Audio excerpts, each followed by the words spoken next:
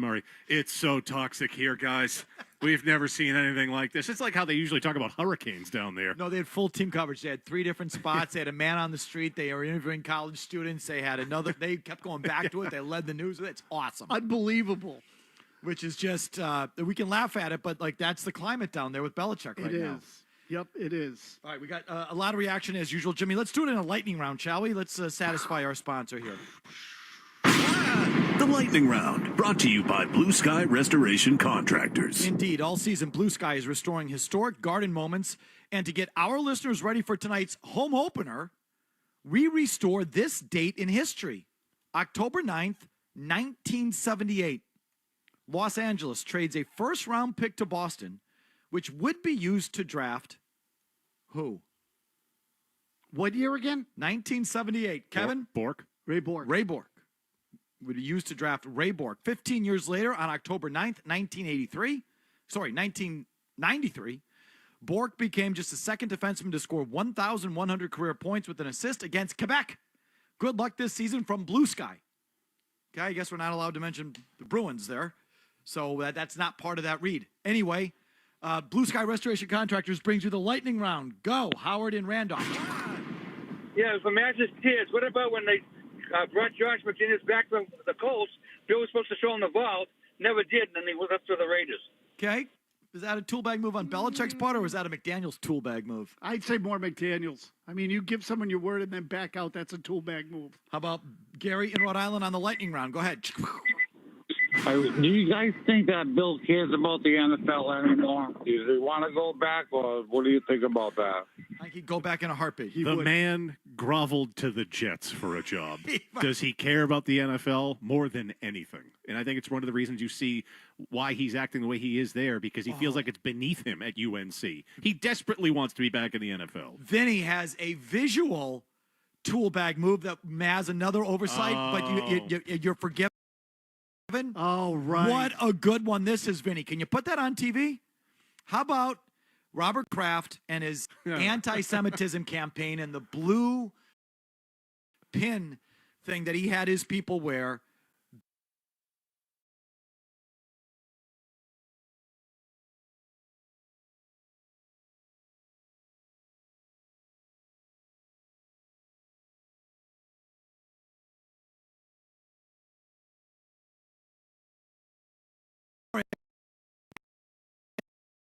You couldn't see his shirt, so you couldn't see it. And now that I think of it, also messing with the NFL Network microphone. One. Yeah. Every time he came to the podium, he'd take that NFL mic and... That pin thing's unbelievable. It is unbelievable. No human being in history's worn a pin there, unless you're one of the more decorated generals ever. And you have to, because you have so many, you have to go down beneath your boobs. Throw that up again. Look at that. Petty, mean girl, 13-year-old, petty, egotistical, childish behavior. He's been doing it. He did it here, folks. You didn't want to hear it, but he did it here. That thing, what a great example that is. Oh, my gosh. That is really like... That's tier one. It is tier one. Like, think of that. Well, think of how important that whole thing is to Robert. Right. It's like... It's an F-you to the owner. I'm not going to stand for what's right just because I can't stand you that much. Right. I'm going to stand for anti-Semitism because I don't like you, and not that Bill does, but I'm just sort of making that point. It's like... Yeah, I'm not going to... You're not going to use me to promote your cause. Your cause, which is right. You know what I mean? Exactly. My God. Exactly. That's as petty as it gets. That's a great example. It is. The Lightning Round brought to you by Blue Sky Restoration Contractors. Frank in Providence. Go ahead, Frank. Hey, guys, this isn't really a tool bag move, but, Kraft should have fired Bill after he refused to take a first-round pick to trade Garoppolo for Cleveland for their 4th pick overall. It was tier one tool bag move. It wasn't the 4th pick at the time. It turned into the 4th pick. But Cleveland was offering a first-rounder, and Bill turned it down or ignored it so he could send Jimmy to San Francisco and only got what turned out to be a 2nd. Serving his agenda again. Correct. I think that's a tier 1 tool bag move. Because it probably should have been. The tier 1 tool bag moves really crippled the organization. I say crippled is obviously wrong because they kept winning, but really damaged the organization. Pushing Brady out the door because he didn't like the fact that Brady was getting too much credit. not maximizing the return on Jimmy Garoppolo, benching Malcolm Butler over some petty personal thing as confirmed by Robert Kraft. Like those tier 1 tool bag moves. I mean, he was literally willing to sacrifice Super Bowls to serve his own agenda. Or at least put them at risk. Yeah, right. Put them at risk. The Lightning Round brought to you by Blue Sky Restoration Contractors. Visit Go Blue Sky, no E, gobluesky.com. Chris in Connecticut, go ahead. Hey, guys. A couple weeks ago, Belichick's up here at Tabor Academy to look at some 5-star quarterbacks. 20 or 30, 8 and 9-year-old kids. Bill, seeing the legendary coach, didn't nod, didn't wave, turned his back and walked away like a douche. He's Bella douche from now on, guys. Okay. Have a good day. I wouldn't put that on the tiers, even though he is that way, and it's not just a bad day. I don't want to get on guys for not signing autographs or stopping and talking to fans at any given moment on any given day because you wouldn't want to do it every day of your life either. And some days you just want to I give those guys a break. All those stories, you wouldn't stop and sign an autograph. Oh, grow up. Big deal. And he's hardly the only one who's ever done that. So I'm looking for things that are exclusively Belichickian. That's right. That does not qualify to me. David in Acushnet on the Lightning Round. Hi, David. How about when he submits his resignation, resigning HC of UNC, and he writes it on Lombardi's forehead and sends him into Bubba's office? Okay, that's just get your own material. Dean in Shrewsbury, go ahead on the Lightning Round, brought to you by Blue Sky Restoration Contractors. Go ahead. I can't believe you guys didn't touch on any of this, considering you're part of the media, but just his general attitude toward the media in general. I mean, you guys are the voice of the fans, and you're sort of shoving it down the fans' throat by not answering anything and treating them poorly. Not about us, Dean. I don't know if you consider it, Maz, but... No, the one I did consider, we brought up yesterday, I left it off, was that he had to make his assistant coaches available to the media once a month. And so he would do it on back-to-back days. That was like, November 30th to December 1st. So that way the media couldn't talk. You get them 2 days in a row when you really need them the second day. And you then wouldn't see them for, right. another month. Right, 60. Yeah, 60 days, Yeah, right. right. You get exactly right. Yeah, that was it. He would manipulate everything he could to his benefit. Everything. Max in the truck. What do you got, Max? Hey, what's up, guys? So Belichick failing just makes me happy. I mean, this guy, Brady made him who he is, and you're seeing it right now. He's getting exposed. And how does a coach not talk to their players? Like, I just don't understand it. Especially in college. Right, especially in college. I mean, in the pros, it's a different threshold there. Maybe he did, you can get away with it. In college, that's really hard. Where you got to coddle and recruit, and it's even with the portals now and the transfer window, it's not over after you recruit them. It's like it's constant because they can pick up and leave at any point in time. So it's constant coddling of the player and their families, and he wants none of it. Yeah, look, the NIL has changed some of it because it's become more like a business, but it's still not pro. These are parents still giving you their kids.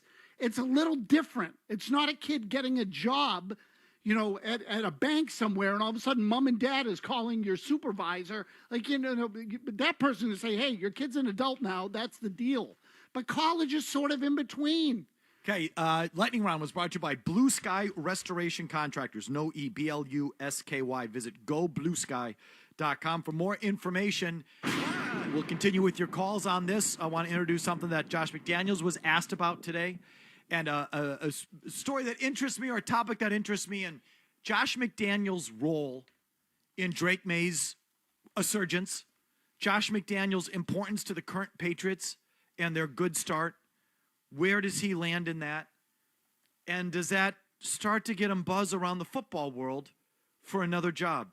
And how does he feel about that? He addressed that directly today. I'm going into that topic after Murray's 90-second update. No commercials here. Don't go anywhere. From the Telfair Tire Studios, WBZ-FM and HD1. It's not just the games. It's Toucher and Hardy, Zolak and Bertrand, Felger and Maz, Joe Murray. For Boston sports fans, it's 98.5, the Sports Hub. Beasley Media Group Station. Sports Hub headlines, presented by Celsius Energy Drinks. Patriots back practicing today as they continue to prepare for their road game at the New Orleans Saints. And reading here from Mark Daniels of Mass Live, one thing to monitor, he writes, Christian Gonzalez looked limited at best today. Gonzalez was present at the beginning of practice, but did not participate in the next periods open to the media. What the hell? Someone's hurt again, it feels like. Patriots also missing Anthony Jennings, Jalen Hawkins, and Keon White. Week 6 kicks off tonight. NFC East Divisional Battle on Thursday Night Football. The 1-4 New York Giants hosting the 4-1 Philadelphia Eagles at 8:15. MLB playoffs continue. The Dodgers up 2-1 on the Phillies, playing Game 4 at 6:08. Cubs looking to force a Game 5 of the Brewers. Play Game 4 in Chicago at 9:08. Sad news in regards to the Red Sox. Sox Hall of Famer Mike Greenwell has passed away after a battle with thyroid cancer. The Gator was just 62 years old. And the Bruins got off to a winning start to their season last night. Beat the Capitals on the road 3-1. They're right back on the ice tonight for their home opener to play host to the Chicago Blackhawks. With puck drop at 7, Ryan Johnston, Bob Beers with a call here on 98.5 The Sports Hub. Headlines are brought to you by MassEnergyMarketers.org. Stay safe and warm this winter with your local home heating oil provider. Learn more about bioheat fuel at MassEnergyMarketers.org. I'm Jim Murray, Boston's Home for Sports, 98.5 The Sports Hub. Another update, 3:30. Start your day. Ooh, that's a good one. Work through your day. What's that thing we do at the end of the show? And end your day. I'm not giving you an opinion. I don't know. Right here, 98.5 The Sports Hub. I think that feels like a nice package there. Yeah. Wow, look at those phones light up. It's Felger and Maz on 98.5 The Sports Hub. John, you guys do a lot without Drake. Obviously, impact on the offense, his development. But for you personally, and I know this sounds probably wildly premature, but would you, understanding how bright his future is, be content coaching him here for the rest of your career? Or do you hope to someday, somewhere, be a head coach again? I love living in New England. It's the short of it. No, hey, look, I just try to focus on now. Really enjoying coaching for Mike and the staff and the guys we have here in this organization. And I would be surprising if I moved my kids out of Westwood. So come hell or high water. I don't know if I'll be here or not, but that is what it is. Do you still have aspirations to be a head coach, or is this the last job you'll ever have? Another way to ask the same question. And I think it's relevant right now because the Pats are off to a good start. Drake May has pretty much burst on the scene. I mean, I don't think that's an overstatement to say that. That he's made a big move in year 2. He's not just getting local love, but huge national recognition. And all the national commentators look at that and immediately mention Josh McDaniels. Josh McDaniels is getting a lot of run. All the cuts we're playing from the national media and NFL types talking about the job Josh McDaniels has done and the Vrabel effect. And Josh McDaniels is always mentioned right there.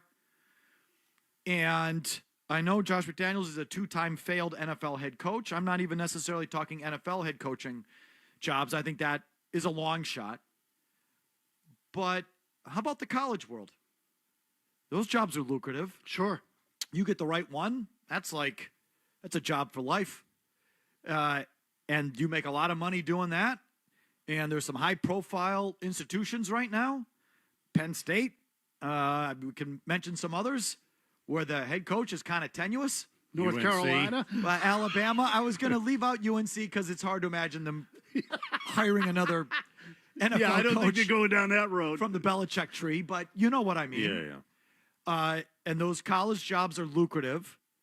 And Josh McDaniels is still a young guy.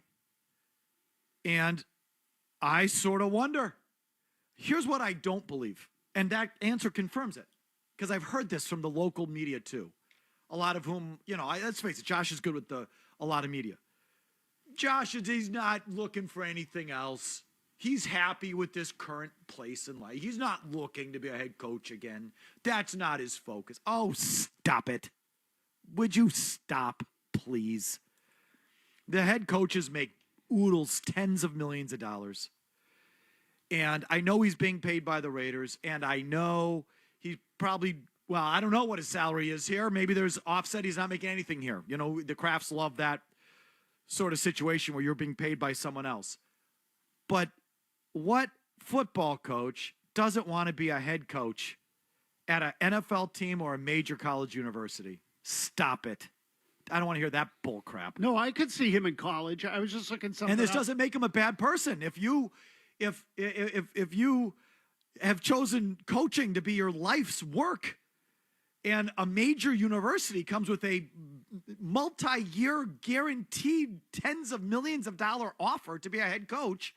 You do want that. You should want that. You will take that. So, like, whenever I hear the local guys say, Josh isn't looking for anything like that, I say, stop it. Just stop the bull crap.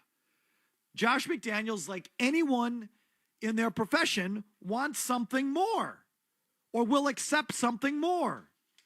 So let's just be real about it. So if someone came calling for Josh McDaniels, I think he'd take it.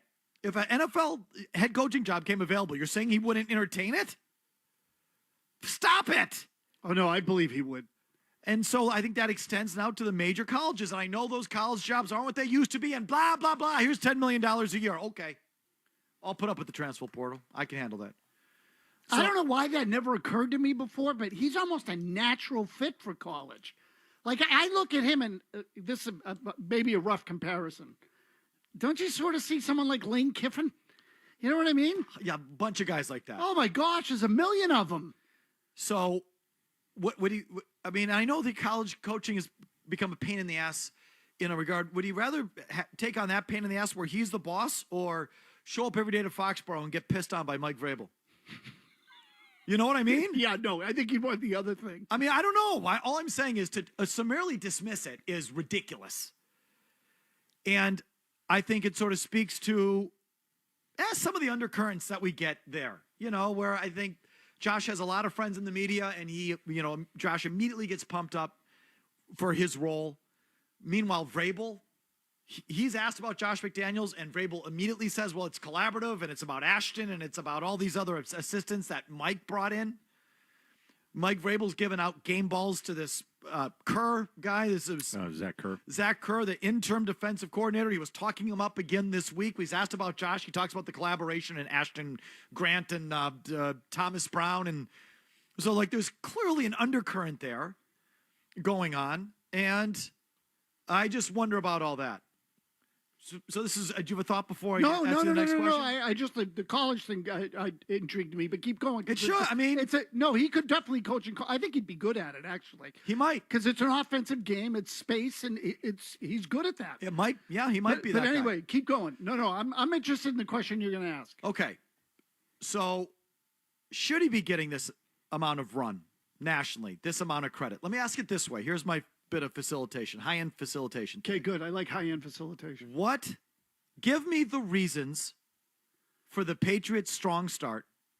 Give me the reasons for the Patriots' turnaround.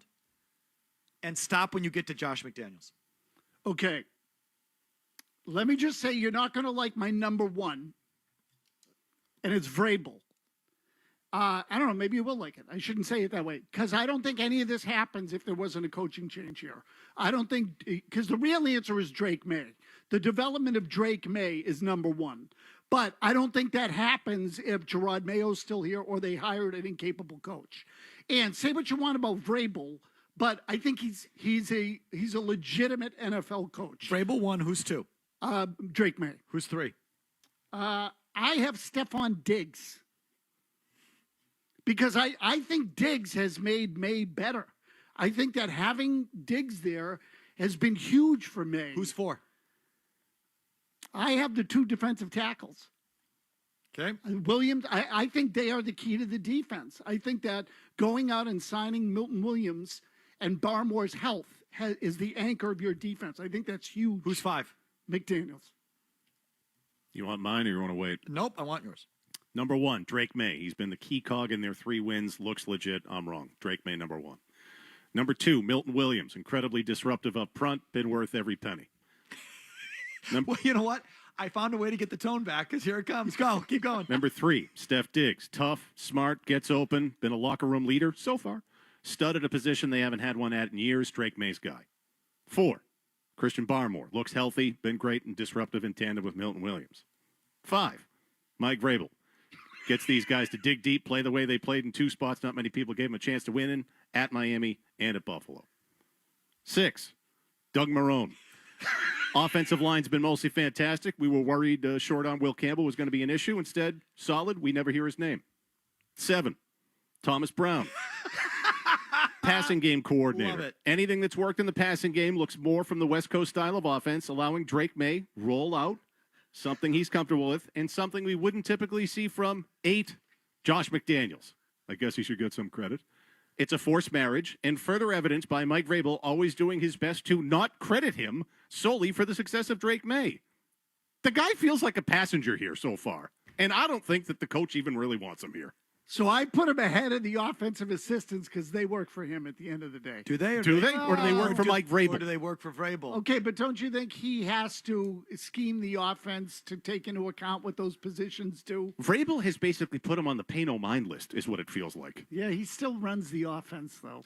See, this piece I'm interested in. I don't know how much is Josh. I don't.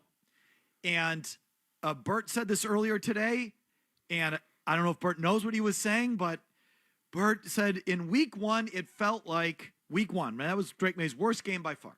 It I felt heard like this too. Go ahead. he was thinking too much. Feels like he was deep into McDaniels' offense where you've got to identify this and then post-snap read that. And he was overthinking it. And he was, all sort of out of sorts because of it.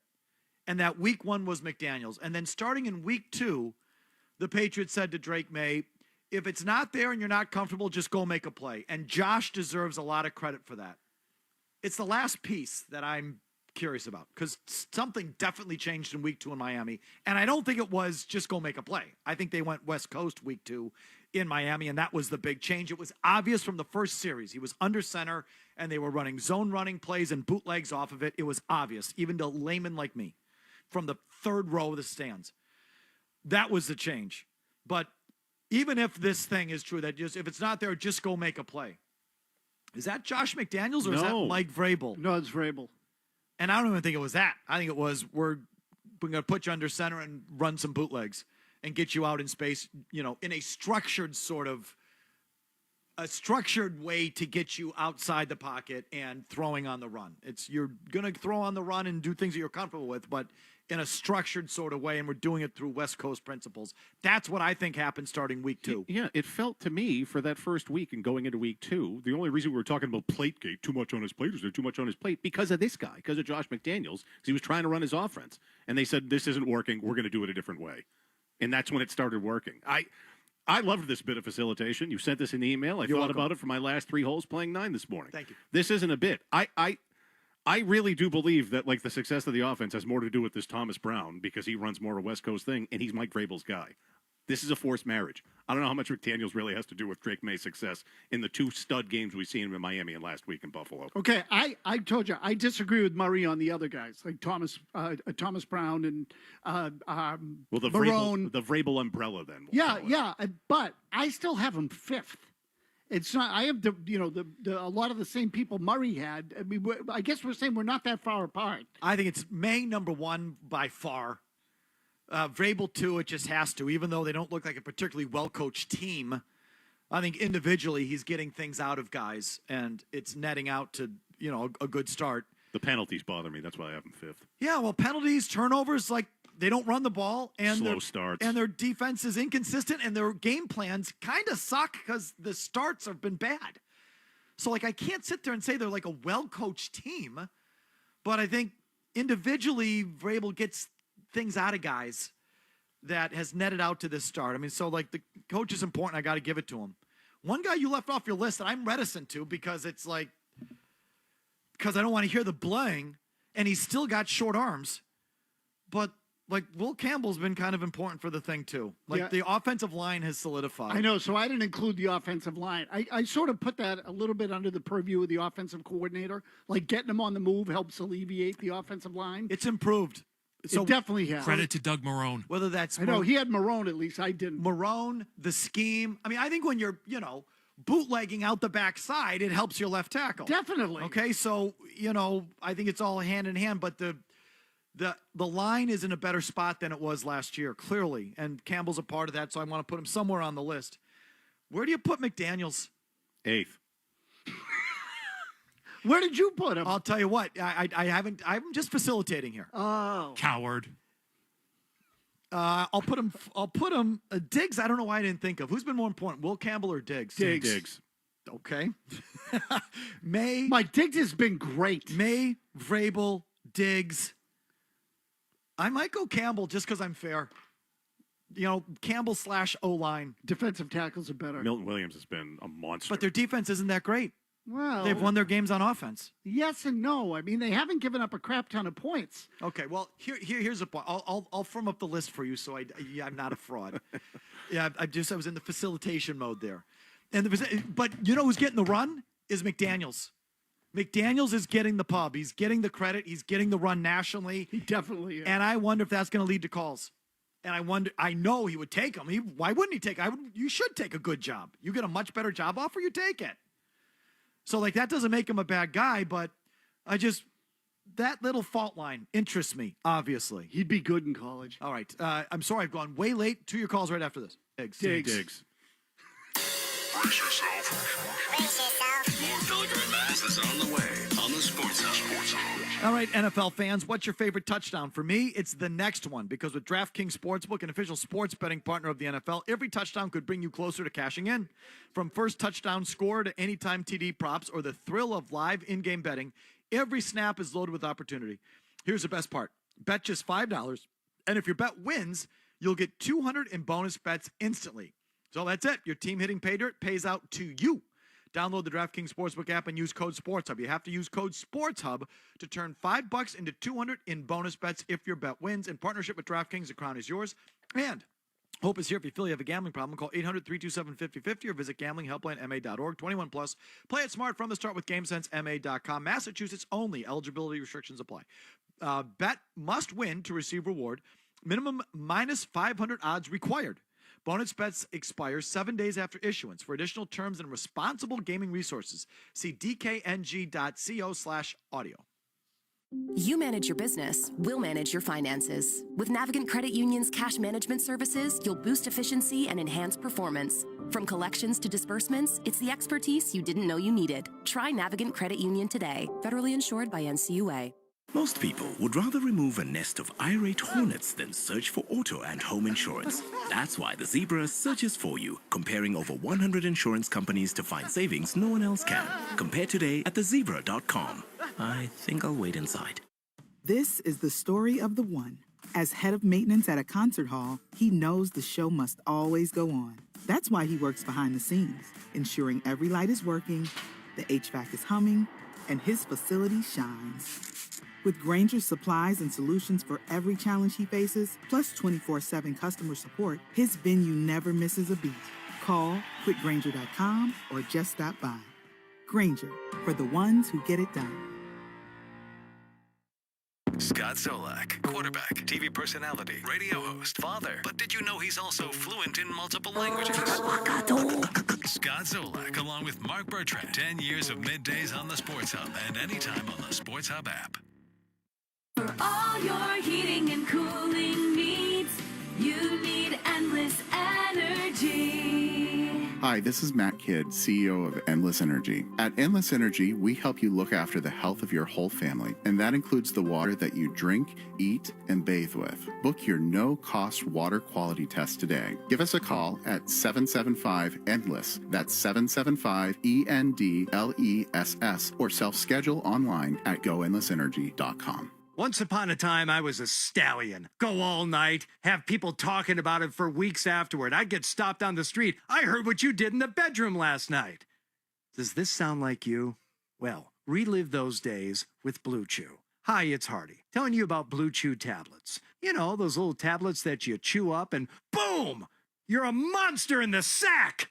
Okay, I don't want to scare you about this because these are actual ingredients that you've heard about and actually work, and you're going to speak with a licensed medical provider to get the right strength and prescription for your needs. But if you really need it, then you should go to BlueChew.com and use the promo code HUB. Just pay $5 for shipping and get your first month free at BlueChew.com, promo code HUB. You're an animal! Again, this is getting weird. I just want you to go to BlueChew.com. Thank you. Get ready, football fans. Nothing goes better with football than an ice-cold, refreshing Coors Light. Catch all the action this weekend at Brantley's at 4432 Washington Street in Roslindale. When the game heats up and every play counts, choose chill, choose Coors Light. Is your fantasy team slowly becoming a nightmare? Don't just pick your favorite players, pick your favorite numbers. With new Keno games every 3 minutes. It's fast, easy, and just as exciting as watching a game-winning touchdown. Pick and play today. Must be 18 or older to play. Please play responsibly. Zolak and Bertrand. Gonna remind everybody, Bill Belichick couldn't get an interview anywhere other than Atlanta. He's got to find a DC job somewhere in the NFL. He's not going to do media because he did media and I think he didn't like it. My advice right now for him is get the hell out of there today, negotiate the buyout, pack up and leave. Get out of there and find a staff that's willing to add you as an assistant, a special assistant. If it's Shanahan, go there for the rest of the year. Yeah. And be back in the league and be under the radar and be working. And then see if you can get the defense coordinator job somewhere in the offseason. Zolak and Bertrand. Weekday mornings at 10 on the Sports Hub. Now, more of the show that gets Boston home. Felger and Maz on 98.5 The Sports Hub.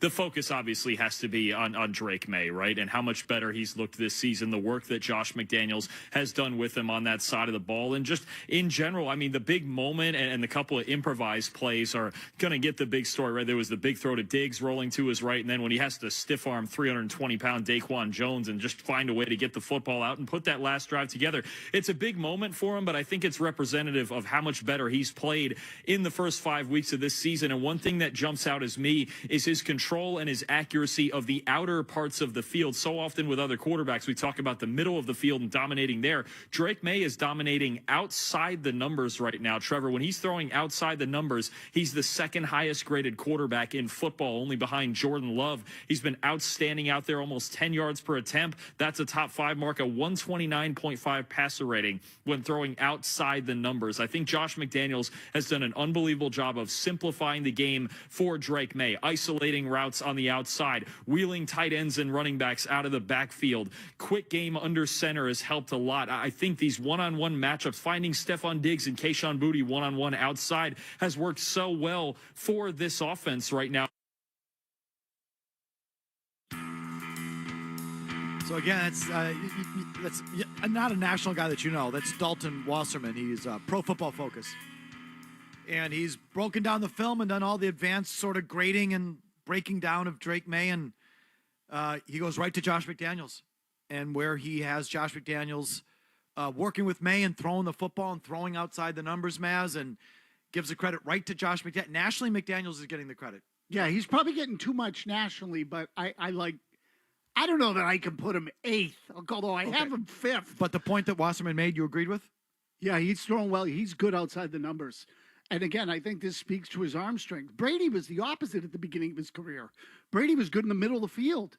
And like Jared Goff's good in the middle of the field. There's a lot of guys who, can't. Brady obviously got good at pretty much everything by the end. But I think that when May is missed, he misses in the middle. He throws high in the middle of the field. Usually on the sidelines, he's pretty good. So I think that's a pretty good assessment of where he is. And we don't give Josh McDaniels the credit for identifying that, knowing that, and tailoring the offense to that? I mean, I do. Because I think I just think Or is that the pass game coordinator, Thomas Brown? Okay, but when has Josh McDaniels ever had a pass game coordinator? He hasn't. That would be my guess would be never. I mean, they didn't have him here. I don't remember during the Brady years them having a pass game coordinator. Usually the offensive coordinator was also even the quarterback coach, and that was it. I can't imagine Josh had him in, maybe he did in Denver and Oakland, I don't know, or Vegas. But either way. All fair. Go ahead. He's still calling the plays.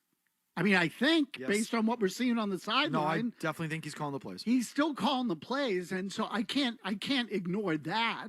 And I think that generally speaking, he's a pretty good play caller, although I do agree that some of the trick play stuff with them takes forever to develop too. And those plays have kind of sucked. He should just put that away. But overall, I think he does know how to sort of attack a defense, and I think that has helped me. Patrick brown cow. Patrick in New Hampshire. Go ahead, Patrick. Hey, on McDaniels leaving, I agree with you guys that obviously he's going to take the best job available or the best thing for his career. But would you rather go to be a head coach in the college or in the NFL, or would you rather and phase out, or would you rather win more Super Bowl rings? That's going to okay. Hey, Patrick, he does that with May, then Patrick, are you with your kid? He does that with May, then what's sorry? Are you with your kid? No. Okay. I heard the How Now Brown Cow. That's what I Yeah, thought it like was. a nursery rhyme or How something. now, brown cow? Yeah, I thought the exact same thing. So I'm sorry I derailed him. I think you thinking that Josh staying in a worse job to win a ring is not realistic, meaning I don't think you get it. Does he want to win? Of course. But what anyone wants is the best job. What if they pay him $10 million a year to coach USC? Right. Exactly. So, like, of course he wants to win. I'm not saying he doesn't care about winning, but you're a assistant coach making X, having to answer to people, or you get to run your whole football building making Y, making double the amount of money, and being the man in charge of an NFL team or a major university. You leave, you take the job. They all do. That doesn't mean he doesn't care about winning. So, sorry. He's already also won 6 of them or whatever it is. Exactly right. 4 or 5. I mean, he's done the winning thing. And he wants to win, and he still wants to win. Of course he does. 999 guys out of 1,000 want the better job. Yeah, you would too. At this stage, he's taking the better job. Right. If he hadn't won and wanted to win in the NFL, I think it might even be more of a lure. But even then, I would say not if they're going to pay him $10 million a year in college. It's very, very, very, very rare that an NFL coordinator just wants to stay a coordinator. A lot of them do because that's their ceiling. But I can't think of anyone who that was the choice. I have a choice to be a head coach. No, I'm going to stay a coordinator. Someone wants to pay me $8 million a year to run the show. I'm going to keep making 2 answering to this guy. Who does that? Nobody. So the guys that were career coordinators were that because usually they got a chance and they failed and they settled in as a coordinator. So it's unrealistic and when any of these local reporters tell you that, like Josh isn't interested because it's like, just shove that down your throat. Like, that's ridiculous. Of course he wants a head coaching job. Who wouldn't? Or shove it somewhere else. Yeah, just shove it. Here's an update with Big Jim Murray, and we're right back. Essential Sports Hub headline presented by Celsius Energy Drinks. Boston Bruins got off to a winning start to their season last night, defeating the Washington Capitals on the road. 3-1 was the final, and David Pastrnak got a goal and assist in the win. He's now scored in 4 straight season openers, and the Bruins right back at it tonight for their home opener, playing host to the Blackhawks. Jonas Corposalo expected to get the start and goal for the Bees. Puck drop at 7. Ryan Johnston, Bob Beers with the call here on 98.5 The Sports Hub. Patriots were back practicing today, continuing to prepare for their road game at the Saints. Reading here from Mark Daniels of Mass Live, something to monitor. Christian Gonzalez looked limited at best today. He was present at the beginning of practice, but did not participate in the next periods open to the media. Patriots were also missing Jalen Hawkins, Anthony Jennings, and Keon White. Week 6 kicks off tonight with an NFC East divisional battle for Thursday Night Football. The 1-4 New York Giants, they're home against the 4-1 Philadelphia Eagles at 8:15. MLB playoffs continue with the Dodgers up 2-1 on the Phillies, playing Game 4 at 6:08. Cubs looking to force a Game 5 with the Brewers, play Game 4 in Chicago at 9:08. And sad news is Red Sox Hall of Famer Mike Greenwell has passed away after a battle with thyroid cancer. Greenwell was just 62 years old. Headlines are brought to you by the DeMoore McKim School of Business at Northeastern University, where MBA and master's degree students build vital business skills through experience. Connect at northeastern.edu/business. I'm Jim Murray, Boston's Home for Sports, 98.5 The Sports Hub. Another update at 4 o'clock. Get ready for more Felger and Maz on the Sports Hub. It's Big Jim here for Bruin Remodeling. You know you can cut your energy bills without sacrificing comfort with Bruin Remodeling, who is ready to upgrade your home with their energy-efficient windows that provide superior insulation and keep the air inside just how you like it. So join the thousands of homeowners who have been trusting the Bruin team for quality craftsmanship and customer service since 1981. Bruin Remodeling offers free estimates with no obligation, and when you tell them that I sent you, they'll give you up to 20% off your project. So call 508-881-8200. The number to call, again, is 508-881-8200. Or just go to BruinRemodeling.com. Schedule your in-home estimate today, and don't forget to tell them Big Jim from the Sports Hub sent you. Keeping your pet healthy can feel like a lot sometimes, but PetSmart makes it super simple. They've got food tailored to your pet's needs, supplements so you can stay ahead of any issues, and even prescriptions that show up right at your door. And here's the hack. Set it all up on AutoShip. It just arrives when you need it. Plus, you save 35% on your first PetSmart AutoShip order and 5% on the ones after that. You can stay on top of your pet's healthy routine without stressing. Order what they need and set up AutoShip at PetSmart.com. You want to talk about 6 Super Bowls, 6 Stanley Cup championships, 9 World Series wins, 18 NBA championships. You want to talk Boston sports? You're in the right place. Boston's home for sports. 98.5, the Sports Hub. This is the story of the one. As a maintenance supervisor at a manufacturing facility, he knows keeping the line up and running is a top priority. That's why he chooses Grainger. Because when a drive belt gets damaged, Grainger makes it easy to find the exact specs for the replacement product he needs. And next day delivery helps ensure he'll have everything in place and running like clockwork. Call 1-800-GRAINGER, click Grainger.com, or just stop by. Grainger, for the ones who get it done. Change is always happening. It's part of life. And when it comes to music, change is all around us. Songs are rewritten, classics are remixed, bands and artists come and go. Even our taste in music changes. Here at Xfinity, we know there's still good in keeping some things the same. That's why we want to do our part with a 5-year price guarantee on our internet.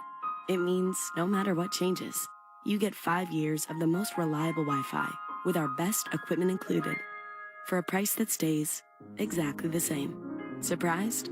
Life is full of them. One internet price, 5 years, guaranteed. Learn more at xfinity.com/deals. Restrictions apply. New residential customers only. Taxes and fees extra and subject to change. Most reliable Wi-Fi based on Open Signal Awards USA. Fixed Broadband Experience Report, August 2024.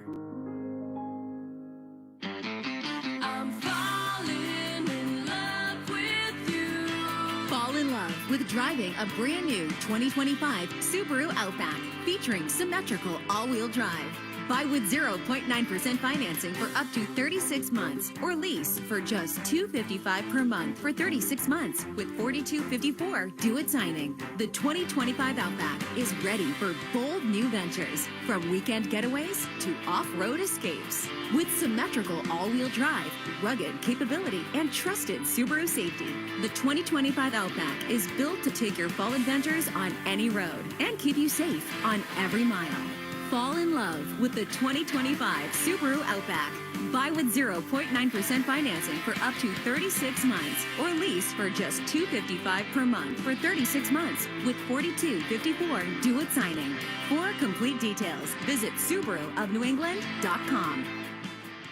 Hi, this is Michael Ferranti with the Massachusetts Energy Marketers Association. Our member companies serve over 800,000 customers using heating oil, propane, and renewable biofuel. Massachusetts regulators have approved lower winter electric rates only for homeowners using electric heat pumps. This is unfair to millions of others who prefer a different home heating fuel or cannot afford an expensive heat pump system. Heat pump users already receive incentives from MassSave and should not be given special treatment with lower electricity rates. By doing so, the state is choosing winners and losers. Learn more at massenergymarketers.org.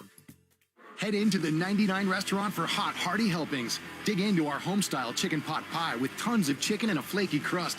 Or warm your belly with our classic Yankee pot roast loaded with slow-simmered beef. So grab your friends and come on in. You gotta love the Nines. There's nothing spookier than being overdue for an oil change. Valvoline Instant Oil Change is all treats and no tricks this month. Go to NewEnglandOilChange.com for an exclusive 15% off coupon. This is a public service announcement from 98.5, the Sports Hub. Goodwill can turn your donations into jobs. They found a direct link between your donations and job creation. Log on to goodwill.org and become a job creator. That's goodwill.org. Now, more of Felger and Maz on the Sports Hub. Injury report. So this is now from everyone that's been down there, from our own Alex Barth to Andrew Callahan of the Herald, and reading here from Mark Daniels of Mass Live. One thing to monitor: cornerback Christian Gonzalez looked limited at best today. He was present at the beginning of practice, but did not participate in the next periods that were open to the media, and apparently we'll learn more in the next 20 minutes or so. Lovely. Why will we learn more? Well, the injury report will come out. So they'll list him as limited. They don't have to say questionable or anything like that, but that's not good. What the hell? He played every snap on Sunday. It was 100%. Made the final play of the game, basically, on defense. Final two. Made the final two plays of the game on defense. Go ahead. So maybe something happened at practice this week. Don't tell me that. Those are annoying. Today's Thursday, right? Yeah. Okay. They practiced yesterday. That was Right. their first day back. I mean, that's the thing with these hamstrings. They can re-aggravate just like that. I wouldn't be surprised. Unbelievable. Seriously. Unbelievable. And I don't know what there is to say about that other than It's just frustrating to read because he looked really, really good in Buffalo. you would hate, he's such a good player. He's a great cover guy. He really is. In coverage, he moves like he's like a shadow. Just legit. He's just a legit high-end cover guy. Hard to find. It's an elite trait. That's a really, really hard job. One of the hardest positions in sports, I think, is NFL cornerback. You don't know where the guy's going. They're going 1,000,000 miles an hour. You can't breathe on the guy half the time. And you got to, cover, run, turn for the ball. Like, it's just, you get one of those guys, they're rare. There's only a handful of them. At any given time, there's only like a handful of them in the league that can really do it. At an elite high level, it feels like he's one of them. Is he one of these guys that can't stay healthy? Like, don't give me that. Or is he a hamstring guy? Like, don't give me that. Or soft. Don't give me I that. don't think he's soft. It's just, they're one of these guys that's like... Don't give me one of those guys. Not to cross sports, but it feels like, Marcelo Meyer might be a always kind of injured guy, He might be soft, too. Well, what's annoying is this guy's really good. Oh, no. He's like, it's effortless the way he moves. He's smooth. He's fluid, changes direction easily. Like, half the time, I think he's just, his athleticism is just reactionary. Well, a guy like that, because you see it throughout the league occasionally, on any given Sunday, where there's going to be some corner, a pass is thrown in their back, the ball goes off their back because they're trying to cover that way. Like, well, here comes the DPI. You never get that with Gonzalez. Tom and Quincy on our McDaniels conversation. Go ahead, Tom. Hey, what's going on, guys? Hey, it's a couple things. One good thing is that the Pats must be playing decently to have people even considering talking about McDaniels head coaching anywhere. My question is, honest to God, what franchise is based on past record, would put him in charge of anything? He can't do the head coach job. We know that. Offensively, fantastic. But real quick, the thing that frustrates me about the way that he calls plays or whatever his game plans are, he does not institute the biggest playmakers on the field. This kid from Ohio State, all we saw all through the preseason and this and that, and the hype of how good he was, and here it is, and he ran 100 yards in his open kickoff, and I was at that game, and I saw the whole thing, and I got the vibe of the park and everything. Why does he feel like he's the second best running back out of that backfield, just like Sony Michel was? Are they just unable to read who the real talent is in a backfield of the college game? Or is it just like, hey, you know what? I don't want to have to spend draft capital to move up above where Judkins was going to go, because I think he was picked 2 picks before. Okay, well, are you saying Tom was a bad draft pick or Josh doesn't know how to use him? You're giving me both things right there. The player sure looked good in August.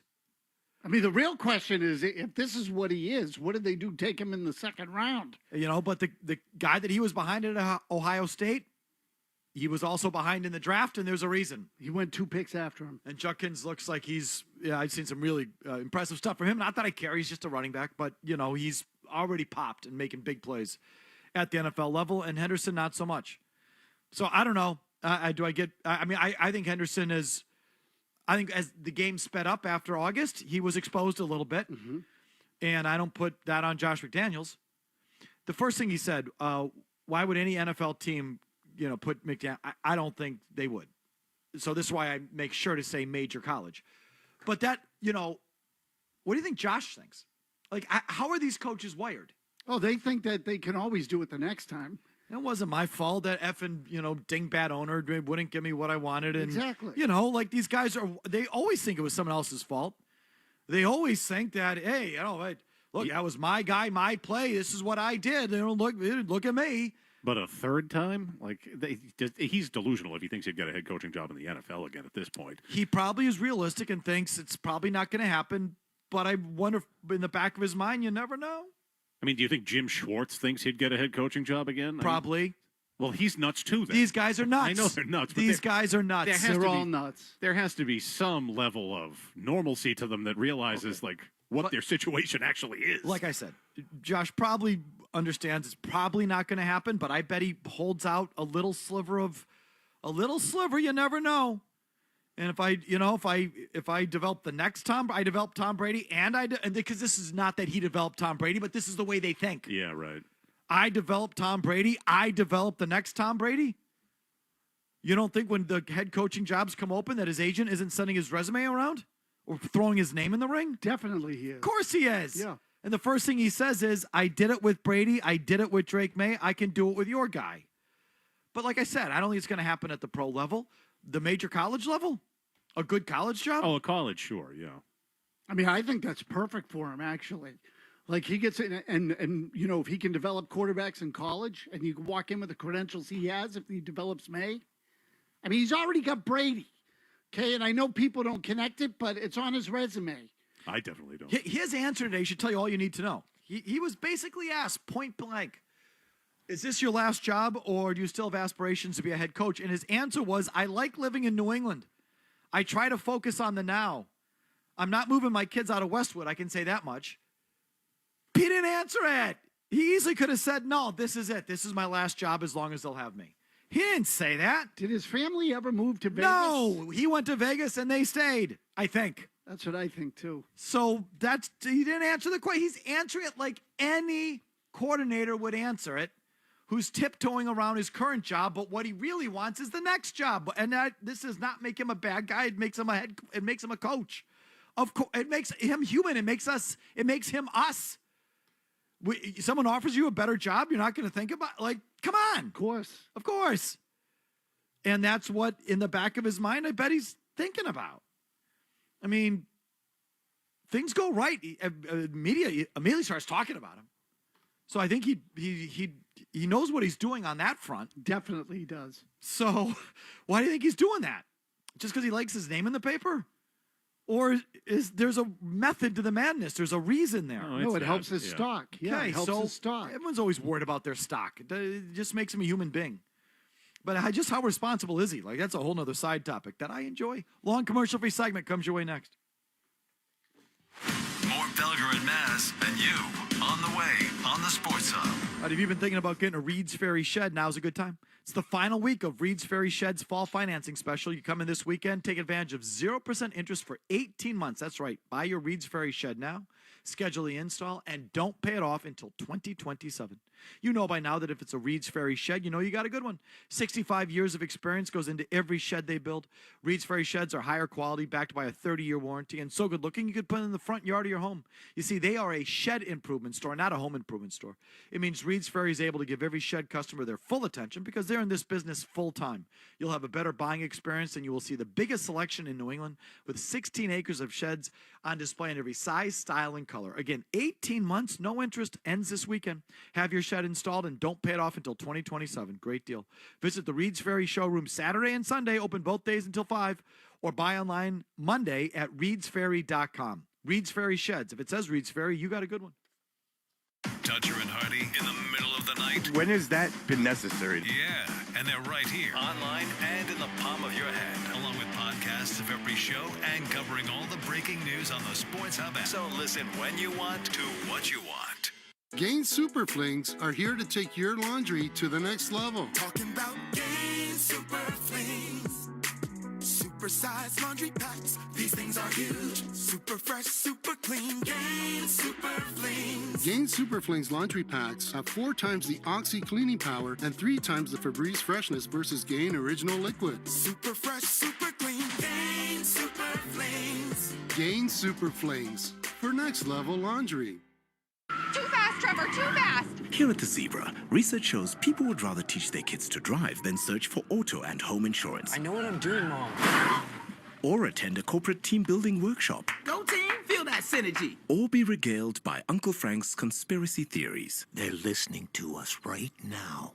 That's why the Zebra searches for you, comparing over 100 insurance companies to find savings no one else can. Compare today at thezebra.com. We do the searching, you do the saving. Roofing? Mario's. Siding? Mario's. Windows? Mario's. Skylights? Just call Mario's. Hi, this is Stephen Goulston, owner of Mario's Quality Roofing, Siding, Windows, and Skylights. Homeowners choose Mario's Roofing because we're fair, honest, and provide quality services. Call Mario's Roofing today for a free estimate, 781-344-2420. Visit us at mariosroofing.com. Mario's Roofing, we won't soak you to keep you warm and dry. It's back, the third annual Oktoberfest Brewfest at Tenny Mountain in Plymouth, New Hampshire. Saturday, October 11th from noon to 4 at the Tenny Mountain Base Lodge. Enjoy craft beers from a wide selection of breweries, a handcrafted Oktoberfest buffet, live music, family-friendly games and contests. Plus, take in New Hampshire's peak foliage with scenic chairlift rides to the summit of Tenny Mountain. Tickets are available now at skitenny.com. That's skitenny.com.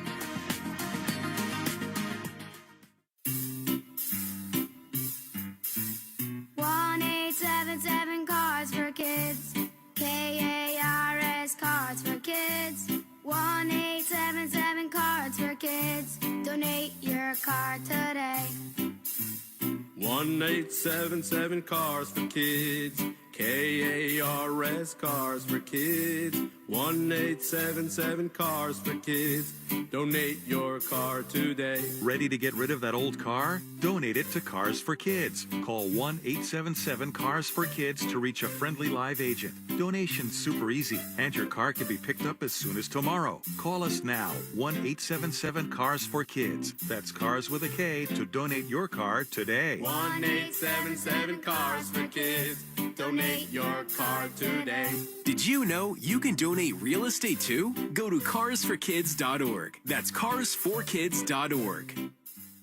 Hi, it's Amanda from Rapid Flow with my daughter Mia. So, what's the last thing you want on game day with friends or fans coming to watch? A sewer backup. So get the permanent fix now with Rapid Flow. Trusted by Mass DOT and Nassport. 800-286-FLOW or rapidflowinc.com. With Rapid Flow, one call solves it all.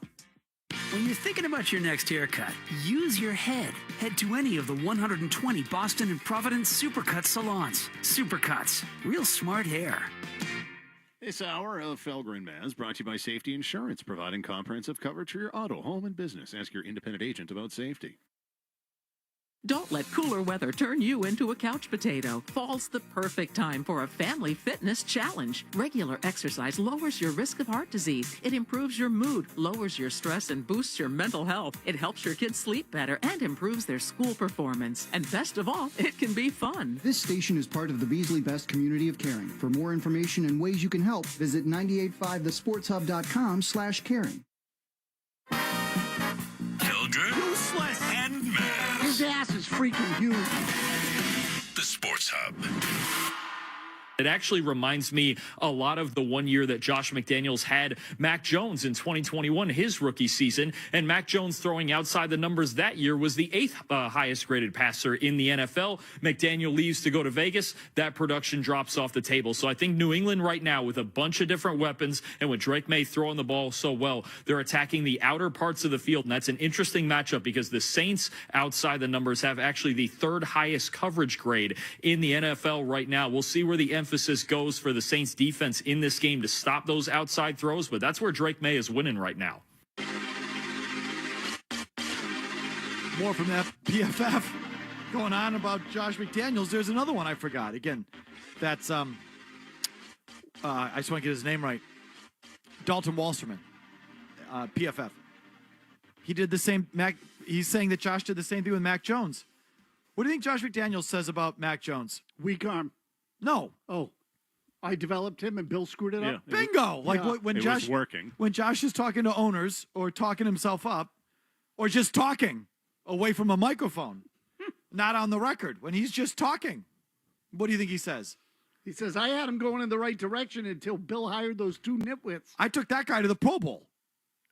Look at him. Except we forget that the last 6 games of the Mac Jones, Josh McDaniel era was terrible. He's leaving that part out. He can actually use this right now and say, see what he is with proper coaching. I was that proper coaching too in his I'm saying, I'm telling you to put yourself in their. Of course. The way they're wired, the way they think, the way they talk. These coaches, all of them, the smallest penises on the planet, all of them. Not my guy, not my fault. That wasn't my call. That was his call. That was his guy, not my guy. That's my guy. When he was with me, we practiced that on Friday. We talked to the team about this during the week. Like they all of them. It's so when Josh McDaniels talks about Mac Jones, you know what I got out of that guy? When he was with me, it was the Pro Bowl. The last 6 weeks, Jimmy, what's the last 6 weeks? Bill had us doing that. That was his call. That was his guy. When it was my guy and it was my thing, he was in the Pro Bowl. So he adds that to the list. He'll say to an NFL owner, what you better believe, when the NFL coaching cycle comes up this offseason and there's 6 head coaching openings, his agent is sending his name in the ring and saying, look at what my guy did. He developed Brady. Now he's got the best young quarterback in the league in Drake May. Even a bum like Mac Jones he took to the Pro Bowl. And that's how he thinks, and that's how he's promoting himself. And it never ends with these guys. Believe me. Bill blames Mac Jones. McDaniels blames Bill. Of course. or not. He said, yeah, Mac Jones sucked. I took him to the Pro Bowl. That was me. You know how he thinks. Oh, totally. No, they totally do it. So, Josh, why did you get fired midseason in Denver? Why did you get fired midseason in Vegas? Josh, why were you 30th with Sam Bradford as a member of the Rams? I'll tell you, Sam Bradford, that was a million years ago. And what's Sam Bradford? And Denver, ownership. Family was falling apart. The old man was sick. They didn't know what the hell they were doing. And then Vegas, really, Vegas? Who's won in Vegas? Has anyone had success with the Vegas Raiders, says Josh McDaniels? He's got answers for all of it. Of course. That wasn't my guy. That was his guy. So, Josh, why'd you get off the plane when you were going to Indianapolis to take their head coaching job that subsequently your agent fired you? Turns out it was a bad job, and I was justified in that. What have they ever done? My agent was an a-hole. He got me that Denver job. Yeah, it was a bad fit from the beginning. How responsible is he for what's going on here? So listen, I feel like I'm bagging on him. I've always liked him as an offensive coordinator. I think he's a good offensive coordinator. I've given him credit he obviously worked well with Brady. That worked. I give him credit for the Matt Castle year. I give him credit for getting Mac Jones to whatever level Mac Jones got to. I give him credit for 3-1 when Brady got hurt and it was Garoppolo and Jacoby Brissett. I give him credit for all those things. I think he wrested 6 wins out of Kyle Orton, and I think he's a good offensive coach. I really do. And what's ever happening here is working. I'm just being a agent provocateur. Yeah, but because I do think there's a little inner thing there between McDaniels and Vrabel and McDaniels and Vrabel's guys and what offense are they running. Just being a little bit of a troublemaker. I don't think they're totally running Josh's offense. And I don't think it's totally Josh's call. And I think that the thing Bert said earlier, week 1, he was running McDaniels stuff. Drake May was running McDaniels stuff, and his head was swimming, and it was obvious. And since then, they've let him be him. And Josh really deserves credit for letting Drake May be Drake May. And I don't know how much of that's Josh McDaniels. How much is Mike Vrabel and all those assistants that he brought in? Oh, Vrabel had to have a hand in it because he was talking about it after week 1. But at the end of the day, the coach still has to adapt. So, I give McDaniels credit for that. That's why I was saying he's calling the plays. I mean, so he's got to be able to recognize in real time what's working, what's not, and what his guy can do. So I just don't think he's a zero. That's all. People want to say it, it can't be that far along.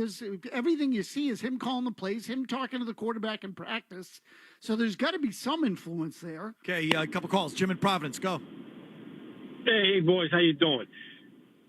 Up for the discussion. Which Boston-based team is most likely to win a world championship in the calendar year 2026? I think you still got to give the hedge to the Boston Celtics. I hate these questions, but the Celtics, I don't know. Red Sox? I mean, if the Red Sox are smart, it should be them. I hate this question. I haven't thought about it. I mean, if Jason Tatum comes back, it's the Celtics. I think the Celtics are going to be good this year. And I think if Tatum comes back and is healthy, they're still might be right now the best team in the East.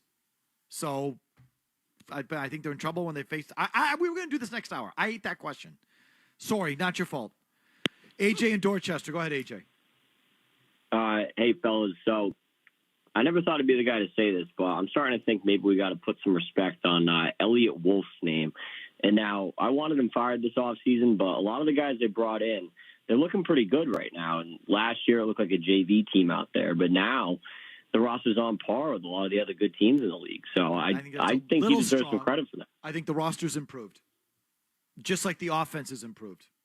How much am I crediting Elliott Wolf and Josh McDaniels, and how much am I crediting Ryan Cowden, John Stryker, Mike Vrabel, and how you know what I'm saying?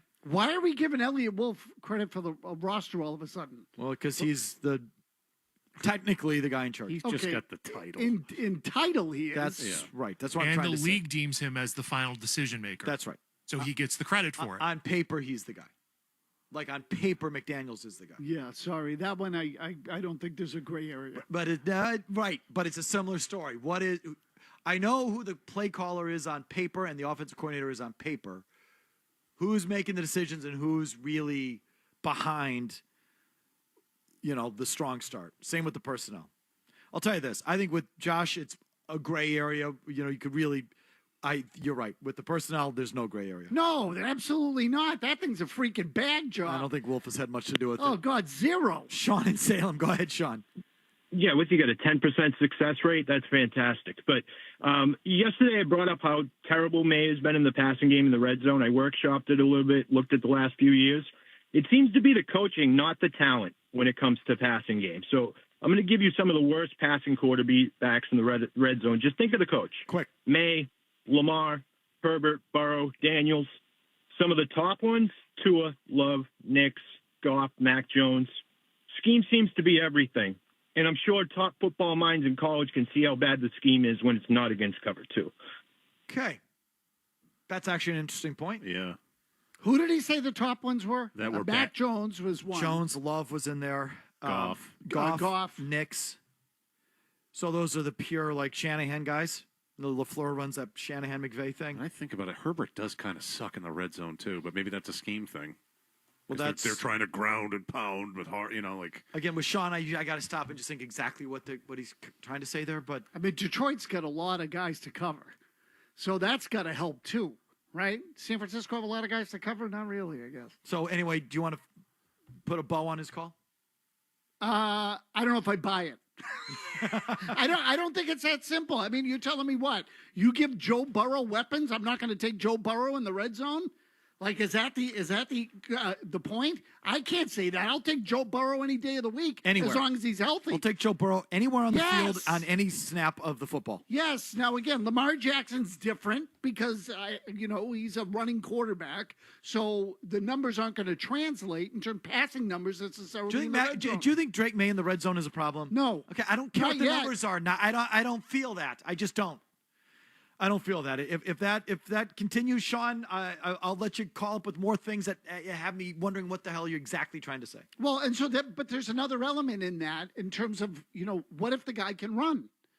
So the red zone ranking, I presume, he's talking about passing numbers and not. But if a guy can run, you tell me you don't want Lamar Jackson down there? Coming up next, Bruins Minute, Celtics Minute. And we'll just touch on those things. Both played last night, one in a real game, one in an exhibition, but still we got some takeaways. Big Jim with a 90-second update, no commercials, and we're right back.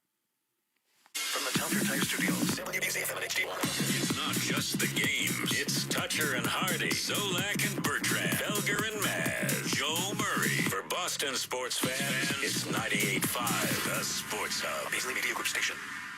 Sports Hub headlines, presented by Celsius Energy Drinks. And the Boston Bruins got off to a winning start to their season last night, defeating the Washington Capitals on the road. 3-1 was the final. They're right back in the ice tonight for their home opener at TD Garden, playing host to the Chicago Blackhawks. Jonas Corposalo expected to get the start and goal for the Bees. Puck drop at 7. Ryan Johnson and Bob Beers with the call here on 98.5 The Sports Hub. Patriots back practicing today, getting ready to take on the New Orleans Saints on the road on Sunday. And Mark Daniels of Mass Live said on Twitter, one thing to monitor, corner Christian Gonzalez looked limited at best today. He was present at the beginning of practice but did not participate in the next period's open to the media. Patriots were also missing Keon White, Jalen Hawkins, and Anthony Jennings. Week 6 kicks off this evening with an NFC East divisional battle for Thursday Night Football. The 1-4 New York Giants at home against the 4-1 Philadelphia Eagles at 8:15. MLB playoffs continue. Dodgers up 2-1 on the Phillies, playing Game 4 at 6:08. Cubs looking to force a Game 5 with the Brewers, play Game 4 at 9:08. And sad Red Sox news as Team Hall of Famer Mike Greenwell has passed away after a battle with thyroid cancer Mike Greenwell was just 62. Headlines are brought to you by Jackson Lumber and Millwork, supplying contractors and homeowners with residential and commercial building materials since 1946. JacksonLumber.com. I'm Jim Murray for Boston's Home for Sports, 98.5 The Sports Hub. Another update, 4:30. Here's Pasternak, high slot. Right circle to Zacha. Sends one across. McAvoy shot, and he scored! The Bruins play here. Oh, right, of course, because I should know who that is. I don't care what you think. It's I'll tell you something that rubbed me right. Felger and Maz on 98.5 The Sports Hub. Protas, pass into the middle. Strome to the right circle. Swayman makes another pad stop and got the rebound as well. Bruins will clear the puck into neutral ice, and that will do it here on opening night. Boston comes to Washington and beats the Capitals 3-1.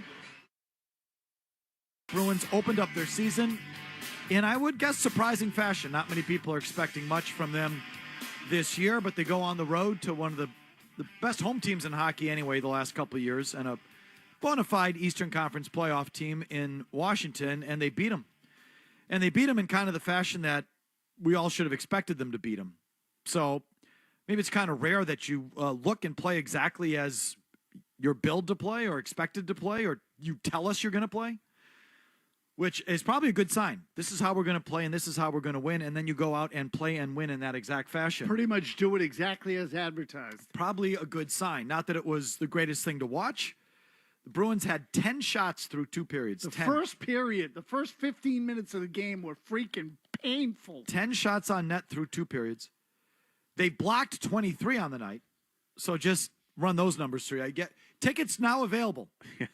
You're going to have 10 shots on net, but block 23. Woo! Woo-wee. Who's getting hot in here? I'm telling you. They were 5-0 on the penalty kill. The goalie stopped 35 of 36 shots. 36 shots is a lot on paper, but a lot were non-threatening. So they allowed volume of shots, but not a ton of real high-danger scoring chances. A lot from the outside. Bruins got 3 goals, all from their top line. Pasternak, Lindholm, Geekie. And that's the formula. Yeah. And if you watched it, man, did they pack it in. That third period, they had 3 across the blue line the entire third period. They barely sent in a forechecker. A lot of times that one forechecker was just sort of in the high slot, really not, just waiting for them to come out. So you laid back, you trapped, you packed it in, you blocked shots. Your goalie did his job. Your few offensive players came through, and there it is. There's your 20-25-26 Boston Bruins. Yeah, grind you to dust. And you handle the scoring there, Pasternak, and we'll hope for the best. I mean, it wasn't the sexiest thing to watch, but given what the expectations were, at least for one night, I was like, well, that was good. I mean, wasn't Washington the top? They were the 1 seed in the conference last year, I believe. I forget the seeding, but they're a perennial Eastern Conference playoff team. They were up there for sure. It's a good team, so I'll take it. And I will say, I'm not the biggest Pasternak guy. People should realize that at this point. But that pass to set up the goal that Lindholm had that got me out of my that was hot. That got me out of my seat. That was their only real goal of the night. I think the entry pass was even better. It was Zacha. That whole play was great. So that's like an encouraging sign. So the power play was caca last year, garbage. Was it 29th out of 30 teams? Something like that. It was down there. One of the worst power plays in the league. And more than half their problem is just getting in the effing zone. There's zone entries, which the rest of the league has seemed to figure out except for you. With the drop passes and the delayed entries, everyone's got something except for you. Well, wouldn't you know it? They had a nifty little play where they did a drop pass to Zacha in his own zone. And he had this just gorgeous indirect 3-zone pass to Pasternak, just going over the blue line. I think that was a drawn-up play. It was. I think from the beginning to the end. No, it was. They worked on it in the morning. Said who? The story I read today, I think it was Fluto. Makes perfect sense. Yeah, no, they worked on it. That's the kind of play, it's rare, but in hockey sometimes you do. You just, it's a football play. You go here, you go there, the pass goes here, and that looked like a play that they drew up. Yeah, it was. I mean, again, I'm going by what Fluto said, but he reported that very fact. Okay. That in the morning they had actually practiced it, that indirect pass up the boards with Lindholm coming down the middle, and they executed it. That was a pretty play. Unbelievable. It was great. I mean, it was the only real goal of the night because they obviously got an empty netter at the end, and Pasternak's goal was that wrister from just inside the blue line. That was trash. It's a garbage goal. Get ready for those. There's going to be a lot of garbage goals. But that's it. That's the path. One real goal, one trashy goal, pack it in, block shots, goalie, do your job, empty netter, win on the road. Like, that's it. So I think they can do that all the way to the playoffs. I bet it yesterday. I bet over under 80.5 points, I think, on DraftKings. I bet the over. I bet playoffs. And I think they can do it. I think the Bruins are just the team to do it. They've done it my whole life. So, like, if any team can just circle the wagons, pack it in, and grind out regular season wins, it's that one. That's as much as any team in hockey can do it, it's you. Any franchise in the sport, it's you. They got that. And frankly, I expect it now. If they win tonight, they're home against the Blackhawks, really beatable, soft-ass team. You're 4, you're 2-0 with 4 points, and you're kind of like on your way to having a season, which I expect. Meanwhile, just real quick aside before I get the Celtics minute from Jimmy Stewart. What did you think of Swayman last night? It's good. Solid. Yep. But I'm not going to separate my shoulder, patting him on the back. No, he was very. What he was last night is what they're paying him to be. Yeah, he was solid. Although the goal that he gave up, he overcommitted and left the corner open. That was a P. But but it was plenty of room to shoot there. He left that open. Fine, 1 goal, 36 shots, doing his job. Yeah, he was good. How many? I don't have how many high danger? Like how many saves above expected? I can't imagine there were much. There's 3 or 4. No, he was good. He was really good. But I think he looked better than he did last year. Definitely, his head was not up his ass. But when you play defense like that, when you pack it in and block 23 shots, play your angle, be big. Let the puck hit, I'm not going to go overboard on Swayman. He was good. He should be good. He is good. If he just doesn't play like an a-hole. Sorry. Meanwhile, they debuted the new jerseys, and these guys are trolling me now because I got Kevin Majori, Big Jim Murray, and Jimmy Stewart all with game worn, and Kevin's wearing the actual one. Was one thing I left out about the new jerseys that bugged the crap out of me is the effing secondary logo. They went to that lame-ass, old-fashioned bear versus the cocaine bear. If they're going to go full 70s, Rick Middleton, Bruins jersey, they need the old secondary logo with the, there's teeth, really, but it looked like he was snorting a line of cocaine on the shoulders. Instead, we get this lame-ass 1930s logo. Yeah, I don't like it. I don't like it, Kevin. Oh, I love it. Why? It's a fat bear. It's nice. It's a good looking logo. I just like the look of it. It's a fat bear. That's what it is. It's a fat bear. It's a fat nothing bear. Yeah. It could be scary. You never know. That's not a scary bear. The other bear was scary. You got to put it on cocaine and then it'll be scary. Cocaine bear. Like we all know it. Yeah. I can walk down the hall and see a couple of fat bears. So you want this one? Yeah, show me the cocaine bear. This one. Yeah, I love this. Don't get me wrong. I love this logo. Absolutely. Yeah. Can you put that up there, Vin? Like that one's much better. Because the eyes are just all pointed towards too. camera 2 there, Kevin. Which way do I go? That's a psycho bear. It doesn't even cancel. But everyone knows what I'm talking about. You go 1 and 1. One on one shoulder, one on the other. That's the better secondary logo. All right. Anyway, they're going to wear jerseys every day now. These guys, you know that, right? Once a week. Yeah. Something like that. Yeah, Even Murray's got one. Murray's got the Wayne Gretzky L.A. Kings throwback. Yeah. Jimmy told me. He texted me this morning. He goes, we're going jerseys. So I was like, I'll get in on this. Jimmy, what do you got? I just have the standard unnamed jersey from like the 07-08 when the Bruins PR team liked me.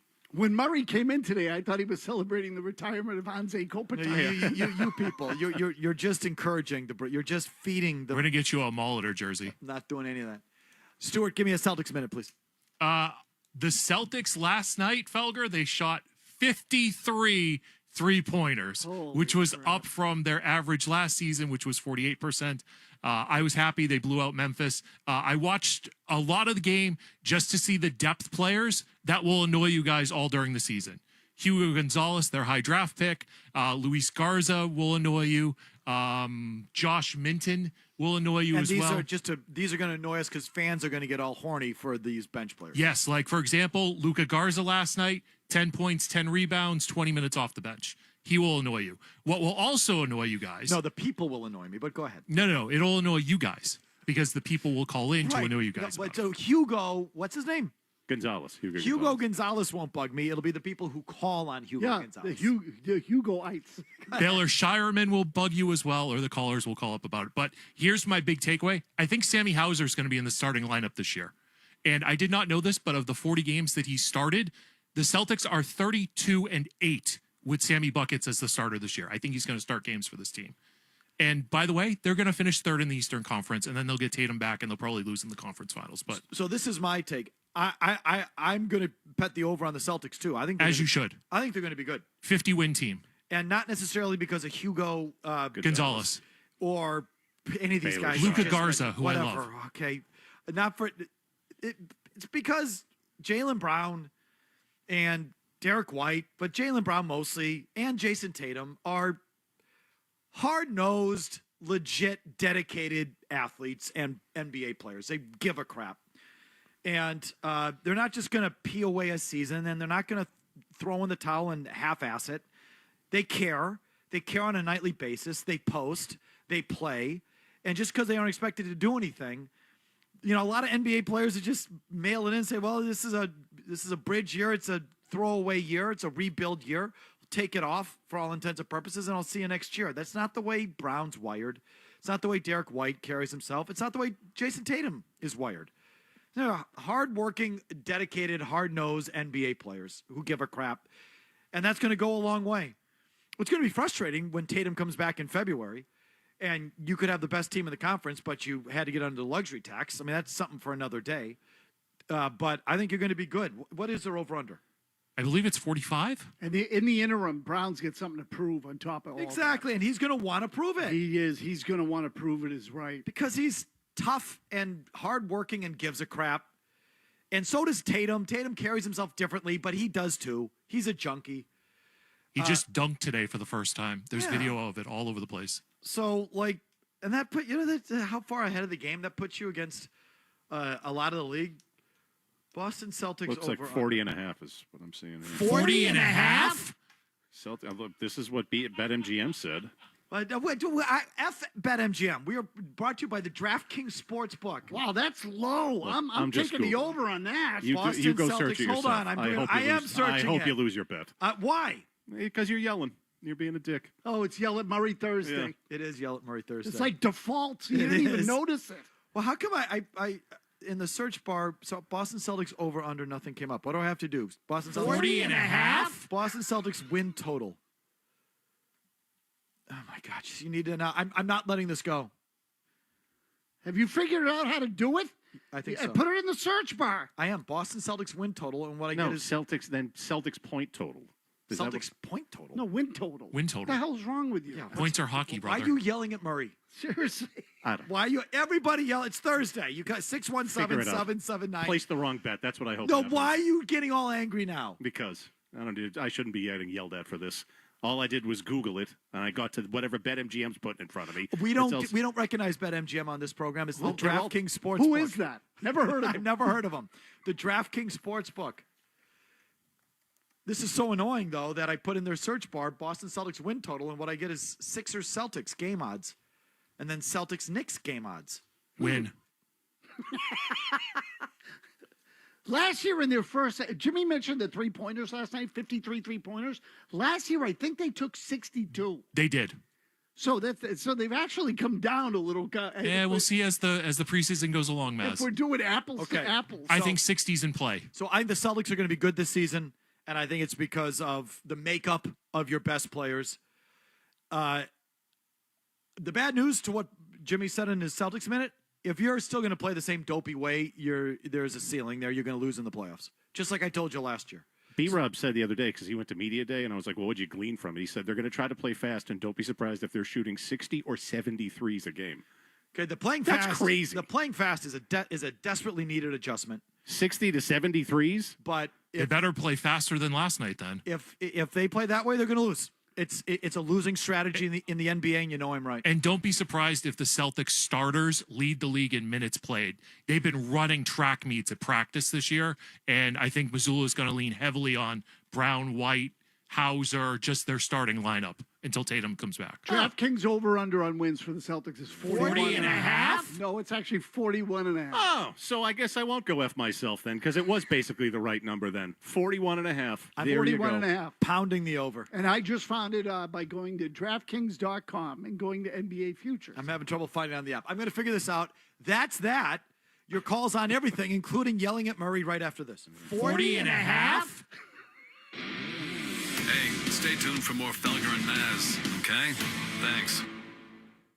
Hey, it's Maz for Northeast Men's Health, the leader in treating men's sexual health issues in the Northeast. If you suffer from erectile dysfunction, you don't have to avoid the topic. In fact, what you should do is call the experts at Northeast Men's Health, where they have successfully treated thousands of men over the years at 6 locations across the area. Northeast has treatments with success rates well over 90%. Some of those treatments can have you lasting well over an hour, and who wouldn't like that? Northeast really is one of the forerunners when it comes to ED. And so why not go to the best? Go to the experts. Schedule a consult today. Your initial visit, only $99, and includes a medical consult with a licensed provider, a TNPSA test, and, if advised, a test dose. And if the test dose doesn't work in the office while you're there, your visit is free. So all you have to do, again, you have nothing to lose. Call 617-793-5000. That's 617-793-5000, or visit northeastmenshealth.com, and be sure to tell them that you heard about them from the entire crew here at the Sports Hub. Fred Toucher. What makes Fred unique? I can't think of anything worse than just floating around. He's got to be heard. You're useless to everyone. To be figured Your out. job is to have an opinion. Listen to Fred and Hardy mornings on the Sports Hub and anytime on the Toucher and Hardy podcast on the Sports Hub app. You know that Big Bargain detergent jug is 80% water, right? It doesn't clean as well. 80% water? I thought I was getting a better deal because it's so big. If you want a better clean, Tide Pods are only 12% water. The rest is pure, concentrated cleaning ingredients. Oh, let me make an announcement. Attention shoppers, if you want a real deal, try Tide Pods. Stop paying for watered-down detergents. Pay for clean. If it's got to be clean, it's got to be Tide Pods. Water content based on the leading bargain liquid detergent. Distracted driving endangers lives. We know you know this. Sending a text takes about 5 seconds. That's like driving the length of a football field at 55 miles an hour with your eyes closed. We know you do it anyway. We know you eat, reach in the back seat, and drive with your dog on your lap. And when we show up after a crash that leaves you or someone else injured or worse, we know you really wish you made a different choice. Driving distracted? Not now. Tell yourself and everyone you love. A message from the Rhode Island Police Chiefs Association. You manage your business, we'll manage your finances. With Navigant Credit Union's cash management services, you'll boost efficiency and enhance performance. From collections to disbursements, it's the expertise you didn't know you needed. Try Navigant Credit Union today. Federally insured by NCUA. This is the story of the one. As a custodial supervisor at a high school, he knows that during cold and flu season, germs spread fast. It's why he partners with Grainger to stay fully stocked on the products and supplies he needs, from tissues to disinfectants to floor scrubbers. All so that he can help students, staff, and teachers stay healthy and focused. Call 1-800-GRAINGER, click Grainger.com, or just stop by. Grainger, for the ones who get it done. Scott Zolak, quarterback, TV personality, radio host, father. But did you know he's also fluent in multiple languages? Scott Zolak, along with Mark Bertrand. 10 years of middays on the Sports Hub and anytime on the Sports Hub app. The tents are up for Main League Tub's biggest sale of the year. The huge annual Fair is Fair sale. Take advantage of thousands in savings on saltwater hot tubs, swim spas, and saunas. We're bringing back 0% APR for 60 months financing, with hot tubs starting at $62 per month, along with a savings of up to 25% off saunas, plus free saltwater system upgrades. The huge annual Fair is Fair sale is going on now through October 13th at Main League Tub's 7 New England showrooms and at the Topsfield Fair. New England's hair loss expert is Dr. Matthew Lepresti at Leonard Hair Transplant Associates. Check out what Dave Portnoy of Barstool Sports shared about his hair transplant with Dr. Lepresti. And then it's game over for any chick. It's like, oh, Prez is bringing the thunder in the front and the party in the back. I may even go man bun. So, yeah, I'm loud and proud. I got hair transplant surgery. Deal with it. I'm coming for you, America. Call 1-800-GET-HAIR for your free hair loss consultation with Leonard Hair Transplant Associates. Last night, David Pasternak Bruins got the season off to a winning start in Now Washington. Pasternak out near the blue line, took a shot and scored! Tonight, it's the home opener as the Bruins take the Garden Ice against the Chicago Blackhawks. Score! Elias Lindholm with a backhander beats Thompson. Pregame at 6:30, face-off at 7. Gets it to Geeky. Geeky skates it ahead, shoots and scores into the empty net. Brian Johnston and Bob Beers bring you the call of the games all season long on your home for Boston Bruins hockey. 98.5, the Sports Hub. Oh, my God. For Mike Felger, it's all about whining. Winning. Yeah, I mean winning. Maybe he gives you a wise-ass answer that you might, I don't know, use. No, maybe it is about whining. I'm glad I got that off my chest. Felger and Maz. There's a pass up the left side. Pasternak's got some lane down the left wing circle in front. Score! Elias Lindholm with a backhander beats Thompson. A power play goal, and the Bruins are up 2-1. Great finish. This is a beautiful finish by Elias Lindholm. Gets this nice pass from Pasternak. So the Bruins quick up.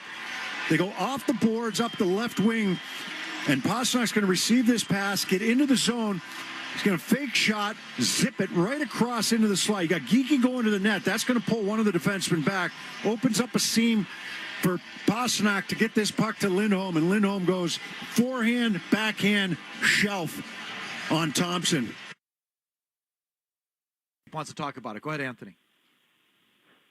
Yeah, Mike, I thought the product was excellent last night. I thought they played great. Marco Sturm, I really like him. Great debut. He had the team ready to go. There was structure. There was buy-in to the structure. The penalty kill was fantastic. You talk about Pasternak. Sturm's really unlocking something here. That's one of the best games I've seen him play, 200 foot. And that top line is got some great chemistry. I love Geeky. So that's another thing I disagree with you about. Geeky reminds me a lot of a Glenn Murray, big two-way forward, goal scorer. He's got great chemistry with Pasternak. That play was fantastic. Lindholm last year, he said he wasn't noticeable. I agree, but he was noticeable last night. He looked great. And that line... Yeah, I'm just going to stop you. Jeez. Boy, holy crap. That is... Glenn Murray. 40-goal Glenn Murray. Wow. I mean, they were good. That was a lot of excitement for that. No, it's a little too much. You hung on for a while there, so I'll let you go. But a little too much. Listen, if Elias Lindholm and Hampus Lindholm, who I had conjoined yesterday as one player, Siamese twins or something, if those guys get back to what they are, the roster isn't as bad as we think. Elias Lindholm was freaking invisible last year, and I think Hampus Lindholm. He was out for a long time. It's been a couple of years. I feel like he hasn't been what he was when he first got here. It's like this guy can play, and I feel like he's fallen off starting in that playoff run. I think, but either way, Elias Lindholm is a top 4 defenseman, and Elias Lindholm is a top 6 forward. Correct, they're different people. Two-way player. If the Lindholms get back to what they are, like your roster isn't that bad. It's just bad. How about Andrew in Foxborough on the Celtics? Go ahead, Andrew. It's not atrocious. You know what I mean? Go ahead, Andrew. Hello. So I looked on DraftKings. I pulled it up for you, and the Celtics win total is 41.5 on DraftKings. I just bet it, Andrew. So if you wanted to do that, even 46.5 is plus 250. So I think I might do that. I feel like them just being a 500 team is like stealing. Feels that way, doesn't it? That number's, what do they know? That feels low. Well, they have no big man. That's what they know. They have nobody who can protect the rim. Luka Garza and Billy Bean are like, who are their centers? Who's that other guy? There's Xavier Tillman who plays center.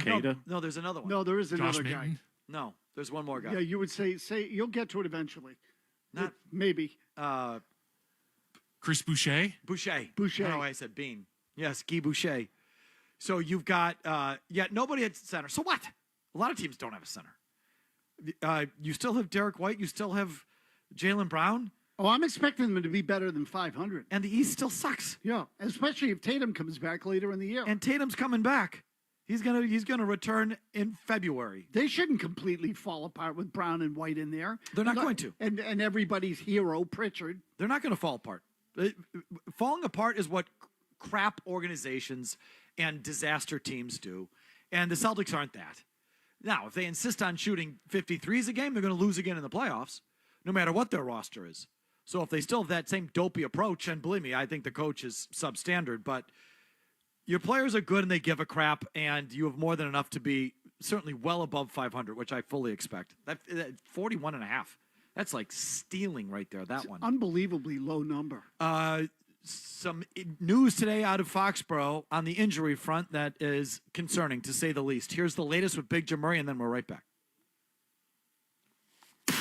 Essential Sports Hub headline presented by Celsius Energy Drinks. Yeah, the second injury report of the week has just been released for the Patriots, and Christian Gonzalez, who was fine yesterday, listed as limited today with his hamstring. There were reports from earlier that Gonzalez did look limited at best. He was present at the beginning of practice but did not participate in the next periods that were open to the media.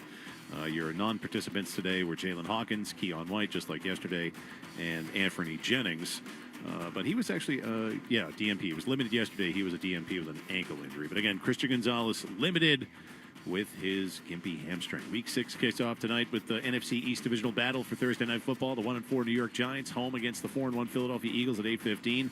MLB playoffs continue with the Dodgers up 2-1 on the Phillies playing Game 4 at 6:08. Cubs looking to force a Game 5 of the Brewers playing Game 4 in Chicago at 9:08.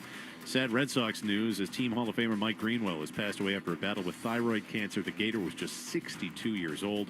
Bruins got off to a winning start to their season last night, beat the Capitals on the road 3-1. Jonas Corposalo expected to get the start and goal for the Bruins tonight as they're right back at it at home for the home opener against Chicago. Puck drop at 7. Ryan Johnston, Bob Beers with the call here on 98.5 The Sports Hub. Headlines are brought to you by Bellman Jewelers. Tim McCone's jeweler, now open in the Seaport. If it's time to propose, go see Alex and his great team. Mention the Sports Hub. Get 10% off your wedding bands and engagement mountings. Visit Bellmans.com. Bellman Jewelers. It's a matter of trust. I'm Jim Murray for Boston's Home for Sports. 98.5 The Sports Hub. Another update at 5. More Felger and Maz on the way next on the Sports Hub. Hey, it's Felger here. If you need a new roof for your home or business, now's the best time to do it. During East Coast Metal Roofing's Fall into Savings event, you can get 10% off a new roof. And okay, that's guaranteed to last a lifetime because they guarantee it and back it up with a lifetime transferable non-prorated warranty. It's the best in the industry. It means when you sell your house, the warranty is attached to the sale. So that's going to improve the value of your home.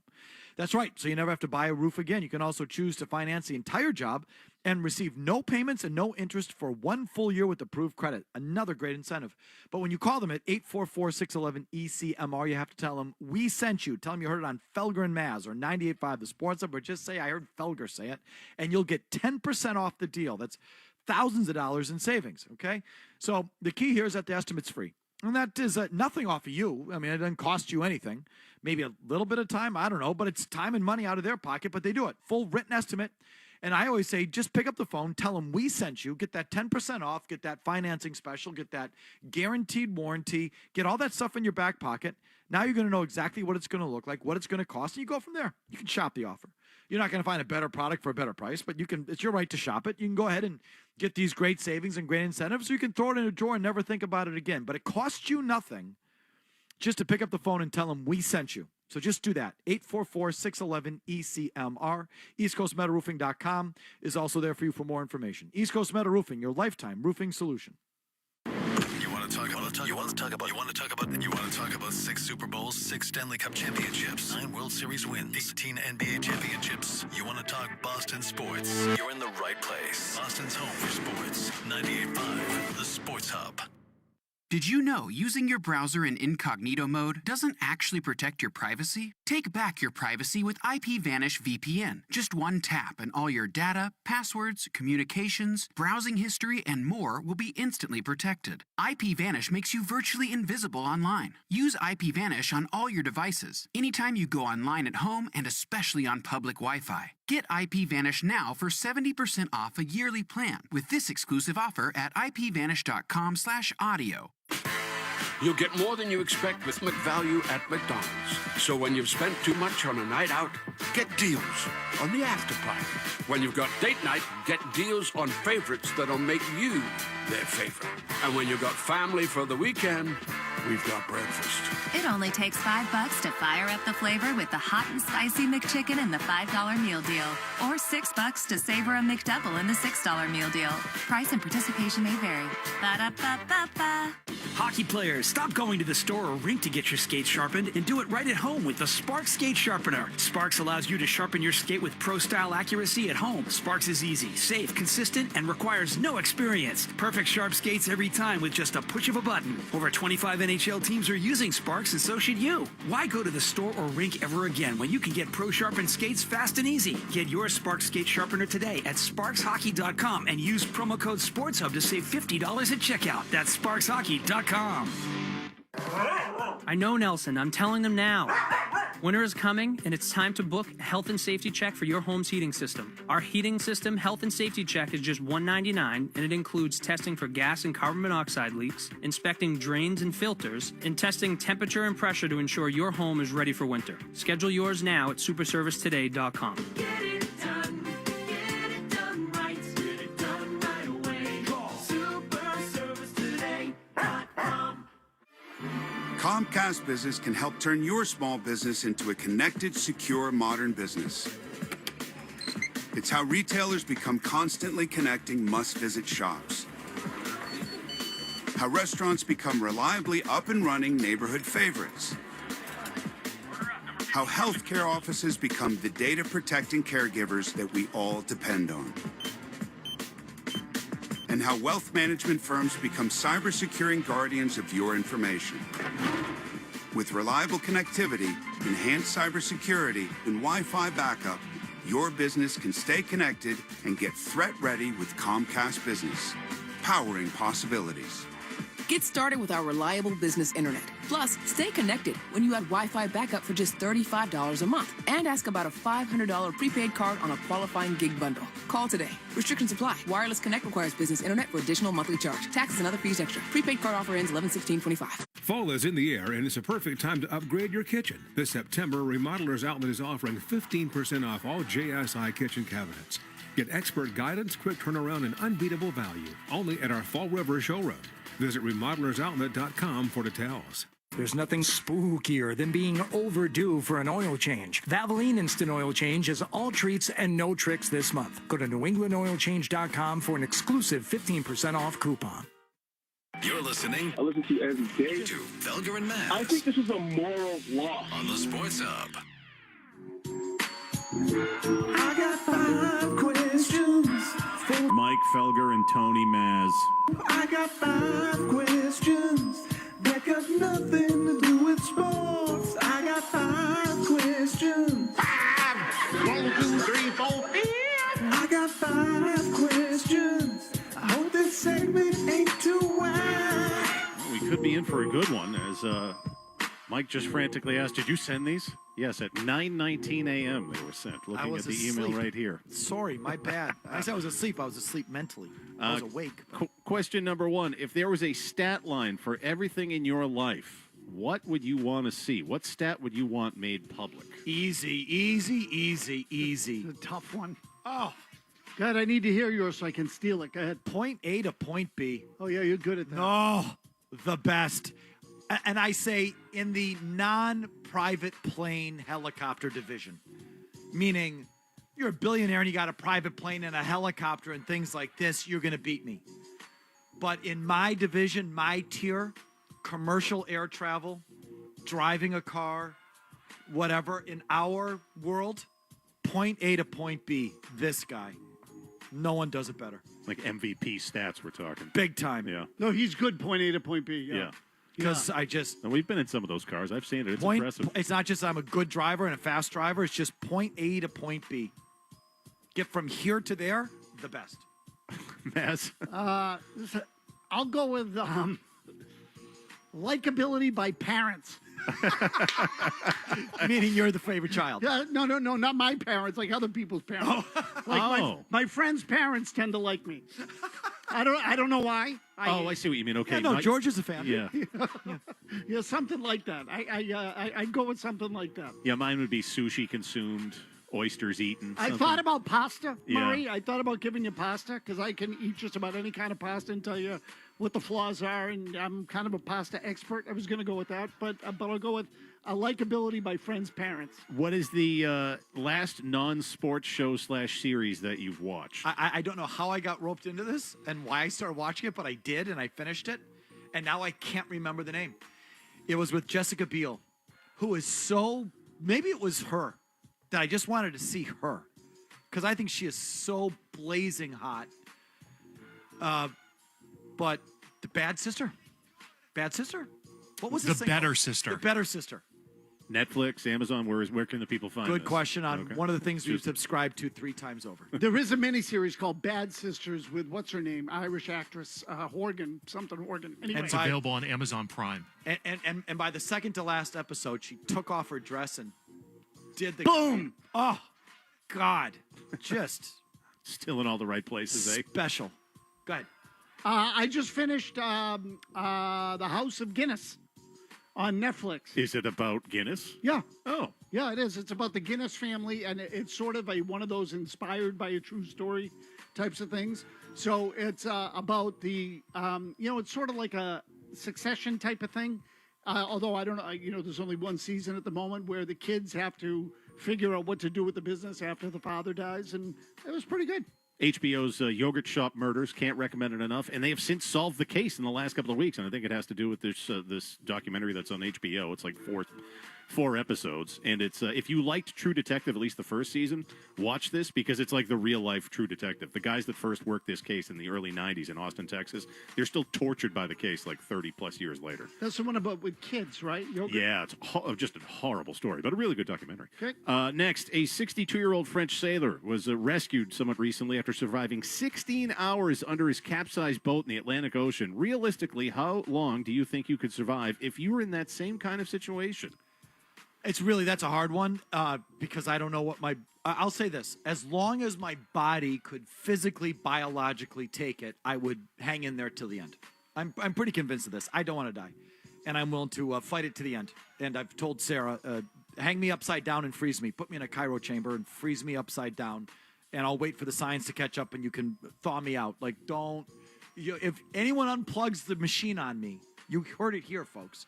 I can give you a couple of callers. I have not consented to that. Keep me plugged in. Okay, so plug me in, tube me up, hang me upside down, freeze me, whatever. I'm going to fight till my body will just not allow it. So however long I can withstand the water temperature under that boat, so whatever that is, I'll do. I have a strong will to live myself, Murray. But, however, there is a genetic predisposition, Maseratis and water, no bueno.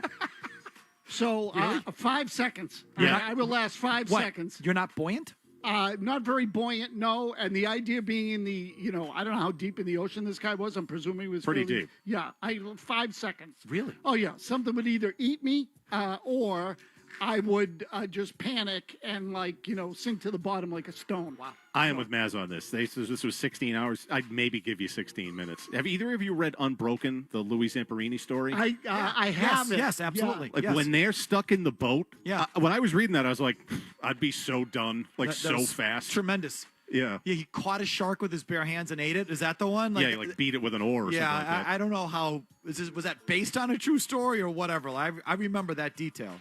But anyway, go ahead. Yeah, that one, no shot. I'd be a few minutes at best. All right, next. New trend in live music, apparently, is a lot of musicians have stopped doing traditional encores at their shows because they see it as old-timey showbiz. Are you into an encore or just play them all and let's get the hell out of here? I think that is so gross. I did go to a show this summer where they said, we're not going to bother with the leaving the stage thing and have you cheering and us pretend like you brought us back. We're just going to sing another song. Teresa, F you. Just play along. The traditional encore. Yes, I want the traditional encore. That's fun. They leave the stage. You scream. They come back. They play you something special. A lot of bands like to play their cover song there in the encore. I like that traditional formula, even if it's a formula. Whatever. Some people like the old day, in the old times, you'd flick your big light up. Now you hold up the phone. Turn their stupid phones on. Whatever. It's a thing. It's like the 7th inning stretch. It's a tradition. Just do it. It's fun. Yes, I want them to maintain the traditional encore. I can do without it. I could totally do without the encore. Maz, However, honestly, how many concerts do you go to, and how often do you stay to the end? What's the last concert you went to, period? And when's the last concert you went to and decided to stay to the end? I think the last one I went to was, I'm going to get this wrong because I'm sure there was another one, but I went to Springsteen at Gillette. When? The recent one. A couple of summers ago. Okay. Yeah, 3 summers ago. And you were with us at U2 at the Sphere. Did you stay to the end?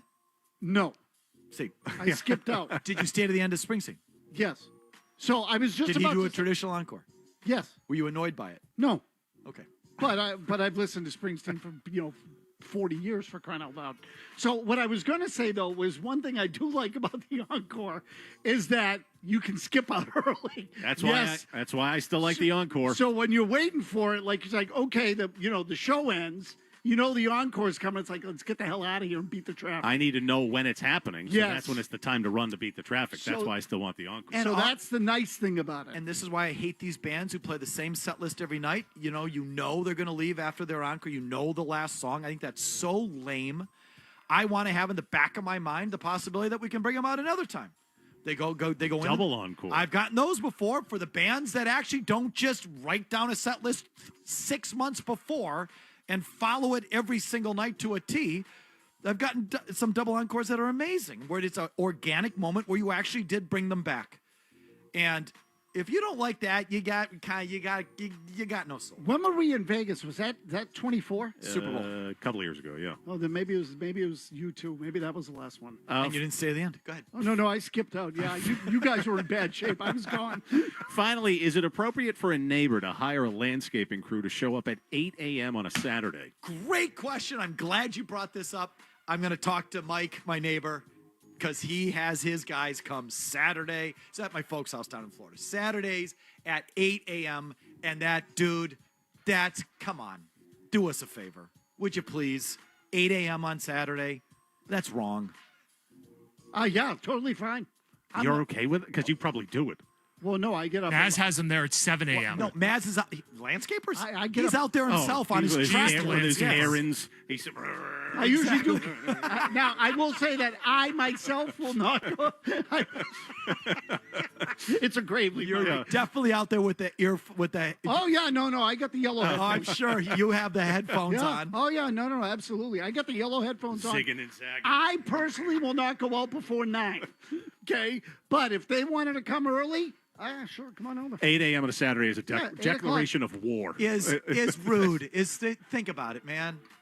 Like, so yeah, I was. This has been on my list to talk to Mike, my neighbor, about your Saturday morning landscapers. I'm one of these guys that I'm up at 5:30. I know you are. I know you are. The air blow. The why am I? Oh, the leaf blower. The leaf blowers is. There's got to be a time for that. Like Okay, that is, no. There may be an actual ordinance in your particular county I about know. this. You know what? And I'm in favor of Get it. him in trouble. Arrest him. Like the pickleball people. Can I give you one? I was listening on Saturday for this segment with you did with Gasper. Can I answer one that I was answering in the radio as I was listening to you guys? Sure, drive yeah. on? Maz, what game show would you be best at? What TV game show would you be best at?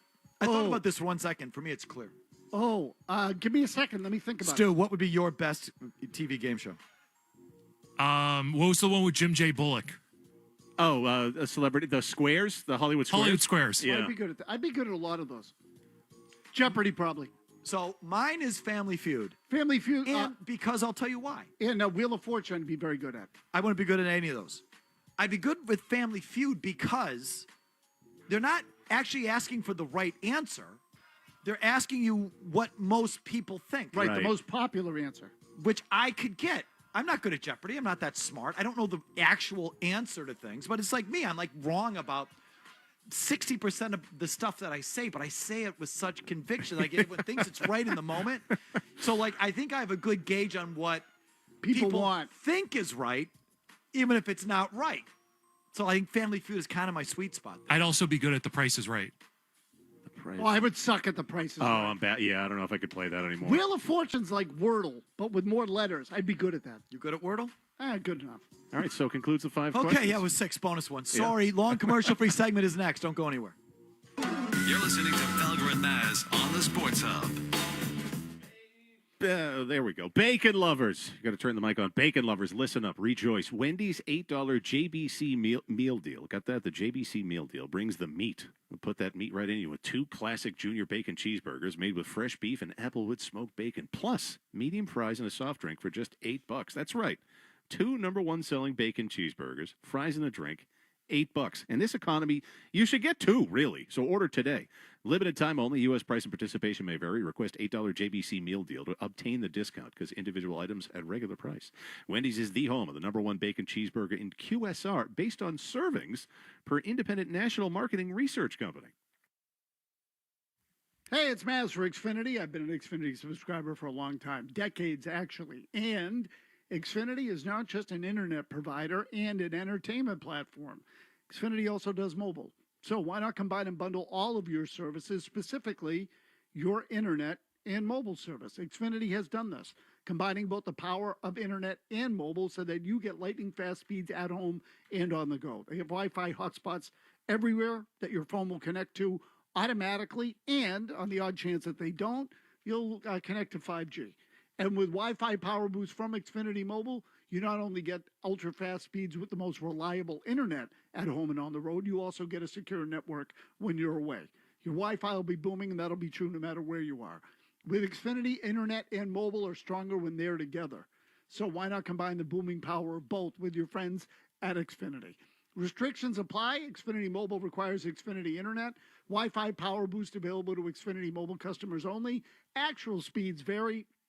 Most reliable Wi-Fi claim based on Open Signal Awards USA Fixed Broadband Report, August 2024. Get more at your door with all new Blink Video Doorbell. Get more connections. Hey, I'm here for a first date. More deliveries. Hi, I have tacos for 2. Oh, thanks. We'll be right down. And more memories. Babe, come down. I have a surprise. All new Blink Video Doorbell with 2-year battery, head-to-toe HD view, and simple setup. Shop now at Amazon.com/Blink. Fred Toucher. What makes Fred unique? I can't think of anything worse than just floating around. He's got to be heard. You're useless to everyone. To be figured Your out. job is to have an opinion. Listen to Fred and Hardy mornings on the Sports Hub and anytime on the Toucher and Hardy podcast on the Sports Hub app. This is the story of the one. As head of maintenance at a concert hall, he knows the show must always go on. That's why he works behind the scenes, ensuring every light is working, the HVAC is humming, and his facility shines. With Grainger's supplies and solutions for every challenge he faces, plus 24/7 customer support, his venue never misses a beat. Call quickgrainger.com or just stop by. Grainger, for the ones who get it done. Next Day Molding Doors and Stairs have arrived on the Cape, now open in Hyannis, right at Barnstable Road and Charles Street. Get top quality, energy efficient Geldwin interior and exterior doors and experience the largest in-stock selection of moldings, boards, and stair parts in New England. Go to nextdaymolding.com or one of their 5 stores in Hyannis, Braintree, Woburn, Sharon, and Shrewsbury. Next Day Molding, Boston's, and now the Cape's source for Geldwin doors. Hey, it's Hardy. You know, they say the devil's in the details. Now, I don't want to get into the details of your sex life, but there's one small detail that can make a big difference, and that is a Blue Chew tablet. It's this tiny little thing, and you chew this thing up, and boom! The details of what happened last night are going to be, well, they're going to be good. So Blue Chew is this service that will provide these Blue Chew tablets to you after you consult with one of their medical people and you decide what strength and what ingredient is going to be right for you. And then you take a Blue Chew tablet and, well, you're talking longer, you're talking stronger, you're talking about the details that you're going to want to share. I don't want to know the details, but you might want to tell somebody else, or just keep it to yourself. Go to BlueChew.com, use the promo code HUB, just pay $5 for shipping and get your first month free. That's BlueChew.com, promo code HUB. Caesars Sportsbook is the only sportsbook app with Caesars Rewards. Bet on gridiron action and earn perks on every game like hotel stays, bonus bets, game tickets, and more. Download the app using promo code RADIO20X and place your first bet of $1 or more for a chance to double your winnings on your next 20 bets. Open to new users in Massachusetts who are 21 and older. Max bet of $25 for boosted winnings. Max additional winnings, $2,500 per bet. Profit boost tokens expire 14 days after receipt. See Caesars.com/promos for full terms. If you or someone you know has a gambling problem, call 1-800-327-5050 or visit gamblinghelplinema.org. Did you know using your browser in incognito mode doesn't actually protect your privacy? Take back your privacy with IPVanish VPN. Just one tap and all your data, passwords, communications, browsing history, and more will be instantly protected. IPVanish makes you virtually invisible online. Use IPVanish on all your devices, anytime you go online at home and especially on public Wi-Fi. Get IPVanish now for 70% off a yearly plan with this exclusive offer at ipvanish.com/audio. This hour of Felger and Maz brought to you by Valvoline Instant Oil Change. Enjoy quick and convenient vehicle maintenance this month. Visit NewEnglandOilChange.com for 15% off your drive-through oil change at Valvoline Instant Oil Change, the official oil change of busy people. Now, more of Felger and Maz. Now, on the Sports Hub. Paul, what is your sense of what's going on in Chapel Hill right now? Greeny, first of all, I felt those statements were completely and totally bogus. If you're going to make a declarative statement, make it. Don't just issue a meaningless piece of paper, which is what Belichick did. It feels to me like it is over. And I think his behavior is indicative of that. Not to make too much out of it, but he basically took a week off during the bye week. And he's entitled to have his own private life. We've said that repeatedly here, but I've never heard of a coach in big-time college football to do something like that. Maybe take an afternoon off to play golf during the bye week, but not go on vacation. So to me, he has checked out. The play on the field has checked out. His coaching has been abysmal. And I think Bill Belichick would be wise to walk out now before the humiliation gets any worse.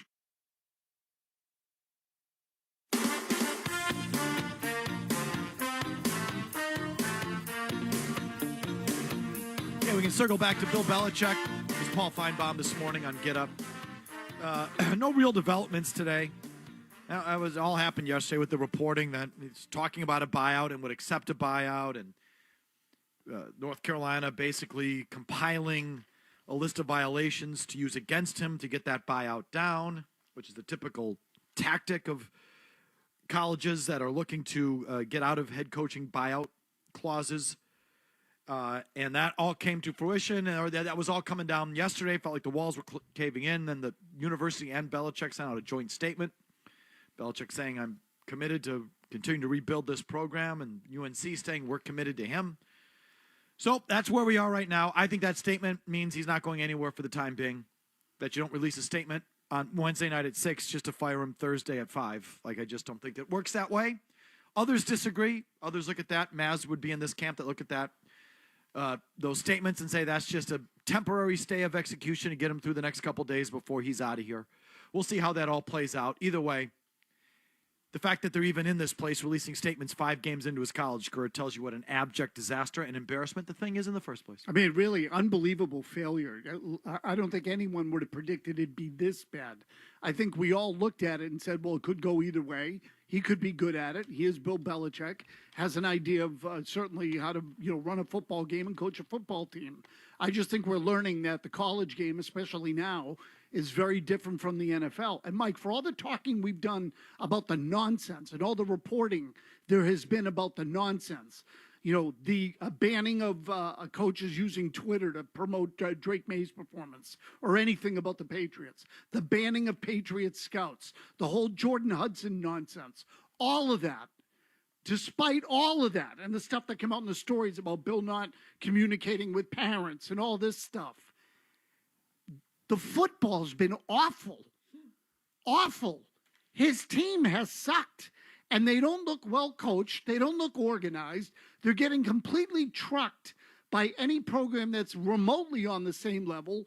Their 2 wins are against Charlotte and Richmond. Richmond. Okay, that's the only teams they've beaten. Outside of that, they've been outscored 120-33. It's been an abject disaster. I never saw that. Didn't you think that Bill would go in and they would be disciplined? Listen, I've missed on Belichick from the start since he let Brady go. I thought the Patriots would never fall off because he was there. And even when he fell off, I thought the team wouldn't fall off much because the Krafts were there. Even I thought this year. Wrong. I thought Bill would go there and at least be Well, I realized I didn't believe in much of him, but I didn't think it'd be this. Yeah, I thought it'd be like 500, be somewhat competitive. This thing, again, Clemson, you mentioned, they have one win so far this season. Down there, they're ready to fire that Dabo Sweeney. And they scored 14 points in 4 plays, and they probably could have got to 60. They took the foot off the gas in the second half of that game last week. They're getting blown out in these games against better teams. Clemson does. Clemson sucks. Okay, we'll take your calls the final hour. On this, we talked about McDaniels, Josh McDaniels before. Just how much credit do you give him for Drake May's big month and what looks to be his emergence? Is that a Josh McDaniels thing? He's getting a lot of national love. Might he even get national coaching opportunities, if not NFL major college? He addressed it today. He was asked about it today. And basically he was asked if this is the last job he'll ever have. He didn't say no. All he said is he doesn't want to move his kids out of Westwood, which is easy enough. He didn't move them out of Westwood the last time. So I think he, like all these coaches, would take a better job if it came along. That's on the table. Little Bruins, little Celtics we talked about. All of it, I promise. Right to your calls after Murray's 90-second update here. No commercials. From the Tell Your Time Studios, it's not just the games. It's Toucher and Hardy, Zolak and Bertrand, Felger and Maz, Joe Murray. For Boston sports fans, it's 98.5, the Sports Hub. Beasley Media Group Station. Sports Hub headlines, presented by Celsius Energy Drinks. All right, the Patriots were back practicing today as they continue to prepare for their road game at the Saints on Sunday. And with that, we get the second injury report of the week. Something to keep an eye on. Corner Christian Gonzalez, not on the report last week or yesterday, but he returned to the injury report today with his hamstring. Patriots were also missing Jalen Hawkins, Anthony Jennings, and Keon White today. Week 6 kicks off tonight. NFC East divisional battle for Thursday Night Football. 1-4 New York Giants hosting the 4-1 Eagles at 8:15. MLB playoffs continue. Got the Dodgers up 2-1 on the Phillies, playing Game 4 at 6:08. Cubs looking to force a Game 5 with the Brewers. Play Game 4 in Chicago at 9:08.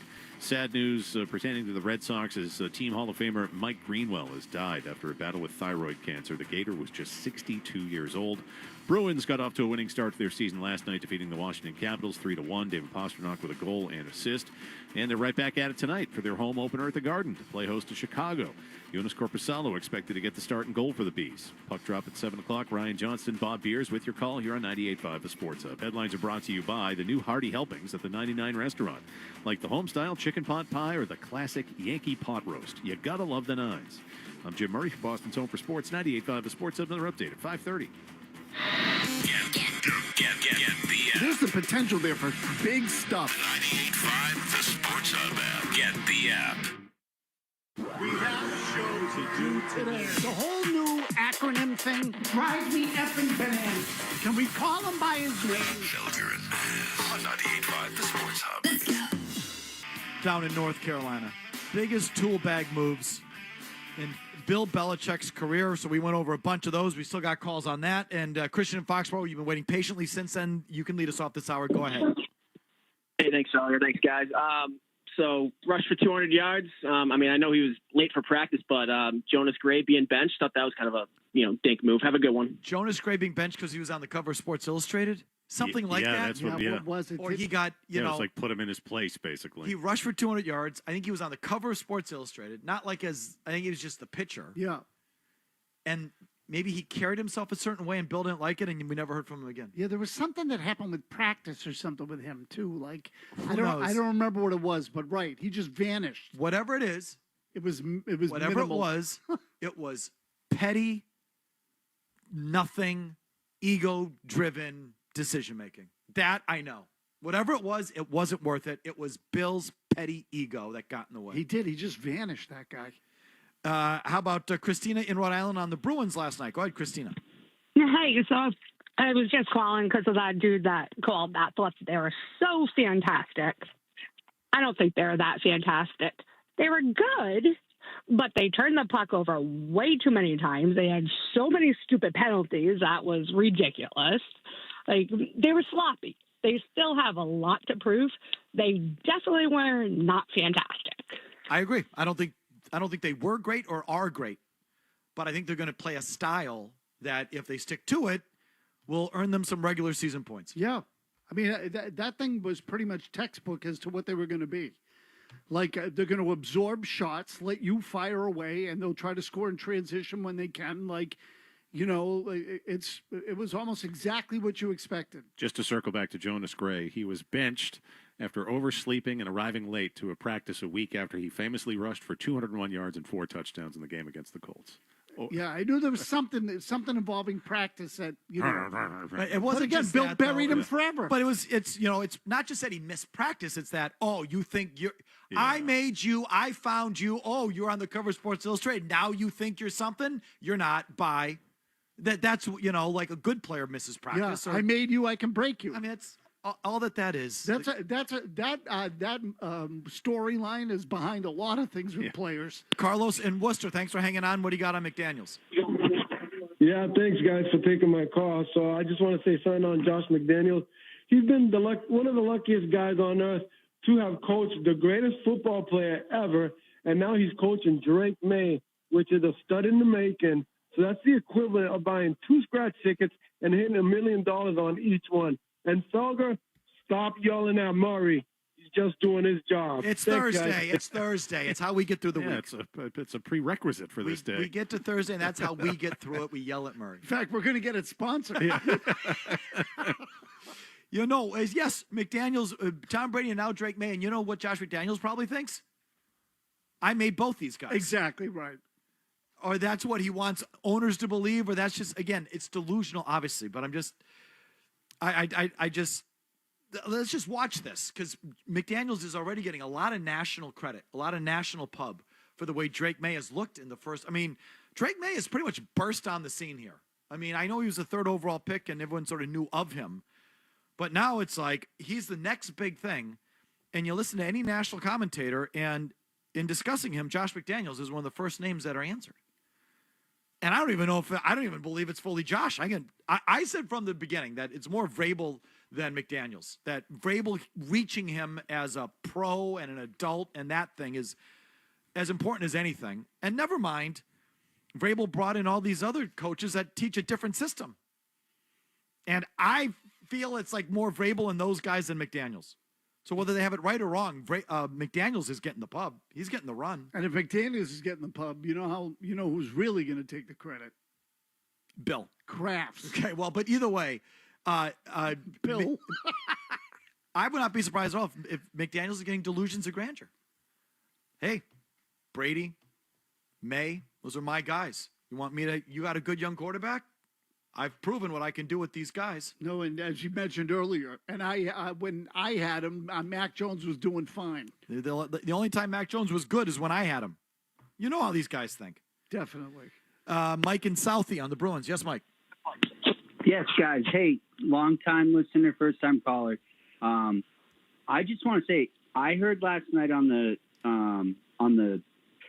broadcast, somebody mentioned, I think it was Judd, that David Pastrnak may need a uniform adjustment. I disagree. He's not a captain guy. That pressure, don't put it on him. Let him keep going out there and scoring goals, because he's turtled so many times when it comes to when it needs to happen in the playoffs and stuff. I think they need to find somebody else better. And I honestly think even somebody like Hampus Lindholm or somebody. No, sir. Mason Lowry. I don't know. No, that sir. might sound crazy. No, sir. No, sir. Why don't holy smokes. Would you please? Why not give it to Patra? Listen, I don't personally feel like Pastrnak is captain material, but what do I know? I feel he carries himself a certain way that isn't captain worthy, but I don't know. This is just me from the outside. The story is the team. I'm not preventing him from becoming a captain. The team looks at him and says, no. Because I've been saying this for over a month now. He's the obvious guy.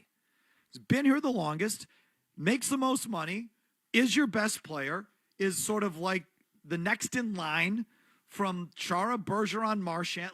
That's the guy. So why haven't they made him captain? It's how they feel about him is the story. Yeah. Why do you think they don't? What's their issue? I think I don't think he's like a bad presence. I think teammates like him. It certainly feels that way. I think they just look at him as being kind of an oversized kid. And I think that's what he is. I think he's kind of happy-go-lucky. And, at the end of the day, he's just not buttoned up enough to be the captain. My hope, and it's just a pipe dream, I know it's probably not realistic, but that they're holding that captaincy open for a big fish, real franchise guy. That would be good. And it's part of the pitch to bring that player in, whoever that happens to be. Eichel just signed. I can't imagine it's him. I don't know who it is. But Eichel, Brady Tkachuk, Connor McDavid, I know he's not coming here, but you know what I mean. A player that they deem to be the guy, and you come here and it's your team, and here's the C, and it's part of the whole pitch. That's what I'm hoping. But it is interesting that they don't deem Pastrnak to be that guy. Agreed. Tim and Franklin on Belichick. Go ahead, Tim.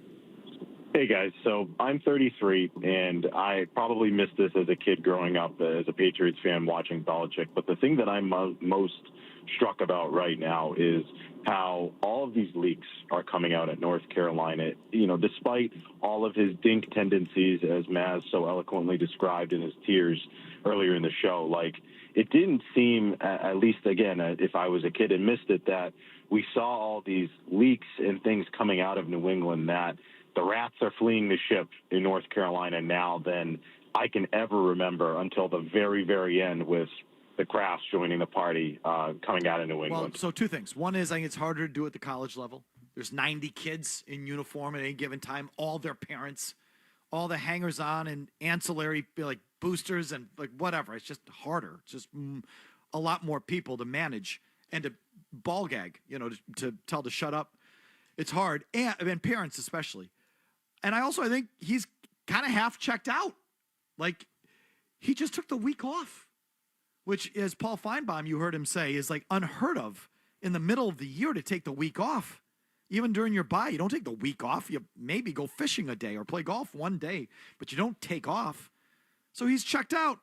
And he's mostly like half-assed, it feels. Really, yeah, and which makes me wonder if like the whole thing, or at least a big part of it, wasn't him just trying to set people up like his kids. So, which again is another reason why it has failed. The other obvious thing is that while he was here, I think there were a lot of people that would have liked to rat him out, but he won.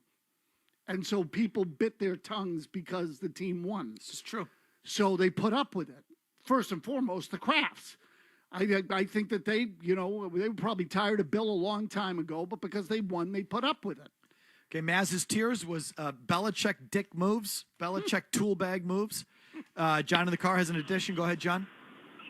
Hey, I'm driving through the woods, so I'll keep it fast. Jonas Gray slept through his alarm, so unfortunately, as much as I like to poop on Bill, that was legit. All right, well, I don't know. I mean, not to bury the guy. Like, again, you want to bench him for a quarter, bench him for a half? It's the mindset of Bill that we're focused on. He ran the ball 37 times for 201 yards against Indianapolis. We all remember the game, okay? And he got the ball 37 times. Was when Gronkowski threw him out of the club, right? Was that the same game? I think so. Okay, then the next week he didn't play. We never heard from him again. The next week he had one carry. So, like, he slept through his alarm and he doesn't, like, ever show up again? He just got wiped from the face of the earth? Does that feel like a rational response? Rich in Providence. Go ahead, Rich. No. What was this report forward? Rich! Hey. Hi. Yeah, I'm here. I was wondering who's the bigger donkey, Urban Meyer and his downfall with the Jaguars or Bill Belichick? It's just like equal but opposite. Who's the bigger donkey?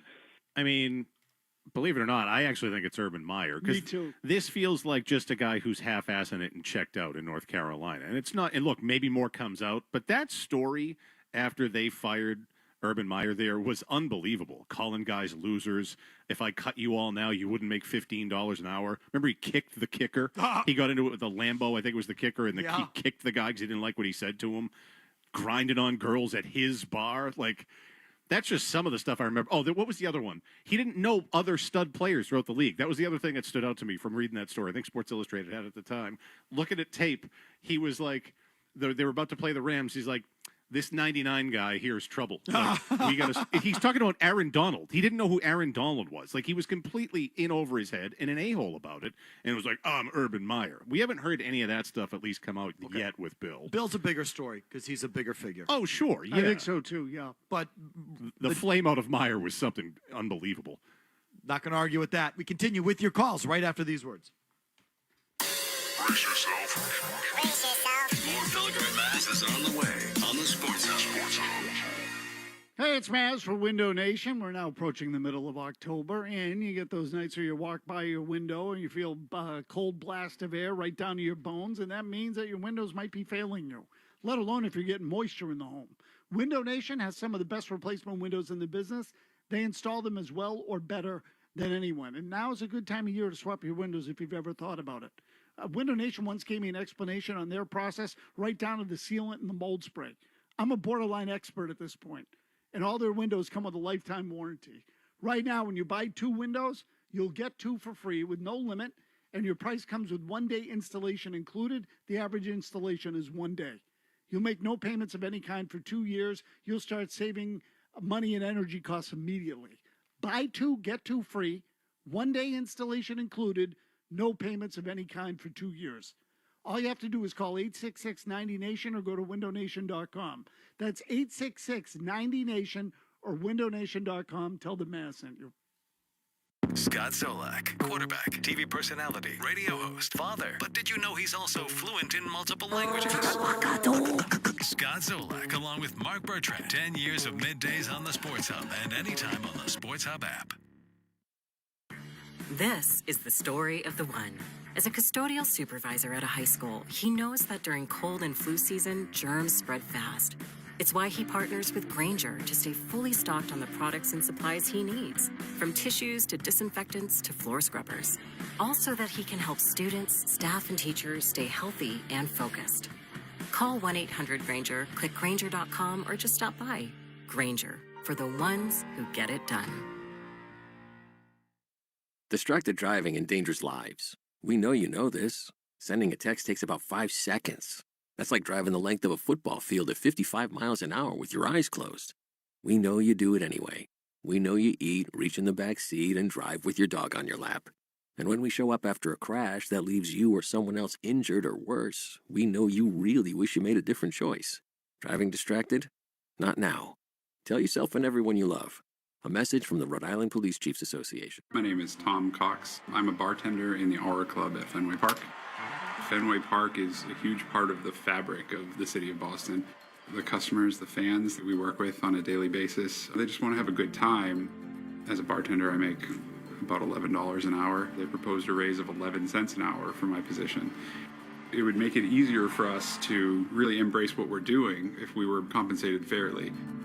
For more information, check us out at johnhenrydotherighttthing.com. Hey, NFL fans, what's your favorite touchdown? For me, it's the next one. Because with DraftKings Sportsbook, an official sports betting partner of the NFL, every touchdown could bring you closer to cashing in. From first touchdown score to anytime TD props or the thrill of live in-game betting, every snap is loaded with opportunity. And here's the best part. Bet just $5, and if your bet wins, you'll get $200 in bonus bets instantly. Your team hitting pay dirt pays out to you. Download the DraftKings Sportsbook app and use code SportsHub. That's code SportsHub to turn $5 into $200 in bonus bets if your bet wins. In partnership with DraftKings, the crown is yours. Hope is here. 800-327-5050 or gamblinghelplinema.org. 21 plus. Play it smart from the start. GameSenseMA.com. Massachusetts only. Eligibility restrictions apply. Bet must win to receive reward. Minimum minus 500 odds required. Bonus bets expire 7 days after issuance. For additional terms and responsible gaming resources, see dkng.co/audio.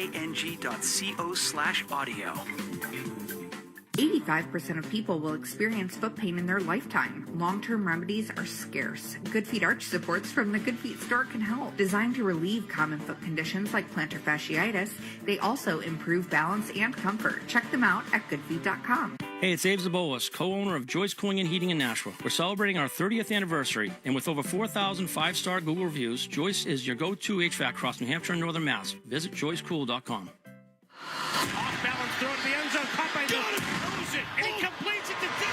It's sailing to the uprights. It's good, and the Patriots have the lead. After a massive win in Buffalo, the real deal Patriots are heading to the Big Easy Sunday to take on the Saints.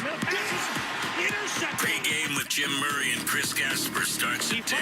Open man down the sideline. Catch is made. Then, Bob and Zoe have the kickoff at 1 on the Safety Insurance 98.5, the Sports Hub Patriots Radio Network.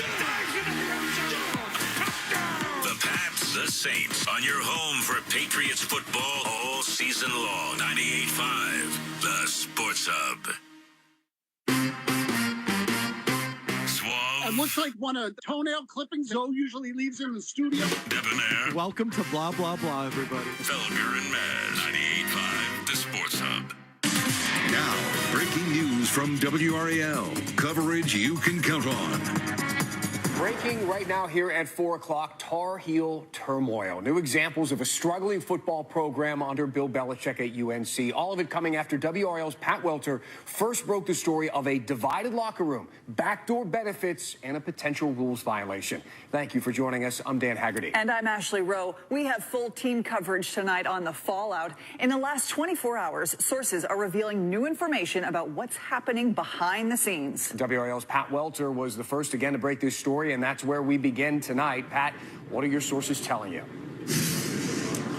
Yeah, thanks, Dan. I mean, I'm just kind of continuing to work the phones here, continuing to follow along with this story. And I want to share a quote that I got from a parent of a player this morning who said their son doesn't like going to the facility right now because it is so toxic. So what I'm learning today is that we have new examples of a divided locker room, a serious injury to one of Belichick's most prized recruits, and a report from Tar Heel 24/7 where decision makers at UNC are looking into a possible exit strategy, a story we are working to confirm.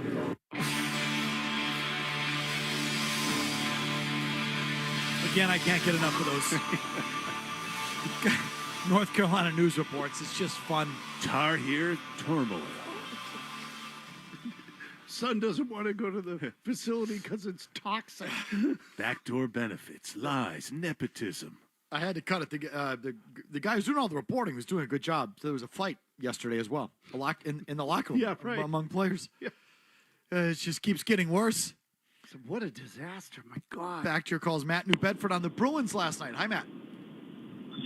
2 quick points on the Bruins. Number one, Jeremy Swayman, it looks like he's still made of rubber. He played a good game, but he cannot just swallow the puck. It always just drops, or he can't just cover the rebounds. And when they play against Florida or other hard forechecking teams, they're going to score those goals. And number two, their power play looked greatly improved, but Morgan Geekie still kind of stinks. I mean, he had a grade A chance and he completely missed the net. And he should have had the first goal of the game on the first power play. Agreed. And he completely missed it. And he had a wide open spot. It was awful. He's not a high-end offensive player. He's not. He got 33 goals last year, contract year. He's just not that guy. And so he's wide open on the low slot, goalie's down, half the net to shoot at, and he chucks it over the bar. I'm not expecting much from Morgan Geekie. You know what? When we mentioned Geekie earlier, I meant to bring this up. That Fluto in the Athletic, Fluto Shinzawa, did an 8 predictions for the Bruins thing. Did you see this? No. And one of them was that Geekie would actually get better, not worse. Not statistically. If he scores 34 goals, I'll eat my hat. I'll feed it to you. Jack in Providence, give us an addition to Maz's tiers. Belichick tool bag moves. Yes, I got two quick ones for you. The first one, cutting Lawyer Malloy a week before the season started because he wouldn't take a pay cut. And the second one is cutting wide receiver Taekwon Underwood a day before the Super Bowl started because he needed another lineman. I don't put either on my tiers, Maz. Did you? Murray brought up the Taekwon Underwood thing yesterday. I didn't remember it. Joe Murray said it to me on the way out. So it was for Silvestro, or who the hell ever it was, but before that Super Bowl against the Giants in Indy. But I remembered it, but I don't remember it being petty. So there's... It just felt like a ill-timed roster move. Malloy. He was right. Malloy had lost a step and then some. And they had Rodney Harrison. And Bill did it. Part of the reason he did it was sort of tactically to sort of get everyone's attention, which it did. I mean, the team went in the tank the first week, but I don't know. Like, there's a whole raft of moves that you can second guess, like 4th and 2. I don't think 4th and 2 was a tool bag move. I think 4th and 2 was him being a football contrarian. And, oh, by the way, the analytics movement has gone towards him. I think there's a lot of analysts who run teams now who would say that was the right call. But that wasn't a tool bag move. He thought it would work. He thought it would win in the game. Sucked too. Yeah, right. So there was a reason. And Malloy, was that out of childishness and pettiness and him being a dink? Or did he think Lauren Malloy couldn't run anymore and he wasn't worth the money? And I'll keep you, but at my number, not your. Like, I don't know. You didn't put it on your tiers. No, I didn't. And Malloy gets close, though, because, again, it was kind of a shocking move and one of the first times that everyone saw sort of a side of Bill that could be really that cold. What was the other one we were talking about just a second ago? Taekwondo Underwood. No. I forget. It'll Jonas come. Gray? Jonas Gray? No, just now with Malloy. It'll come to you as you're driving home. Steve in the car. Go ahead, Steve. I'm not sure if I remember this right, but I thought Jonas Gray got cut like 3 or 4 weeks after the 200-yard game. He did, but so? Well, I just thought that was kind of funny that guy runs for 200 yards, and like you said, he doesn't get played again, and then he gets cut. Right. He got on the cover of Sports Illustrated, overslept, and Bill said, well, you're a nobody. And that was Bill making a point. Yes. So, like... You got to start calling Chapel Hill Chernobyl Hill, too. Okay, Steve, thanks for the call.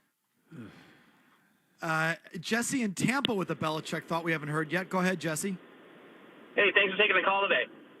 Just in regards to Bill, I just think his job selection is really bad. I mean, UNC, I think they've had over 8 wins twice in 20 years. So if we're going to win the Final Four, I'd go there. I think Bill just needs to coach an NFL team. Atlanta last year, they were 6-3, and they collapsed down the stretch.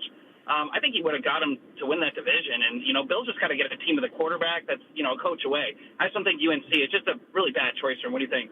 Put Bill Belichick on a good team, he'll be fine. If he's coaching the Buffalo Bills, are they contending for a Super Bowl? Maybe.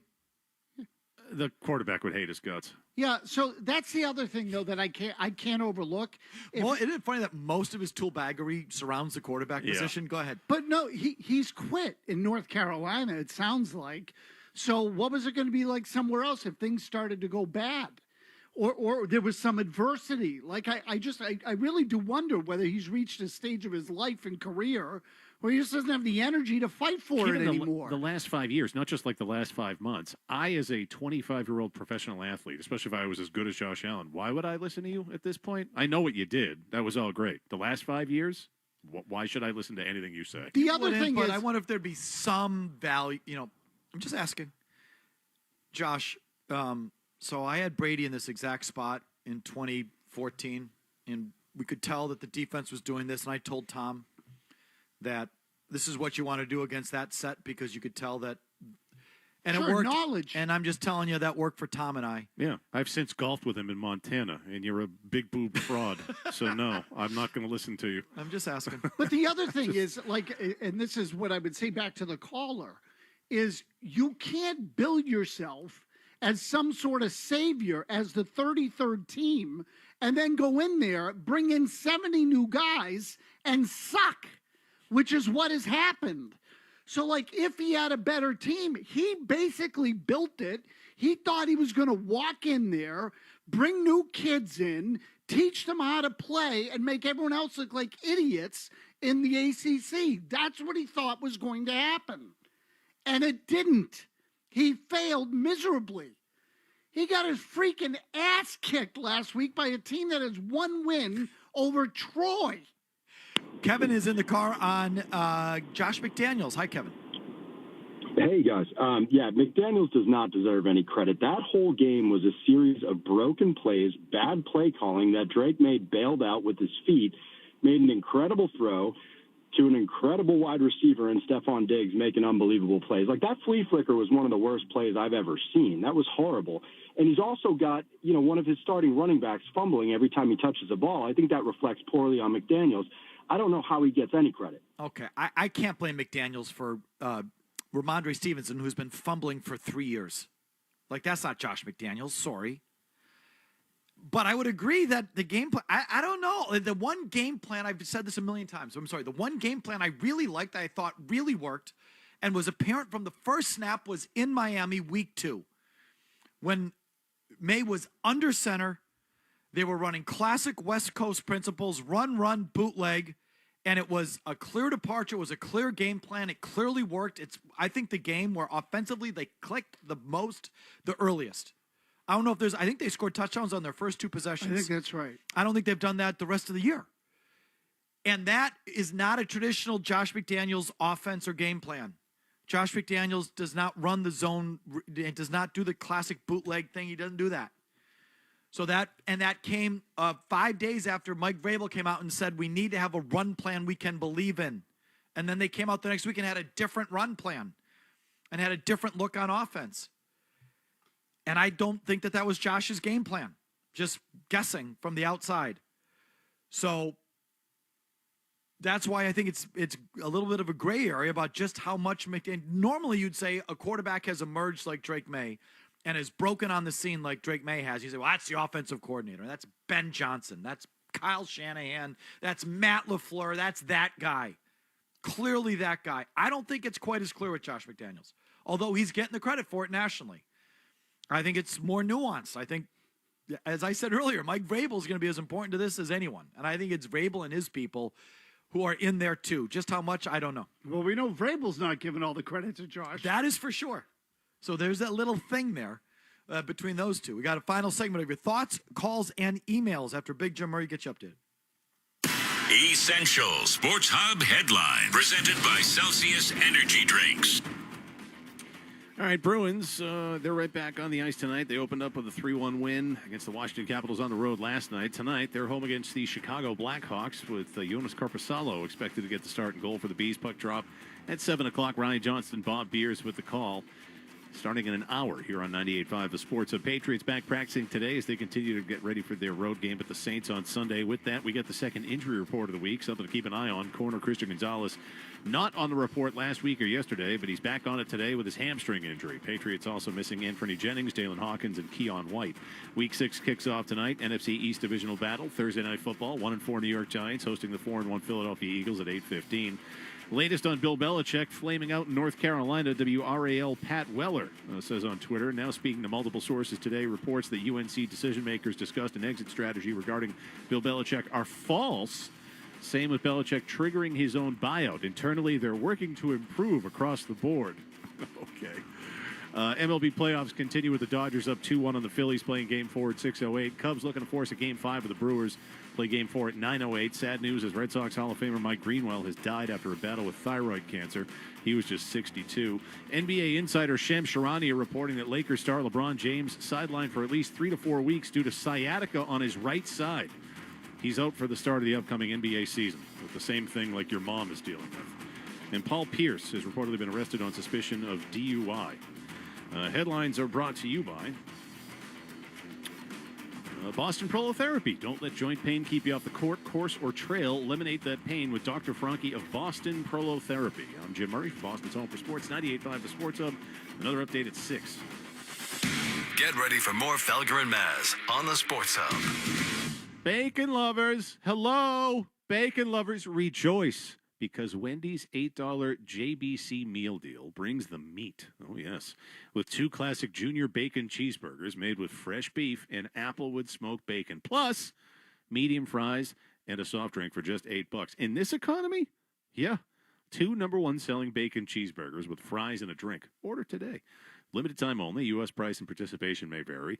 Request the $8 JBC meal deal to obtain the discount because individual items are at regular price. Wendy's is the home of the #1 bacon cheeseburger in QSR based on servings per independent national marketing research company. Keeping your pet healthy can feel like a lot sometimes, but PetSmart makes it super simple. They've got food tailored to your pet's needs, supplements so you can stay ahead of any issues, and even prescriptions that show up right at your door. And here's the hack. Set it all up on AutoShip. It just arrives when you need it. Plus, you save 35% on your first PetSmart AutoShip order and 5% on the ones after that. You can stay on top of your pet's healthy routine without stressing. Order what they need and set up AutoShip at PetSmart.com. You want to talk about 6 Super Bowls, 6 Stanley Cup championships, 9 World Series wins, 18 NBA championships. You want to talk Boston sports? You're in the right place. Boston's home for sports. 98.5, the Sports Hub. Hockey players, stop going to the store or rink to get your skate sharpened and do it right at home with the Sparks Skate Sharpener. Sparks allows you to sharpen your skate with pro-style accuracy at home. Sparks is easy, safe, consistent, and requires no experience. Perfect sharp skates every time with just a push of a button. Over 25 NHL teams are using Sparks, and so should you. Why go to the store or rink ever again when you can get pro-sharpened skates fast and easy? Get your Sparks Skate Sharpener today at sparkshockey.com and use promo code SPORTSHUB to save $50 at checkout. That's sparkshockey.com. What the is going on? Where's all this water coming from? I think, and it's just a guess, it's coming from your roof. Hottie? Yeah, it's me, but listen, you've clearly got roof issues. Oh, I got issues, all right. My my ex-brother-in-law, did my roof like 10 years ago. He must have it up. Yeah, so call 44 Beantown. Beantown Home Improvements will give you a free estimate right away, and they'll take care of your roof the way it's supposed to be done. Hey, thanks, Hottie. Take my advice. Call Beantown Home Improvements now. They don't around. Call 44 Beantown or go to beantownhi.com. We're just a few weeks into the football season, and fans are fired up for what's ahead. But while the teams are chasing wins on the field, you could be scoring off it. Here in Massachusetts, 1 in 10 people have unclaimed property from things like uncashed paychecks, refunds from overpaid bills, forgotten savings accounts, and more. FindMassMoney.gov is free, easy to use, and only takes 30 seconds to search for your name. Don't leave your money on the sidelines. Visit FindMassMoney.gov today and claim your winnings. That's FindMassMoney.gov. It's back. The 3rd annual Oktoberfest Brewfest at Tenny Mountain in Plymouth, New Hampshire. Saturday, October 11th from noon to 4 at the Tenny Mountain Base Lodge. Enjoy craft beers from a wide selection of breweries, a handcrafted Oktoberfest buffet, live music, family-friendly games and contests. Plus, take in New Hampshire's peak foliage with scenic chairlift rides to the summit of Tenny Mountain. Tickets are available now at skitenny.com. That's skitenny.com.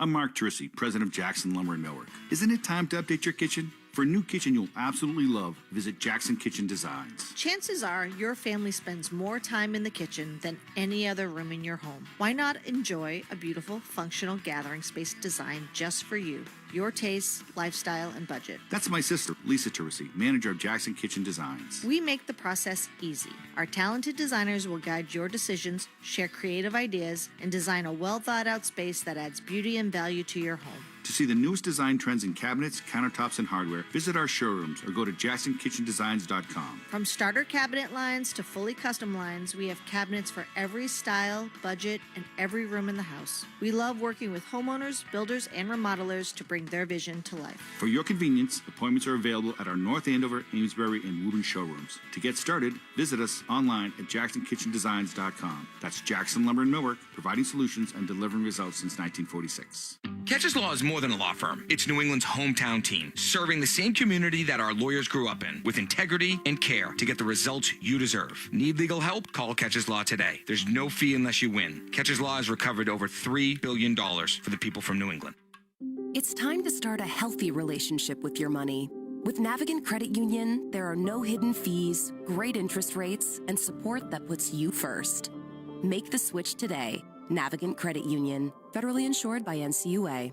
Felger and Maz continue on the Sports Hub. John, you guys do a lot without Drake, obviously, impact on the offense, his development. But for you personally, and I know this sounds probably wildly premature, but would you understand how bright his future is? Be content coaching him here for the rest of your career? Or do you hope to someday, somewhere, be a head coach again?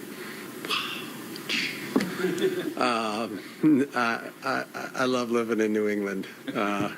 It's the short of it. Hey, look, I just try to focus on now, really enjoying coaching for Mike and the staff and the guys we have here in this organization. And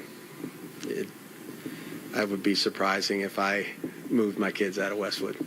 So come hell or high water. I don't know if I'll be here or not, but that is what it is.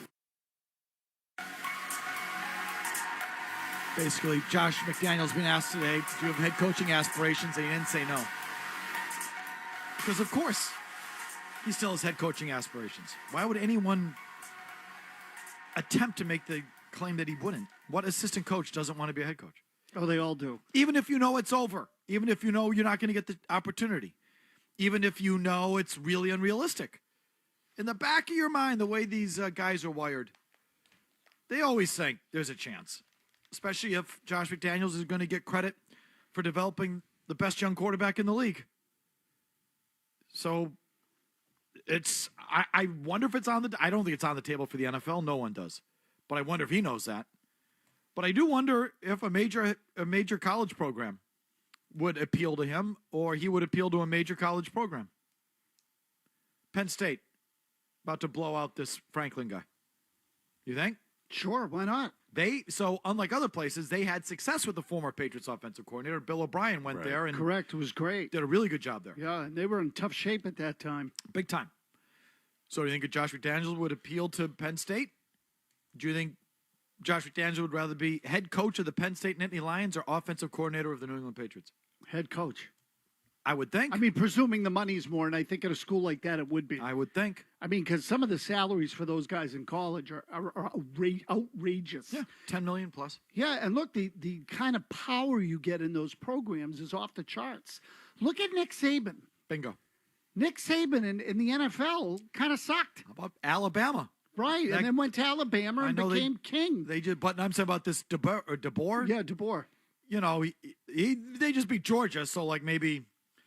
But a couple weeks ago, like he was.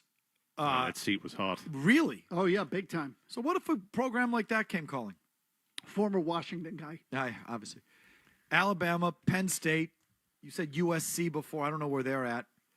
Forget North Carolina at this juncture, but you know what I mean. Yeah, but there are certain programs like I say USC. I don't know what they are now either, but there's some cachet there. You know, there's still like, so if one of those schools, yeah, hell yeah, that could be a big time job. I mean, I would even say like a program like Oregon, for crying out loud, with as good as they've become. Like if someone like that, you know, not that they're looking for a coach, but you get the idea. One of those big time programs, like a playoff type of program. Hell yeah. Back to your phones here. Wrap it up with a couple of your calls, couple emails. Earl in Longmeadow. Yes, on Drake May. Yeah, Drake May, whenever there's pressure on him, he always breaks to the right. Now, that's understandable because he's a right-handed passer. But in doing that, he gets more concerned with the people that are trying to track him down to looking downfield as to where his receivers are. If you recall, Tom Brady, rather than break to the right, he always stepped up in the middle of the pack when there was pressure, and he could continue to look downfield and see where there was an opening.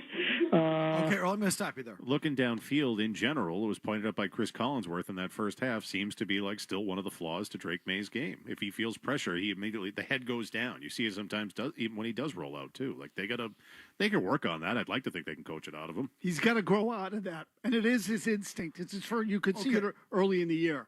Like his entire, because he's been the best athlete on the field. As soon as the pressure came, he could outrun everybody and go. And it's not going to take long for the book to get out. And, you know, if I'm a defensive coordinator, if I'm whoever the defensive coordinator is in New Orleans. Oh, it's, you know who it is? It's the squid coach that used to be the head coach of the Chargers. Oh, really? Yeah. Oh, what's his face? Oh, the fourth down guy? Yeah. Well, I can't remember his name. Yeah. But that's who it is. Easily forgettable. Yeah. Squid is right. Shane something? The first thing you would say is, don't let him escape right. I mean, what I would say is don't let him escape. But don't let him escape. Don't let him escape right. Keep him in the pocket. Brandon Staley. Staley, okay. I mean, it's a simple thing, but like it's so glaring that so many of his big plays are just escaping right. But don't let him do it. We'll see. We'll see how good Staley is. It's like Roethlisberger was like that. Dubious. Mary in Manchester on Belichick. Hi, Mary. Hi, Mike. Hi, guys. So I'm in the car listening to everyone call in about all these petty things that Belichick has done over the years, and Maz's tears as well. And I'm just bothered because he was someone who attained power because he was very successful in his career. But he used that power. He wielded that power like a tyrant. And, you know, I'm beginning to think that when Brady left, I thought it was primarily because he's sick of Brady and just wanted to win with someone else. But I'm beginning to think now that he wanted to get rid of Brady because he didn't have as much power over him like he did early in his career. I mean, he had become a superstar in his own right. Bingo. The Kraft had his back. He was married to a supermodel who told him every day the trainer. he was worth every penny. The trainer. So I think he just, he wanted to get rid of Brady. But if he had kept him, he would have probably matched Shula's record, exceeded it. He'd probably still be here. So I think Belichick has just been drunk with power. And yes, I'm going to stop you right there, Murray. Yes. Absolutely. Yes. Yep. Drunk with power, ego run wild, on top of a inclination, default position of pettiness. Deadly combination. Yeah, he look, I don't know, there's a lot of words you could pick to summarize Bill Belichick. If you had to pick one, I would tell you that his philosophy on life is leverage. He wants leverage over everybody. I'm going to rifle through these calls because we're running out of time. You got to be quick. Mike in D.C., to Maz's tears. Go. Hey, I'm not sure if this was mentioned earlier today, but I don't know if you guys remember going into Bill's last year when he was almost done running it into the ground. He was asked what to look forward to of this season, and he kind of just scoffed and said the last 25 years. Petty, good petty answer. Good one. You want another one? After they lost the playoff game to Tennessee, I think it was Karen Garisian, but someone asked Bill, of all the ups and downs, how do you feel about? And he stopped the guy Karen asking the question in the middle of it and says, "Well, I don't know how many downs we've had. I don't know about you, but we haven't had very many downs." Like, you jackass! It's just an expression. It's a way to get into the question. You sensitive little baby. I mean, and that's him. Do you remember that? Yeah, of course. Yes. Well, I don't know how many downs. I don't know about you. Like, you know what I mean? Like, Jesus. It's a figure of speech. That's all it was. Such a tool. And that last 25 years comment was a good one, too. Even Brewski got on him for that one. Absolutely. Why should we believe in you going forward? The last 25 years. From the guy who said, it's all about the next game. Good God. Except when it comes to him. Exactly. Brandon in the car. Go. Hey, really quick, Belichick, do you think anybody's going to step up and get his reputation up? And really quick, Felger, really quick, I'm going to give you 7 names really quick. No, you can't give me 7 names really quick. You listen to the show? Yeah, one of Brady's sons. That's who can help him, maybe 10 years from now. Yeah, I got 12 names for you, Felga. Don and Newton, go. I got one. I say Vince Wilfork. He's a team leader, locker room leader. He didn't really want that much money, and Bill just kind of D-bagged him. I thought that was a D-bag move.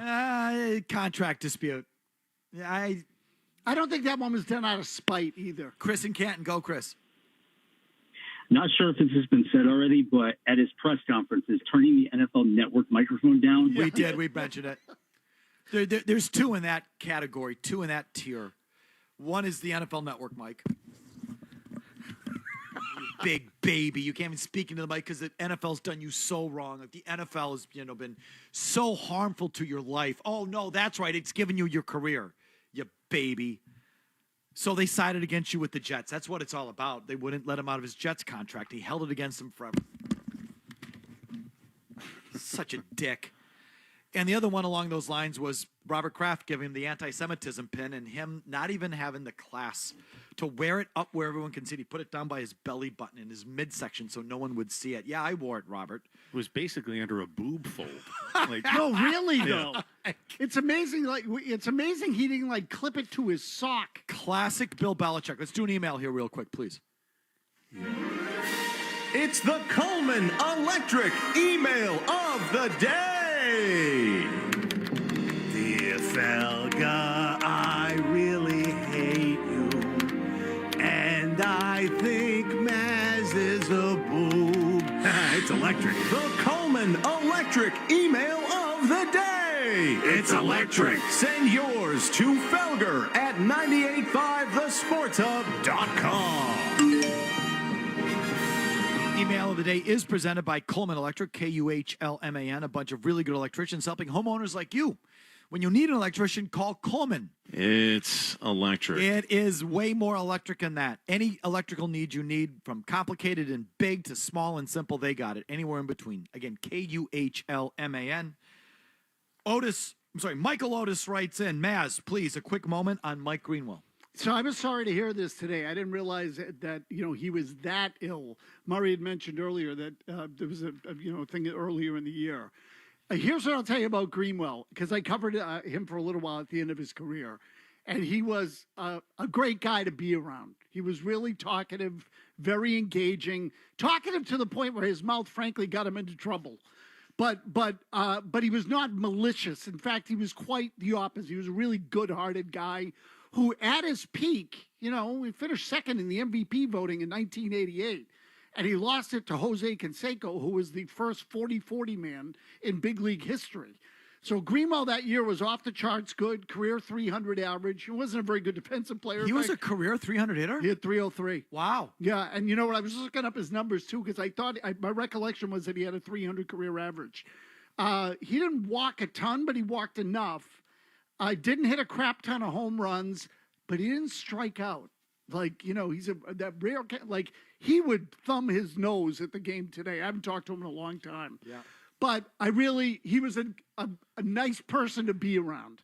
The other famous thing with him is he got in a fight with Mo Vaughn at the batting cage, the rage at the cage. I was going to say, everyone liked him. I was about to jump and say, well, not exactly Mo Vaughn. They ended up becoming very close. Was that right? Yeah, they did. They became very close. They became good friends.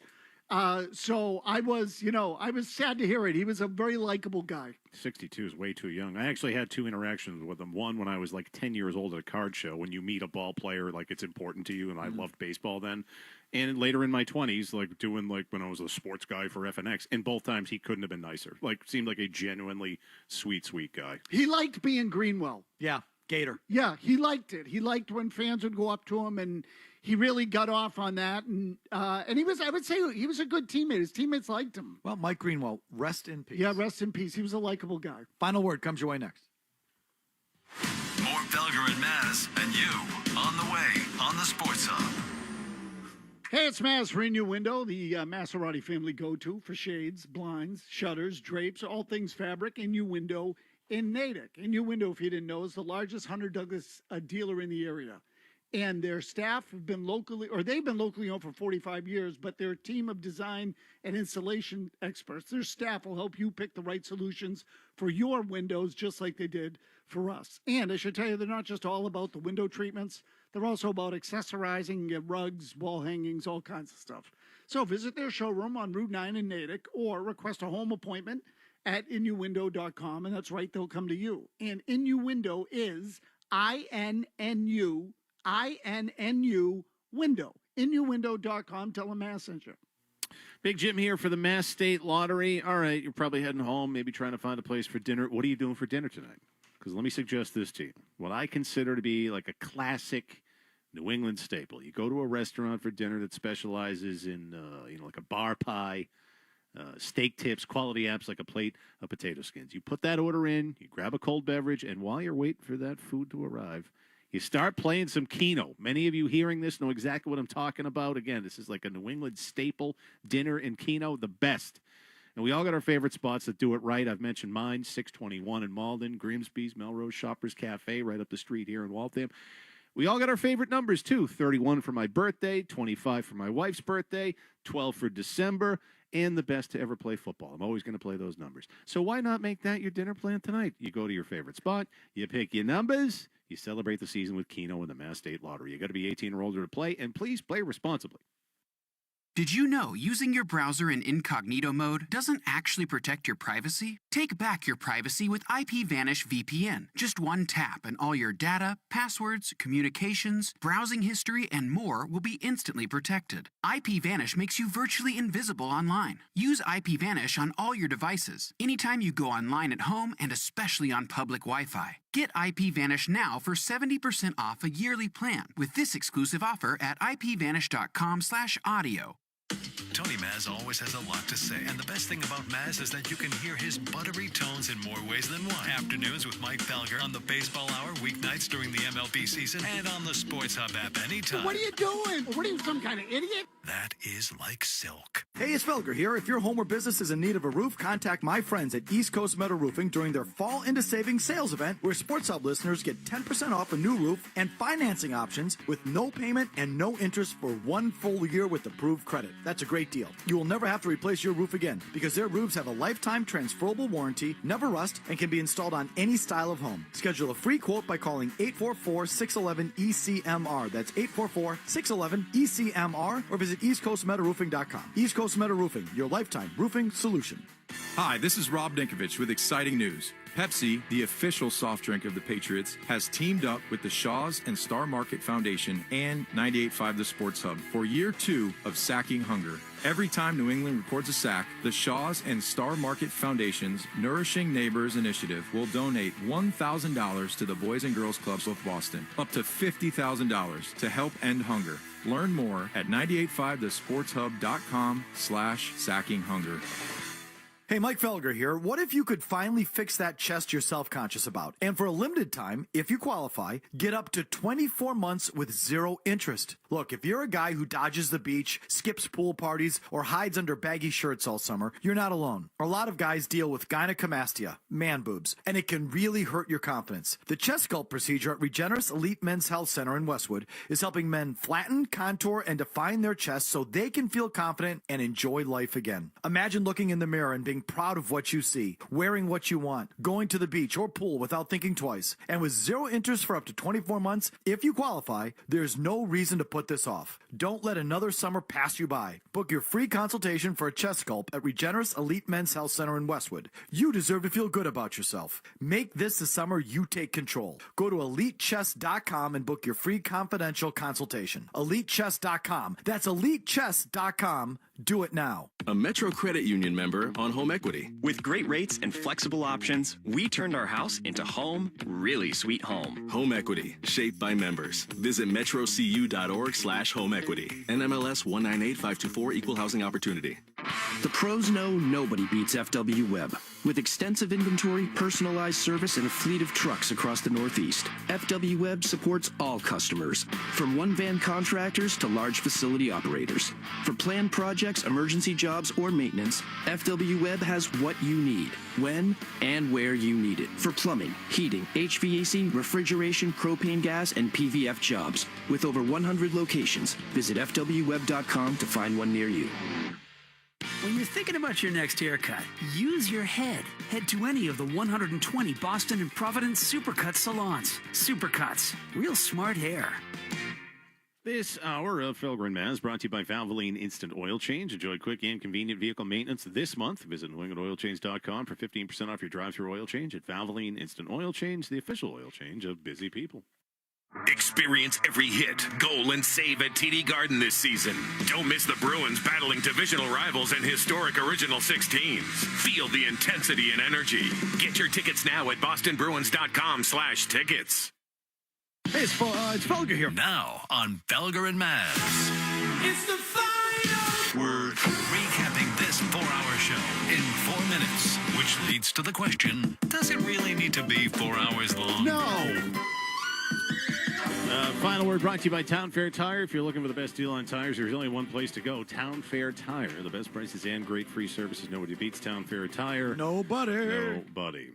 Yell at Murray Thursdays, a new tradition here on Felger and Maz. Maybe we can get like a lozenge sponsor. Fisherman's Friend, Luton's, Halls. This one wasn't that bad. I wasn't yelling at you. Oh, I beg to differ. Hit it, Jimmy. It's going to be frustrating when this feels Tatum like- comes back in sorry. February, and you could have the best. So I was going to say, Shut up, Maz. This feels like a good one for Bigelow T. Murray. Oh, go, yes. Yeah. Go ahead. We good? Yes. Sorry. It's going to be frustrating when Tatum comes back in February, and you could have the best team in the conference, but you had to get under the luxury tax. I mean, that's something for another day. But I think you're going to be good. What is their over-under? I believe it's 45. And in the interim, Browns get something to prove on top of all Exactly, and he's going to want to prove it. He is. He's going to want to prove it is right. Because he's tough and hardworking and gives a crap. And so does Tatum. Tatum carries himself differently, but he does too. He's a junkie. He just dunked today for the first time. There's Yeah. video of it all over the place. So, like, and that put, that's how far ahead of the game that puts you against a lot of the league. Boston Celtics Looks over like 40 and a half is what I'm saying. 40 and a half? This is what BetMGM said. F BetMGM. We are brought to you by the DraftKings Sportsbook. Wow, that's low. Look, I'm just taking the Googling. over on that. You go Celtics. search it yourself. Hold on, I am searching. I hope it. you lose your bet. Why? Because you're yelling. You're being a dick. Oh, it's Yell at Murray Thursday. Yeah. It is Yell at Murray Thursday. It's like default. You It didn't even is. notice it. Put it in the search bar. I am. Boston Celtics win total, and what I No, get is Celtics point total. Is that Celtics point total. No, win total. Win total. What the hell is wrong with you? Points are hockey, Why brother. are you yelling at Murray? Seriously. I don't. Why are you? Everybody yell. It's Thursday. You got 617-779. Place the wrong bet. That's what I hope. No, happens. why are you getting all angry now? Because I shouldn't be getting yelled at for this. All I did was Google it, and I got to whatever BetMGM's putting in front of me. We don't recognize BetMGM on this program. It's the DraftKings Sportsbook. Who is that? Never heard of I've him. never heard of him. DraftKings over-under on wins for the Celtics is 41. No, it's actually 41.5. Oh, so I guess I won't go F myself then, because it was basically the right number then. 41.5. There you go. 41.5. Pounding the over. That's some good pickering right there. Put in the search bar, you moron. 40.5? I immediately bet it. I pounded the over. Oh, it's a good one, actually. You should bet the over on that one. Celtics are going to be good. I know someone who agrees with that is the Jolly Green Teamer himself, the Jolly Green Giant, Joe Murray. How you doing, Joe? Yeah. The number is there for a reason, but I think it gets over. We got Bruins tonight, guys. The home opener. Is David Pastrnak Mr. Opening Night? He's got a very long history of great opening nights, and we'll see if he can do it in the home opener. Okay, here comes Joe Murray. Bruins, game 2 tonight on 98.5 The Sports Hub. And, well, that's that. We're back tomorrow at 2 for an Agenda-Free Friday. See you then. See you then, everybody. Bye. 40.5? From the Telfair Type Studios, it's not just the games. It's Toucher and Hardy, Zolak and Bertrand, Felger and Maz, Joe Murray. For Boston sports fans, it's 98.5 The Sports Hub. Paisley Media Group Station. Sports Hub headlines. Presented by Celsius Energy Drinks. Boston Bruins got off to a winning start to their season last night, defeating the Washington Capitals on the road 3-1. David Pastrnak with a goal and assist in the win, and now he has scored in 4 straight season openers. They're right back at it tonight on home ice, playing host to the Chicago Blackhawks. Jonas Corposalo expected to get the start and goal for the Bees with puck drop at 7. Ryan Johnston, Bob Beers with the call. Here on 98.5 of Sports, Patriots return to practice today, continue to prepare for their road game at the Saints. With that, we get the second injury report of the week. Something to keep an eye on. Corner Christian Gonzalez not on the report last week or yesterday. Back on it today with a hamstring injury.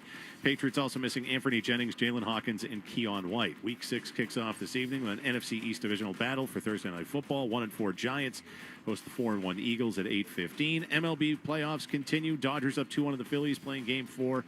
That gets underway in about 7 minutes. Cubs looking to force a Game 5 with the Brewers, playing Game 4 there at 9:08. And sad news as Red Sox Hall of Famer Mike Greenwell has passed away after a battle with thyroid cancer. The Gator was just 62 years old. Headlines are brought to you by Cape Cod Lumber and CCL Homescapes, 100% employee-owned, your go-to independent lumber yard partner with CCL and CCL Homescapes for all your building needs right in Abington. I'm Jim Murray, Boston's Home for Sports, 98.5 The Sports Hub. Boston Talk Sports. Drake May. We all know what, but we won't say what. Yeah, worst take on these airwaves in the last 24 hours. We may not take a call today. The Sports Hub. Well, it's some Joe show. We've seen it. Nobody wants to be there. It's a big bad show tonight. Just can't take this damn parade. Who cares? Joe show. There's a 2-mile wait to get past the damn green line.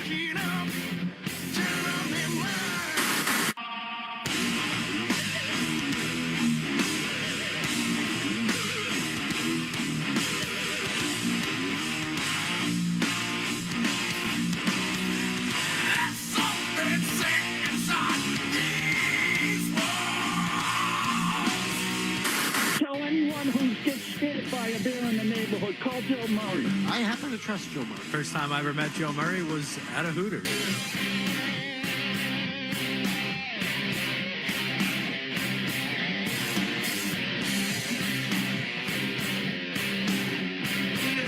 All right, welcome in 98.5 The Sports Hub. I'm Joe Murray. We got a short show. We're going to be here all night long, and then we got Bruins in the home opener tonight against Chicago. You can hear it right here on 98.5 The Sports Hub. So I'll have you pregame. Skaz is here. We got Street Team Joe tonight as well, and then we'll take you postgame until 11 o'clock. So if you're going in tonight, this is the spot for you here at 617-779-0985. We'll take your calls. You can join us on YouTube as well. We worked the game last night. We were here for opening night versus Washington. I will tell you the truth. I had zero to little or any expectations last night. I didn't know what we were going to get out of that Bruins team. And come to think about it, it was boring early on. The second period, I thought they got completely outplayed. But David Pastrnak arrived, and Jeremy Swayman closed the door, and it was the Bruins' two best players who got the opening night win. How do they follow it up tonight? We'll lead it off there with our opening take, which is, of course, presented by Super Service Today, Massachusetts' #1 provider for plumbing, cooling, day or night, always done right. Visit superservicetoday.com. Well, the Bees now start the year 1-0. They're on an 82-0 run, Kevin Majore. I see you back there. They got great goaltending. How about that special teams killing off penalties, even though they had a little bit too many? They even scored on the power play. And their offense, led by their top line, was just enough. It wasn't perfect. A lot of penalties, as I mentioned. That second period, they got outshot 17-6 last night. So I could tell you some of the negatives that were in there. But if the Bees keep it in a one-score game or keep it close, the team's scrappy. They definitely looked improved. And we'll get into Swayman and Pastrnak, who clearly led the way last night. But, you know, when I looked at Marco Sturm's team, they're heavy, right? One of the heaviest teams in the NFL. I do think at times guys were mucking it up last night. Tom Wilson was certainly getting in there. He was in on Lowry at times. And it really was Pastrnak that really set the tone last night. And everyone seems to at least bring up the fact that the team doesn't have a captain. I don't think they need one. Maybe they did want Pastrnak to really just come out and be the guy, and maybe he'll do that with his play. Maybe he's just not one of these guys who needs to be the captain. But they didn't name one. I know people in this town, they've had one for years, and they think it's a big deal. But for the Bees, they need David Pastrnak to score goals, lead on the ice, be a little bit more physical and better defensively. He did take a penalty. And they need Jeremy Swayman to play like a top 10 goaltender. And he did. So Swayman had 35 saves on the night. Pastrnak had a great night. His line dominated. He had 3 points on the night. And is David Pastrnak now Mr. Opening Night? His numbers on opening nights, and I just told you what he did last night. He was a part of the Lindholm goal. He was a part of the Geeky goal as well. But he was excellent. He opened things up in the second. He was outworking guys against the boards. He found Zadorov, who kind of gave it back to him in just a little wrister. He was really working him in that corner over there. It was a great shot.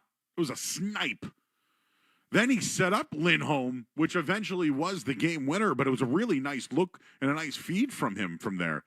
And then when Geeky scored the empty netter to seal it, who was it who led the way to help Geeky get that goal? It was David Pastrnak. So a 3-point night to start the season. He was awesome last year. He was on a nice little run at the end of the year. So 2-point nights for Lindholm, Geeky, and, of course, David Pastrnak, who is now in sole possession of the third most opening night points in Bruins history. He has 15. Only Johnny Busick and Ray Bourque have more. And, you know, today's the home opener. I think people are a little bit excited from last night. You get yourself an original 6 matchup tonight. Connor Bedard's in town. David Pastrnak now could be on his way for maybe another Hart, at least a finalist for the Hart Trophy. I think he finished second a couple of years ago.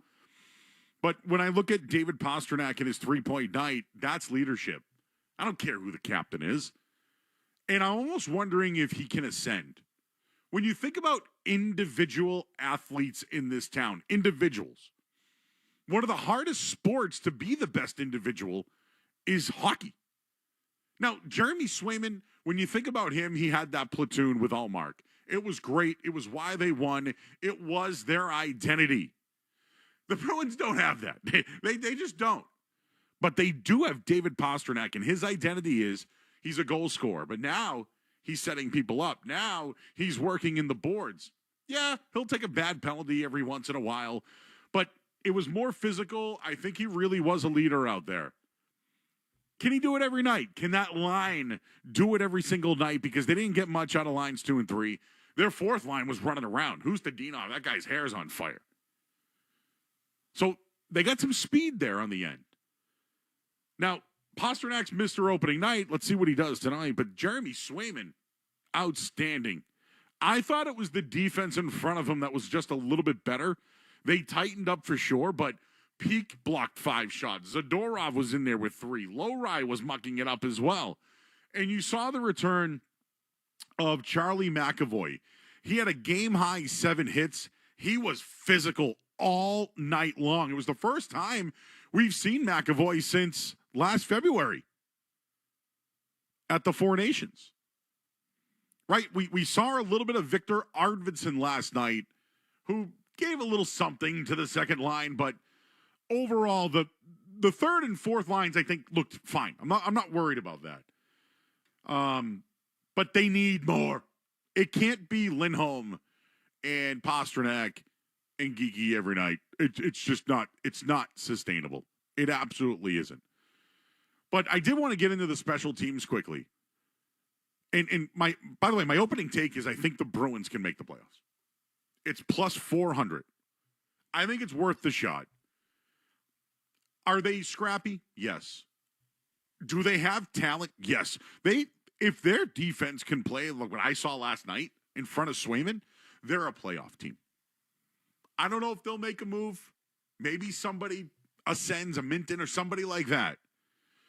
But I think it's worth betting the Bruins to make the playoffs. If you're wrong, you're wrong, but it's plus 400 odds. Those are great odds. It's high value. $100, $400 in, $1,000, $4,000 in. I think it's worth the shot. And when you look at this league, they have enough there to make it. They do. It's not pretty. It won't be pretty every single night, but they got one of the best scorers in all of hockey.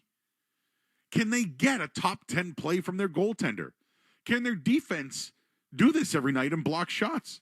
And can their special teams, their penalty kill, which went 5 for 5 last night? Not great, right? 5 penalties, not great. Might have to cut that out a little bit. But besides that, it looked better. They finished in the bottom 10 of the NHL last year in that category. And their power play, how many times have we talked about it? It was the 4th worst power play in the NHL a year ago. It looked pretty good last night. They went 1 for 2. So I know they brought in this Steve Spott guy. It looked better, is all I'm saying. Let's see what it looks like tonight. But overall, I thought it looked pretty good. And Zacha had a really nice pass to Pastrnak, and who passed that one to Lindholm. It was a really nice play. Something I just haven't seen from that team in a long time. But when you look at the Bees, if you can get great goaltending like they did last night, the good defense in front of them, that good special teams, and just enough offense from guys like David Pastrnak, I think the plus 400 to make the playoffs is certainly on the table, and we'll see how they do tonight. They get right back at it. I know Chicago's been here. They played opening night. It was a good fight. Did you see that? On opening night, former Bruin, Nick Foligno, was it? I'm trying to think of who that was. But a bunch of old Bees will be in the Garden tonight, and we'll certainly have it here for you on 98.5 The Sports. By the way, Tom Wilson, still, I don't like that guy. Don't like it. When they made a trade years ago for those players in the Capitals, I hated it. These guys, I never liked those guys. But Wilson went at Lowry a couple of times. I think he took a couple of them last night. And it was good to see him in there. But Pastrnak now has points in each of his past 5 season opening games. It's dating back to 2021. He ties Bobby Orr. That's pretty good, huh, Skaz? Bobby Orr? I heard he's good. It's the 4th longest streak in franchise history. So I just wanted to give the Bees their props. I think it's worth taking a look at the Bruins to make the playoffs this year. Maybe it is the new look Jeremy Swayman, but certainly it was a new look Boston Bruins. And I think what we saw last night looked good enough for me to make the playoffs. We'll leave it there at 617-779-0985. I did want to get into the Patriots as they're on the road this week. I still think it's a trap game. I wanted to talk about, though, the running backs and how they've done defensively against running backs. We'll get into that. Also, there's some news on Jason Tatum. He informed the Celtics today he wants to play this season. And I do want to pay homage to a former Red Sox great who passed away today. We'll do that as we're here until 6:30. We got Boston Bruins hockey tonight, beginning at 6:30 with the puck drop at 7 p.m. I'm Joe Murray. You're listening to 98.5 The Sports Hub. You're listening to Joe. You're listening to Joe Murray on 98.5. You're listening to Joe Murray on 98.5 The Sports Hub. Did you know using your browser in incognito mode doesn't actually protect your privacy? Take back your privacy with IPVanish VPN. Just one tap and all your data, passwords, communications, browsing history, and more will be instantly protected. IPVanish makes you virtually invisible online. Use IPVanish on all your devices, anytime you go online at home and especially on public Wi-Fi. Get IPVanish now for 70% off a yearly plan with this exclusive offer at ipvanish.com/audio. He's heading into the game. Let me tell you about a place I love to go. It's called Route 1 Grill House. It's in Saugus. It's the place to be. They have a great menu with a wide range of options. They're absolutely delicious. The ribs, you got to try. The steak tips, absolutely unbelievable. They have an irresistible. Oh, they're so good. And the pizza is just, I get the garlic with the pepperoni. Oh, they got a great draft beer selection, a martini list, and football fans, you don't want to miss this one. Every Sunday, Route 1 Grill House has 50-cent wings and the Sunday ticket. That's right, every game, all day. What more could you want? They can also provide outdoor seating while the weather's still warm, and they have a beautiful function room. It seats up to 70 people, so you can host your next event there. Located just before the Sullivan Tire on Route 1 South, this family-owned spot's one of a kind. Make Route 1 Grill House your next dining destination, and be sure to tell the Floramo brothers that Joe Murray said hello. Here at the Zebra, research shows the average person would rather endure a root canal than search for auto and home insurance. Just try to relax. Okay. Or be trapped in a car for 8 hours with toddlers on a sugar high. Or remove a nest of irate hornets. That's why the Zebra searches for you, comparing over 100 insurance companies to find savings no one else can. Compare today at thezebra.com. We do the searching, you do the saving. I think I'll wait inside. Ever felt defeated by cravings? You're not alone. Henry Meds is here to help support your weight management journey. Henry Meds' personalized compounded GLP-1 meds are shipped to your door. No insurance needed. Start taking back control today with treatments designed to reduce appetite and support your goals. To schedule a free online evaluation with a licensed healthcare provider, go to henrymeds.com/radio and get $100 off today. Results may vary. Not all patients are eligible. Compounded medications are not FDA approved. Consult a healthcare provider to determine if treatment is right for you. Have you tried the new Mega Millions game? Every play includes a multiplier to increase all non-jackpot prizes by 2, 3, 4, 5, or even 10 times. That means bigger prizes across the board. More Mega, more millions. From your Rhode Island Lottery. Please play responsibly. Tony Maz always has a lot to say, and the best thing about Maz is that you can hear his buttery tones in more ways than one. Afternoons with Mike Felger on the Baseball Hour, weeknights during the MLB season, and on the Sports Hub app anytime. What are you doing? What are you, some kind of idiot? That is like silk. You manage your business, we'll manage your finances. With Navigant Credit Union's cash management services, you'll boost efficiency and enhance performance. From collections to disbursements, it's the expertise you didn't know you needed. Try Navigant Credit Union today. Federally insured by NCUA. Save on fall's best flavors at Whole Foods Market during the Spice Up Fall event with big sales. Up to 20% off with Prime on hearty, no antibiotics ever proteins for soul-warming fall meals. Save even more with sales on gorgeous winter squash and crisp, juicy apples. And don't forget limited time sweets like their pumpkin cheesecake. Stay cozy and get it all delivered. Perfect for movie night. Spice up fall and save at Whole Foods Market. Terms apply.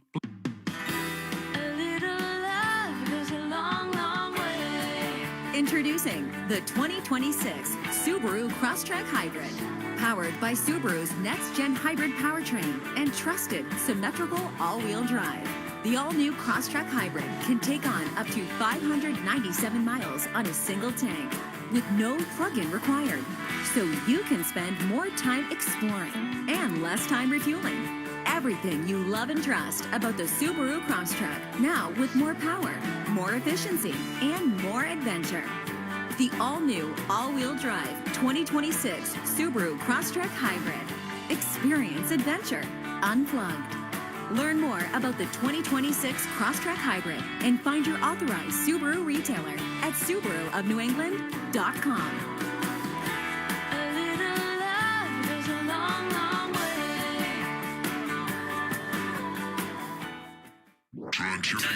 This is the first time in my lifetime that I have heard of North Carolina football this much, and it's all negative. Bill Belichick's program. They paid $2 million to a quarterback who's not playing. They crap on all the old recruiting classes, but they're playing a kid that was part of the team by saying, like, we inherited a crappy roster. Well, that's your quarterback, but it's not a inflated figure. They paid a quarterback $2 million to play football. They had plenty of money. With NIL and the transfer portal being wide open, there's no excuse not to put a competitive team on the field. Toucher and Hardy, weekday mornings at 6 on the Sports Hub. Everybody knows Joe. Just keeps getting better. Joe Murray on 98.5 The Sports Hub. Pasternak's got it back along his near side circle. At the hash marks. Gets it back up top for Zadorov. Now Pasternak out near the blue line. Took a shot and scored!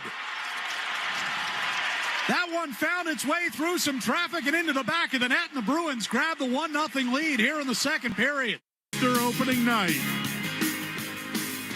David Pastrnak. It's funny, I actually I Googled David Pastrnak opening night stats, and when I did that, Skaz, I found an article from Joe Murray of 98.5 The Sports Hub from 2003 looking at the opening night historical data from David Pasternak's games. So I wish I remembered that I wrote that, Like, I'm not a writer, not a reporter. I don't have sources, none of that. But I wish I remembered that. So anyways, yes, he has a history of doing it. And I'm trying to look at what he's done in the home opener, which I know there are a lot of people going to tonight's game, by the way. I don't know if the tickets were cheap. I don't know if season ticket holders weren't going tonight. I don't know what it is. But there's a lot of people that are going. Maybe it's just hockey. Right? Maybe it's just hockey. So I do remember a couple of years ago, the Bruins opened the night up against Chicago. They won 3-1 that night, and who had a huge night? It was David Pastrnak who scored the go-ahead goal on an empty netter. That sealed the victory. Remember he scored 61 goals the year before that? So, when you look at it, Pastrnak should be Mr. Opening Night. This was going into last season. He had 13.7 goals and 6 assists over in his career in the first game of the season. Add 2 more assists and a goal. He's been outstanding. He's been very good. And when you look at it though, he wasn't named captain. I don't care. But I do think he needs to be the best individual player on that team. As long as he plays well and they stay close, I think they are a playoff team. So you can certainly react to that if you're on your way in. I did want to touch on some Patriots stuff quickly. Since we don't have full shows the rest of the way, we will be here tomorrow night as well. We had the Celtics playing a preseason game last night, but we'll be here tomorrow till 11. I'll give you my weekend bets and, my thoughts on the game this week. But I still think it's a trap game. I think tomorrow's a trap game. Sunday's game against New Orleans. And it's always that Mike Vrabel versus the Titans on deck. So the Patriots will look to snap a 2-game losing streak to the Saints. They lost in 2021, 28-13. And then remember that Mac Jones game where he threw the pick 6 on the sideline. He lost 34-0 in that one. That was back in 2023. But the Patriots defense this year, I mentioned this earlier in the week, but their numbers as far as holding opposing running backs under 100 yards has been outstanding. The Patriots are the only team in 2025 that has not surrendered a 50 yards to a running back through the first 5 games. It's the first time in team history that has ever happened. Now, Baltimore did not allow a 50-yard rusher for the first 7 weeks of the season, And Kansas City started the 2024 season with a 5-game streak. What do all those teams have in common? They all went to the playoffs. So the 2025 Patriots team is the 5th in the NFL against the run. They're allowing 85.6 rushing yards per game. The franchise record for the Patriots, 88.6 rushing yards per game. That was back in 2016. The Patriots defense overall is allowing about 3.51 yards per rush. That's through the first 5 games of the year. It's the 4th lowest mark in the NFL in 2025. The team record for a season is 3.3, recorded back when? In 2023. So why do I think that this is important? Well, I think Alvin Kamara and Keandre Miller, those are the 2 names. I think Taysom Hill will be another one that you should consider. And when you're talking quarterback, who's the 4th runner? Spencer Rattler. I'd look into that one as well. So I was looking at highest graded defensive tackles in the NFL. This was courtesy of PFSN College. They looked at all the defensive tackles in the league. And they graded Jeffrey Simmons number 1 from the Titans, DeForest Buckner from the Colts 2, Chris Jones 3, even though he loafed the other night, and Jalen Carter. We all know what these guys can do. Christian Barmore, 6th on the list at 83.3% as far as impact metric rating. Coming in at 8th on this list is Milton Williams of the Patriots at 81.8. What a huge addition both of these guys are. Milton Williams, they paid for it. He's the highest paid Patriot in team history. But Christian Barmore is a guy who missed an entire season. And now you match the both of them in the middle.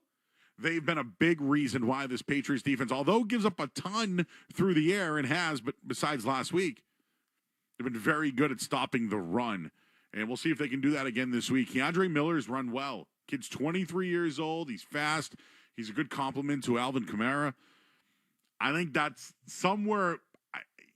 Spencer Rattler can't throw the ball deep. He doesn't make explosive plays through the air. I think they're going to stick to their ground game. And really, I think this game's going to come down to turnovers. I know it's easy to say, but if Drake May and the offense don't turn the ball over, they win the game. But that defense of the Saints, they create turnovers. That's my concern this weekend. But I did want to highlight the Patriots in their run defense. It's been really good this year. It's actually been, as far as the first 5 weeks of the season, one of their tops in their history. One other thing that's out there regarding the Patriots is Christian Gonzalez. He was limited at practice today. I think we got ourselves a little bit of a source war. I think I saw Ben Volen mention that he might have re-injured his hamstring. I'm just trying to pull all that together. Yeah, Ben Volen today, Boston Globe. Looks like Christian Gonzalez tweaked his hamstring again when the injury report came out. I don't have sources. I don't know anything. I just scrolled Twitter, guys. That's all I do. And I saw that on there. Then what did I see from Mike Reese? Christian Gonzalez worked away from the team during the individual drill and special teams portion on Thursday, which cornerbacks coach Justin Hamilton described as a predetermined plan with Mike Vrabel. So Jim Whalen and Frank Pirano, it was a scheduled day. So what was it, Ben Volen? Did he re-aggravate the thing, or was it a scheduled day?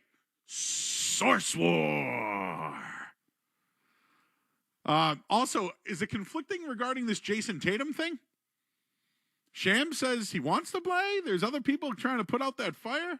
Maybe we'll work on that one tomorrow night, Skaz, because I that's too much for me right now. Finally, just wanted to pay homage to Mike Greenwell.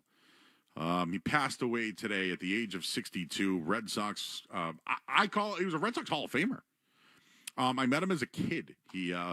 My mom worked at a furniture store, and Mike was buying furniture, and he had time to sit down with myself and my brother and talk to us and signed autographed baseballs and took the time out. I think it might have been 1989 or 90.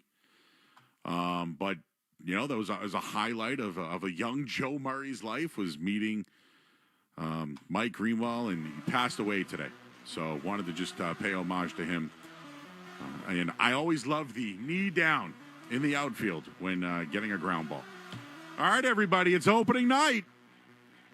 Bruins, Chicago Blackhawks at the Garden celebrating their 30th year. Oh, there's some new food items, Joe. Maybe we'll go over those later on tonight. We'll hand things over to Ryan Johnston and Bob Beers. I'm Joe Murray. We got you post-game after the Bruins and Chicago Blackhawks next here on 98.5 The Sports Hub.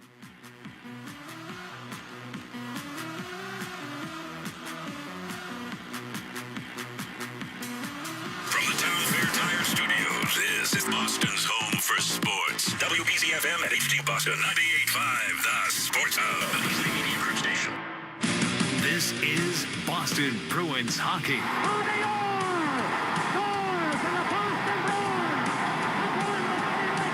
Boston Bruins hockey is brought to you by your local New England Honda dealers, Shaw's and Star Market, Safety Insurance, Town Fair Tire, Granite City Electric's GCE Night Train, your New England Ford dealers, Blue Sky Restoration Contractors, and by Catches Law. 2 seconds, 1 second, it's over.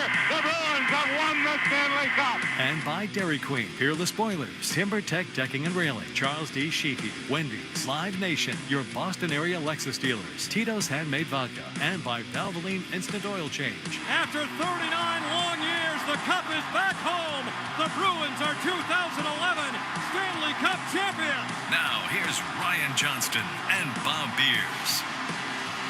From TD Garden, it is Boston Bruins hockey. Tonight, just 24 hours removed from a season-opening win in Washington, D.C., the Bruins hit the ice for their home opener against the Chicago Blackhawks. Great to have you with us. Alongside Bob Beers, I'm Ryan Johnston. Tonight's storylines are brought to you by your New England Chevy dealers and the Chevy Silverado, where dependability comes standard. Last night, Bruins with a 3-1 victory in their season opener over the Washington Capitals. The top line of David Pastrnak, Elias Lindholm, and Morgan Geekie providing all the scoring. And goaltender Jeremy Swayman was terrific between the pipes as new head coach Marco Sturm celebrated his first NHL victory. Oh, it feels great. I'm exhausted, though, but no, it's just, I said it before, it's the moment I was waiting for, and to grab a win on the road at a tough place like here, it's even better. And on top of it, you know, for the most part, they played exactly what we worked on. They played exactly how I wanted them to play, and that makes me happy. We talked last night about one of the keys to success for this season for Marco Sturm's team is improving on special teams, both on the power play and the penalty kill. Well, last night, 1 for 2 on the man advantage and a perfect 5 for 5 on the PK. Yeah, no, it's you know, the penalty kill it's a tricky part because we can't really, you know, teach and practice, you know, at home. So you almost need it in the games. You need a lot of reps. Preseason, it was not too many. The guys were in, guys were out. To radio, we had too many to practice the PK, but they got it done. And I think slowly they get it. Yeah, so PK was, it's funny, you know, he talked about it after the game, Marco Sturm did. He's like, it's not really something you can practice a lot, you know, because, you know, you got some guys who, you're not going against a number one power play. You know, they practice a power play more than they practice penalty kill. And unfortunately, he got a bunch of reps last night, you know, whether they were all deserved or not, you got a bunch of reps last night. And good kill, good goaltending. Really impressed with the way that the guys kind of came together. And you had a couple killers, guys that would kill penalties that were in the box a few times. So, including the 5-on-3 in the second period that they had, 55 seconds where they had to kill a 5-on-3. So really solid job. That's why a guy like Corrali was brought in. That's why, you know, some other guys have been brought in. You don't want to they use very few players on both the power play and the penalty kill. There's a few guys that they use, but they try to limit, you know, using them on both. You want to use everybody, especially with the way that the season is laid out this year, early on, and even October, November. It's just, there's a lot of games in a short amount of times because of that 3 weeks that they have off in February for the Olympics. So, they want to use everybody, and that's why it's really important to have everybody involved all the time. And, everybody last night had double digits in terms of ice time, and they didn't overtax, I don't think, anybody really last night. Some guys played some heavy minutes, especially towards the end. They shortened the bench towards the end, but they used everybody throughout the game. Let me ask you about defensively. They gave up 36 shots on goal last night, but there weren't a lot of grade A chances in that. Yeah, there were some. Yeah. There were some. There were some breakdowns, but that's going to happen. I thought a lot of it was from the outside. I don't think there were a lot of rebound opportunities. So, you can look at shots on goal, but you look at quality of shots, and he addressed that earlier today, Marco Stern did. He was asked about it. I thought a lot of the shots from the outside. We said it last night. Protas took a shot from outside the dots, nobody in front, off the rush, easy save, no rebound, whistle, no fire to put out. I'll take those shots all day long, and so will the goaltenders.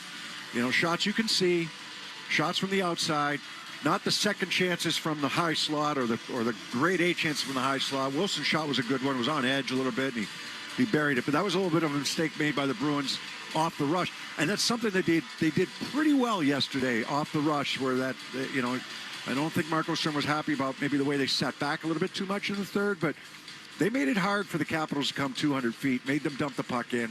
And, you got to have good touches when you go back to make those plays coming out of the zone. And the Bruins' top line cashed in offensively. Elias Lindholm scored what turned out to be the game winner on the power play in the third period. And afterwards, credited new assistant coach Steve Spott with helping design the play that led to that power play goal. Yeah, it was kind of Spotter drew that play up or showed us this morning. Yeah, it worked. Obviously, when past after puck, you just always got to be ready. So I was ready, and I find me in a good spot, and nice to see it going. Steve might have drawn that up, but Pastrnak with just great instincts, right? Fake shot, sell the shot. You get Logan Thompson to kind of bite, or not bite, I mean, he's got to respect that, the possibility of the shot coming from Pastrnak coming on the left wing side, and then open up his hips and make that pass across to Lindholm. Now Thompson, the goaltender's got to move from right over to the left, and Lindholm gets the puck, and now he's moving to his backhand. Now Thompson's got to try to get back to his right, just couldn't do it.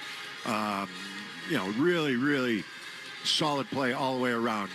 Zacha up to Pastrnak, off the wall. You didn't need the delay play in that situation. It was partially a delay play, but then just get it right up. And if that's something that they noticed from the Capitals, then good on them. And Steve Spott was brought in to do a lot of things as an assistant coach here for the Bruins, a lot of experience there, but one of the main things that he was brought in to do is help out that power play. Pastrnak finished the night with a goal and 2 assists. Geekie and Lindholm each with a goal and an assist to lead the way for the Bruins to that 3-1 victory. Well, tonight, Marco Stern makes his home debut as Bruins head coach. He's going to go with the same lineup as last night's win, with the exception of the starting goaltender. Jonas Korpisalo will make his season debut after Jeremy Swayman made 35 saves in the victory in Washington. We're counting it down to puck drop here at TD Garden. Here's what's on deck, brought to you by TimberTech Decking and Railing, #1 in premium decking. Order free samples at timbertech.com. We will go around the NHL, including Rick Tocchet making his debut as Flyers head coach. You should be excited playing this team. Where are we against this team, even as an individual? Bob will chat with Bruins head coach Marco Stern. I want us to be consistent. I think there were phases in our game we just we didn't really stick with it. And up next, we'll talk about tonight's opponent, the Chicago Blackhawks. Taken away by Bertuzzi to Nazar over the Panther line to Teuvo Teravainen, and he shoots, he scores! And the Hawks have tied the game at 2. That's all coming up here on the 98.5 The Sports Hub Bruins Radio Network, driven by the versatile Honda CR-V at your local Honda dealers. Now's the time for a great deal on a new Honda. For a limited time, well-qualified buyers can get a 3.99% APR on a 2026 Ridgeline, 2026 Passport, or 2026 CR-V. Hurry into your Honda dealer today. See dealer for financing details. Hey, it's Big Jim. Are you stuck in traffic going to the game? Next time, do what I do. Just take the train to North Station. With Commuter Rail, kids 11 and under always ride free. And if the game's on a weekend, you ride with $10 weekends. So next game, don't be late battling traffic and parking. Ugh. Get tickets with the M-Ticket app and take the train straight to the game. Hi, this is Andrew Peak. I'm excited to be teaming up with the Shaws and Star Market Foundation and 98.5 The Sports Hub for Feeding the Puck for Families. Every time me or one of my teammates feeds the puck this season and helps score a goal, the Shaws and Star Market Foundation Nourishing Neighbors Initiative will donate $100 to help end hunger here in our local communities. Since its inception, Nourishing Neighbors has raised more than $250 million across the country to ensure our neighbors have the nutrition needed to thrive locally. Every time we feed the puck for a goal, the Shaws and Star Market Foundation will make a donation of $100 to the Greater Boston Food Bank to help end hunger up to $50,000. To learn more about feeding the puck for families, visit 985thesportshub.com/feedthepuck. To succeed in today's tech-forward business world, you need skills that keep pace with tomorrow's challenges. At Northeastern University's DeMoore McKim School of Business, we believe our signature approach to experiential learning gives you the skills, insight, and confidence employers demand. Ready to make your mark? Connect with us at our Ask Me Anything event on October 15th. Save your spot at northeastern.edu/business events. There's nothing spookier than being overdue for an oil change. Valvoline Instant Oil Change has all treats and no tricks this month. Go to newenglandoilchange.com for an exclusive 15% off coupon. Now's the time for a great deal on a new Honda. For a limited time, well-qualified buyers can get a 3.99% APR on a 2025 Accord or 2026 HRV. Hurry into your Honda dealer today. See dealer for financing details. Toucher and Hardy, mornings on the Sports Hub. Gathered in by Forsling. He shot it around. Renzel could not hold the puck in at the left point. 2 seconds, one. And the Panthers successfully defend home ice on the night. They'll raise their banner. Back here at TD Garden as the Bruins host the Chicago Blackhawks for their home opener tonight. Blackhawks coming off their third straight last place finish in the Central Division, their fifth straight season missing the playoffs. Like the Bruins, they made a coaching change mid-season last year, and over the offseason, they selected former Red Wings head coach Jeff Blashill as their new boss behind the bench. Chicago opened their season on Tuesday night with a 3-2 loss to the Panthers down in Florida as the rebuild continues in Chicago, Bearsy. I don't see it changing anytime soon. They hung in there the other day. They played okay. You know, Nick Foligno drops the gloves with A.J. Greer, a couple former Bruins going at it. You know, Connor Bedard is the guy that they're trying to build around.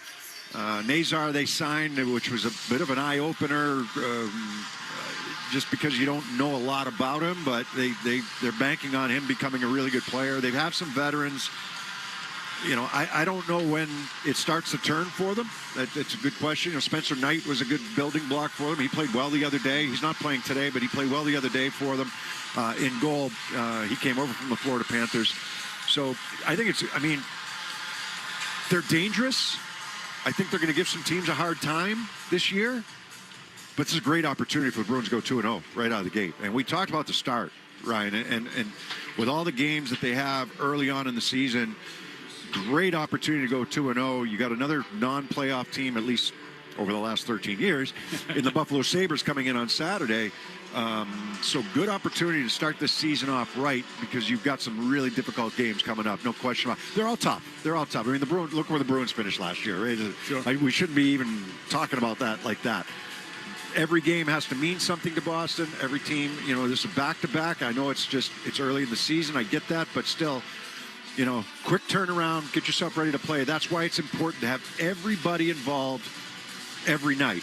You might shorten the bench at a certain time of the game, which they did last night a little bit, certainly with the defenseman, but you've got to have everybody dialed in because you got to use everybody. And I think that's so important here early on in the season. You mentioned Connor Bedard, first overall pick, obviously, a couple of years ago, moving into his third pro season, 23 goals, 67 points last year. Some people thought that was a down year. Right. Yeah. And, you know, but a guy that, you know, he is the future of this organization.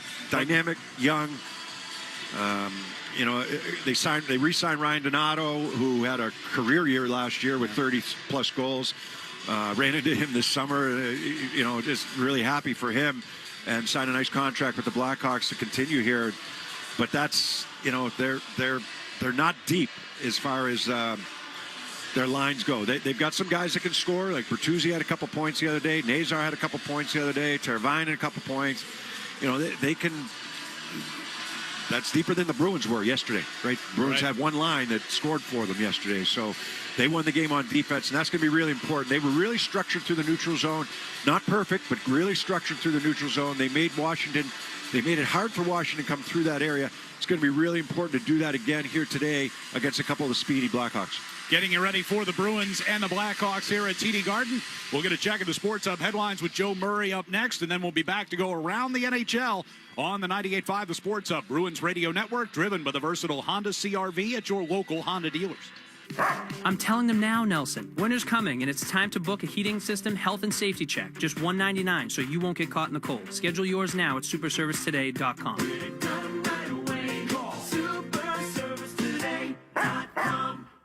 Chevy trucks have you covered when the road takes you from smooth sailing to Chevy Colorado will eat up some of the toughest terrains with 5 available drive modes. And Silverado and Silverado HD have the muscle to take you out for some serious. With multiple engine options and impressive towing, while Silverado EV is the perfect combo of performance and capability. Nice. Making it a snap to hitch up this electric truck and hit the road. Wherever the road leads, Chevy trucks are right there with you. Visit your New England Chevy dealers. Comcast Business can help turn your small business into a connected, secure, modern business. It's how retailers become constantly connecting must-visit shops. How restaurants become reliably up and running neighborhood favorites. How healthcare offices become the data-protecting caregivers that we all depend on. And how wealth management firms become cyber-securing guardians of your information. With reliable connectivity, enhanced cybersecurity, and Wi-Fi backup, your business can stay connected and get threat-ready with Comcast Business, powering possibilities.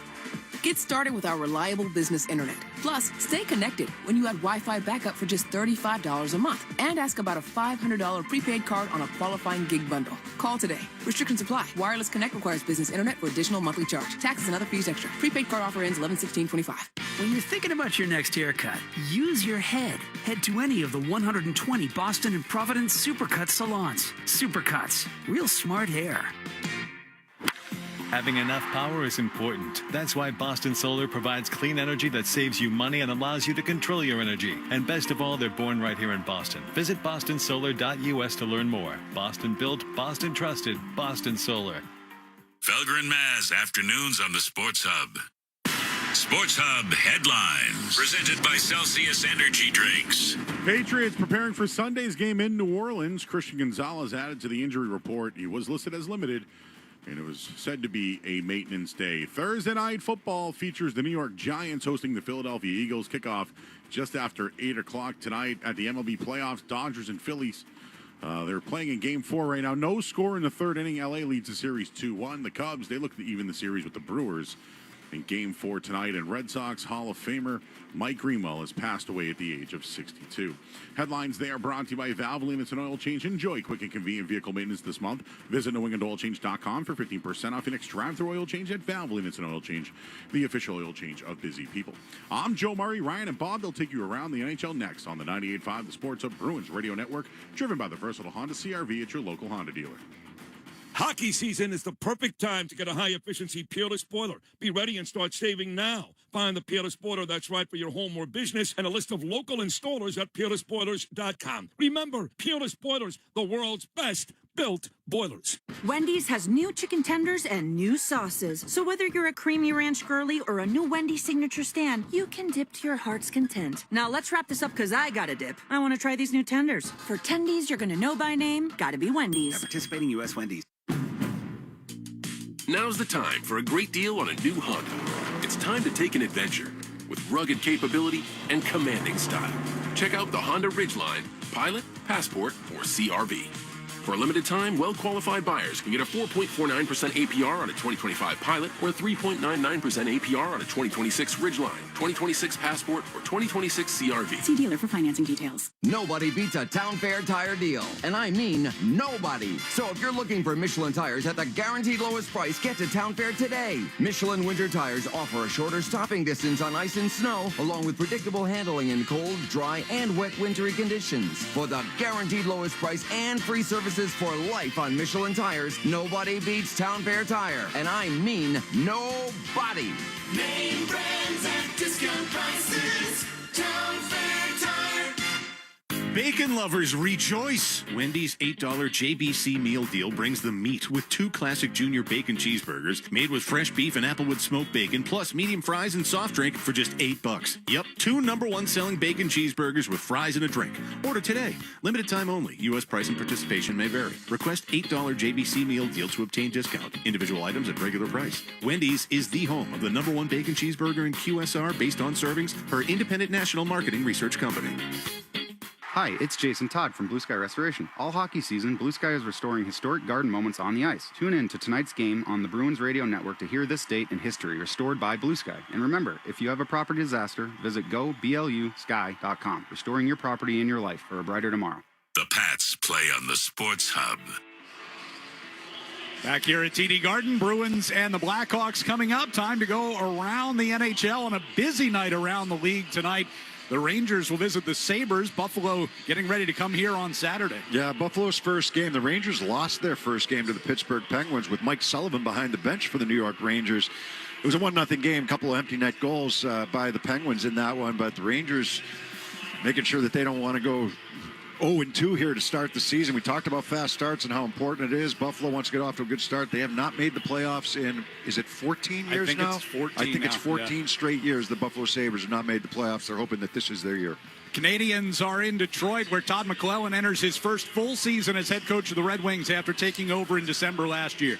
We have talked about this, our identity. We need to play with some pace. We need to have a hunting mentality. I'm not sure that everybody knows what that means, but our guys know what that means. You know, everybody talks about the Atlantic Division and which team was going to be able to step up and make the playoffs. Detroit certainly wants to be one of those teams. We talked about Buffalo already. Ottawa and Montreal both did it last year. The Bruins, of course, took a step back. So things are changing a little bit right now in the Atlantic, and it's going to be up to the Bruins to be able to retool on the fly here and get themselves back in it. Ottawa Senators are down in Tampa Bay to take on the Lightning. Victor Hedman was not satisfied with the Lightning's first-round exit last season. No, we want to be better than last year. And first and foremost, we want to come off to a good start. And, we had a good camp, like I said. And guys are excited to go, and guys look to be in great shape. So now it's going to be exciting. Yeah, everybody's in great shape to start the season. Right? Everybody's optimistic. Everybody's in great shape. You know, the Bruins had a relatively tame preseason. It was a good preseason, the way that they played, but in terms of dropping the gloves and things like that, it was pretty tame. Not so much for the Lightning and the Senators, right? Senators and Canadians went at it. The Lightning and Florida Panthers went at it. Twice. And they went at it hard. Yeah. So, hey, Ottawa only finished, 2 points behind the Florida Panthers last year in the standings. So this is a team that they feel that they can really take a huge step forward. They've got the goaltending with Linus Ullmark now, a good young team that really took major steps last year. Yeah, Lightning had suspensions and fines. The team got fined $100,000, and John Cooper lost $25,000 because of what happened on Saturday night. Meanwhile, the Panthers are hosting the Flyers tonight. Rick Tocchet making his debut behind the Philadelphia bench. You should be excited playing this team. You know, where are we against this team? Even as an individual, lining up against somebody, can you go head to head with the guy, or can you hold your own? Those are measuring sticks that I do like. It should be interesting, actually. The Florida Panthers are known as the bullies, right? And that's what's kind of the stuff coming out of that Tampa 2-game series in the preseason. Tampa wasn't going to take it anymore. Florida pushes people around, but they're missing 2 key guys in Tkachuk and Barkov. Barkov's out for the entire year. Tkachuk, probably till December at least. So, those are 2 major factors in their lineup, and the Philadelphia Flyers trying to work their way back into a playoff push with Rick Tocchet behind the bench. That's our look around the NHL. Marco Sturm will join Bob next on the 98.5 The Sports Hub Bruins Radio Network, driven by the versatile Honda CR-V at your local Honda dealers. Get the most for your trade at Bernardi Honda during our Trade and Save event. We need used 2020 to 2024 vehicles, and we're paying up to $2,000 over book value. Or have a lease? Bernardi Honda will give you $500 for your early lease return. Hey, it's Sean Doherty, co-owner of Joyce Cooling and Heating in Nashville. We're celebrating our 30th anniversary. Since 1995, Joyce has been your go-to for heating and cooling across New Hampshire and northern Mass. Visit joycecool.com. Whether I'm heading to a game, the airport, or out with friends, to get where I need to be in comfort and style, I rely on the pros at A Plus Coach. Anthony and his team at A Plus Coach offer world-class personal transportation services with the best fleet of luxury vehicles anywhere in Massachusetts, all at an affordable price. Next time you're heading to a game, heading to Logan like I do, or heading to Boston for a night out, leave the driving to A Plus Coach. For reservations and more, visit apluscoach.com or call 781-THE-LIMO. That's apluscoach.com or 781-THE-LIMO. And to get the best rate, tell them so sent you. Route 1 Grill House in Saugus is the place to be. With a 70-person function room and relaxed outdoor dining, it's perfect for any occasion. The best part? The food is irresistible. Baby back ribs, steak tips, seafood, pizza, you name it, they got it. Plus, this football season, enjoy 50-cent wings, and they got the Sunday ticket for every game on Sunday. They also have an extensive martini list and a large selection of draft beer. What more could you want? Located just before Sullivan Tire on Route 1 South, this family spot is one of a kind, so don't get it confused with any other restaurant. Make Route 1 Grill House your next dining destination and tell the Floramo brothers that Joe Murray sent you. Attention skilled tradespeople and sales pros. Are you ready to join a team where your hard work is valued and your career can thrive? Gem Plumbing and Heating has 2 new branch offices in Massachusetts and is hiring. We're looking for HVAC, plumbing, electrical, drain, and sales professionals who are ready to take their careers to the next level. Enjoy competitive pay, benefits, and a supportive team environment. Plus, we're offering attractive sign-on bonuses. Don't wait. To join our growing team, apply at AskGem.com today. Atomic Coffee Roasters, a second-generation family business roasting fresh in Peabody. Get subscriptions, cold brew cans, or unwind with Atomic Black, their signature coffee liqueur. Find it statewide or at drinkatomic.com/radio. Atomic Coffee Roasters, spreading positive energy 1 cup at a time. The Bruins play on the Sports Hub.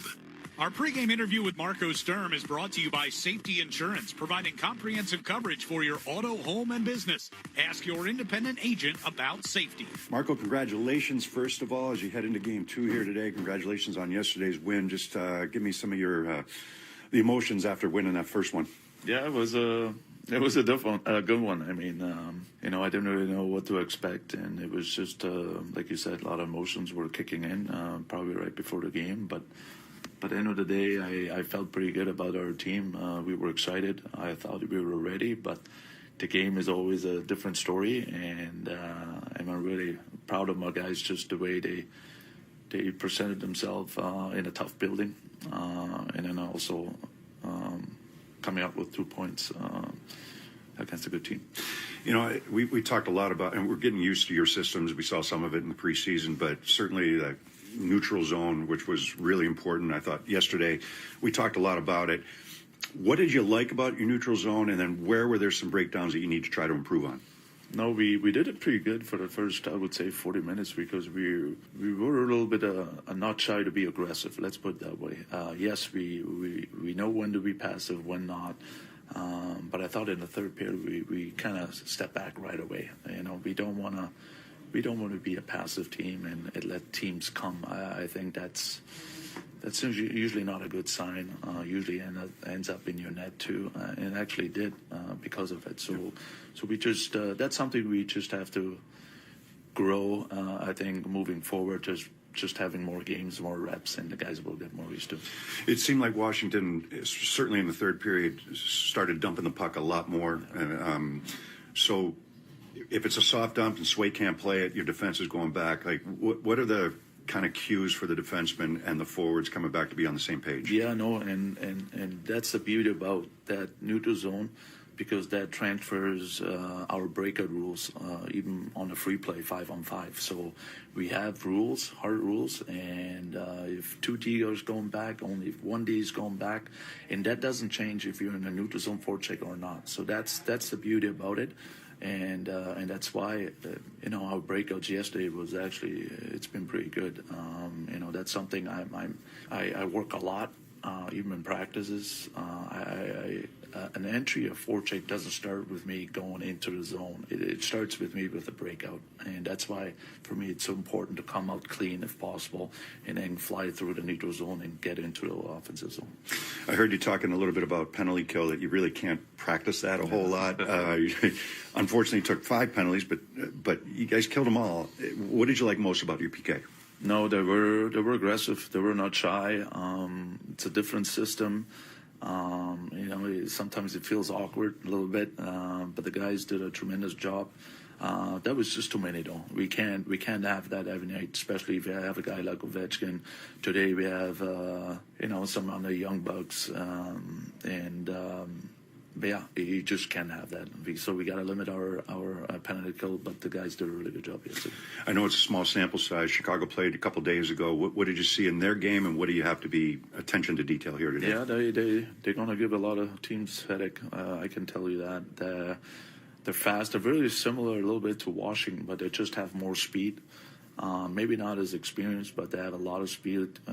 They have a great transition game, so our puck management will be very important. Last question for you, just in terms of the overall picture, what you want to see better from your team, whether it's individually or as a team tonight? Yeah, no, we just I want us to be consistent. I think there's still even in preseason, even last night, there were phases in our game we just we didn't really stick with it. Getting pucks deep and outwork him again. We wanted to be cute too many times, and you got to be consistent. I think that's what good teams do, and if you follow the Florida Panthers, it's the best example. Marco, we appreciate it. Good luck here tonight. All right, thank you. That's head coach Marco Sturm. Bruins, Blackhawks next. Let's pause 10 seconds for station ID on the 98.5 The Sports Hub Bruins Radio Network. From the Town Fair Tire Studios, this is Boston's home for sports. WBZ-FM at HQ Boston, 98.5 The Sports Hub. The Media Group Station. Last night, the Bruins went into Washington looking to be a harder team to play against. And for the first night, they were. Here's a pass up the left side. Pasternak's got some lane down the left wing circle in front. Score! Elias Lindholm with a backhander beats Thompson. Stalemate on this one. Now Strome pulls it free. Pasternak got it, though. Gets it to Geekie. Geekie skates it ahead. Shoots and scores from the Washington blue line. Now they'll look to make it 2 in a row as they face off against a hungry Blackhawks team. It's the home opener for the 2025-26 Bruins, and it's coming up next.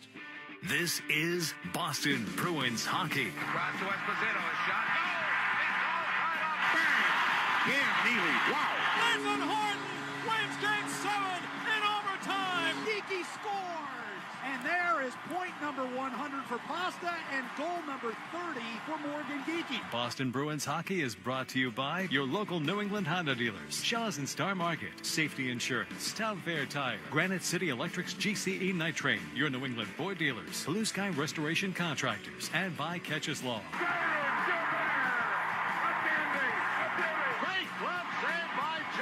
Backhand and a save, Thomas. Swayman made a great stop at the far post. And by Dairy Queen, Peerless Boilers, Timber Tech Decking and Railing, Charles D. Sheehy, Wendy's, Live Nation, your Boston area Lexus dealers, Tito's Handmade Vodka, and by Valvoline Instant Oil Change. Back to Orr. Put in. His 100th point. Backhand score of a penalty shot for Raymond Gort. David Pasternak calls game, and the Bruins win it 2-1. Bergeron, and the Bruins win the series. Now, here's Ryan Johnston and Bob Beers. And we're at TD Garden for the home opener as the Bruins get ready to take on the Chicago Blackhawks back-to-back to start the game, or to start the season. You mentioned earlier, good chance here against Chicago to try and get to 2-0. Yeah, I mean, you're used to seeing the Bruins being at the top of the list, right? And top of the standings, and not where they were last year. So it shouldn't take, there's no great games you take for granted. Chicago in here waiting for the Bruins, watching them play last night. Didn't get home till very late last night, as we well know. And that's why it's important to have everybody going. I mean, you should be fresh here early in the season, no question about it. But tough way to start, right? On the road and then right back here at home for your home opener. You know, it's up to the Bruins. I mean, you got a great opportunity. It's time to get a little greedy, right? You won last night, maybe a game that not many people gave them a chance to win, but now you're back home, on home ice, home opener. against a non-playoff team in the Chicago Blackhawks. It's, get a little greedy for 2 wins in a row here. Again, same lines for Marco Sturm tonight. Jonas Korpisalo will get the start in goal, and we will have the opening face-off next on the 98.5 The Sports Hub, Bruins Radio Network, driven by the versatile Honda CR-V at your local Honda dealers. Hurry into DQ for their sauced and tossed chicken strip baskets, layered with flavor from top to bottom and everywhere in between. Try them today. Now available in new sweet chili or honey barbecue. Only at DQ. Happy tastes good.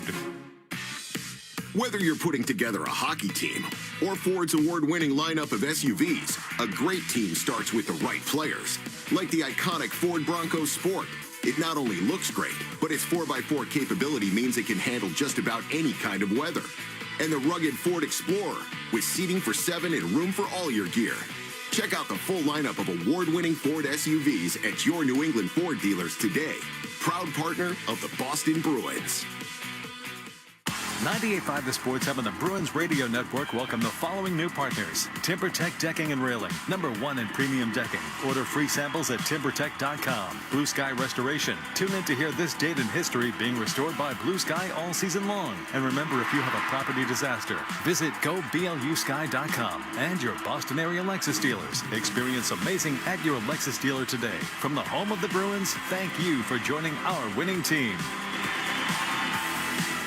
At Meineke, doing car care right means transparency. So Meineke certified technicians perform a free digital e-inspection and send updates with pictures, videos, and notes directly to your phone or email. When you can see what we see, that's Meineke transparency. See for yourself. Visit Meineke.com today and schedule an appointment with a locally owned and operated location. Trust your key with Meineke.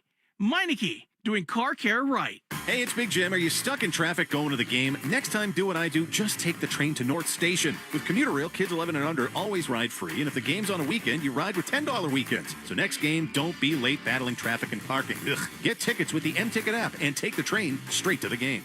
The Revolution play on the Sports Hub. Before we drop the puck for the Bruins and Blackhawks, here's Todd Angeli with tonight's national anthem.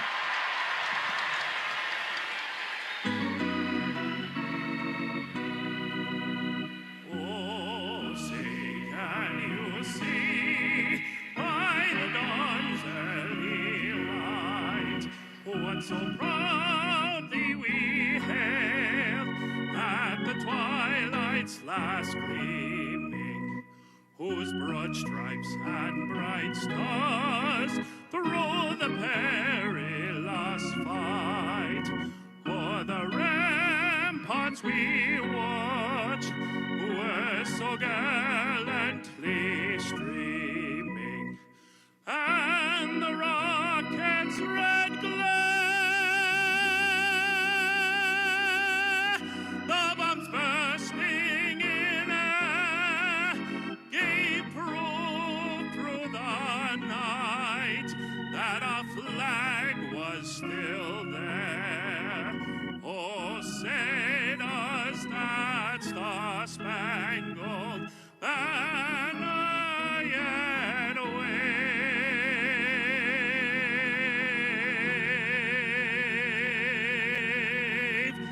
o'er the land of the free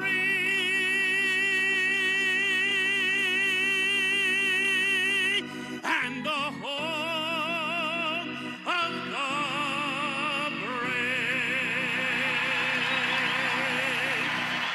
the Todd Angeli with the national anthem as we get set for puck drop between the Blackhawks and the Bruins. We'll take a look at our starting lineups here tonight. In goal for the Chicago Blackhawks, Arvid Soderblom. On defense, former Bruin Matthew Grzelcyk and Connor Murphy, and up front, Ryan Donato, Jason Dickinson, and Ilya Mikheyev. For the Bruins, Jonas Korpisalo gets the start. Charlie McAvoy and Mason Lohrei, your defensemen, and up front, Casey Middlestat, Pavel Zacha, and Victor Arvidsson. First 5 minutes of tonight's game are presented by your New England Ford dealers. Tonight's New England Ford dealers' first 5 contestant of the game. I got to find it. A little out of practice on these.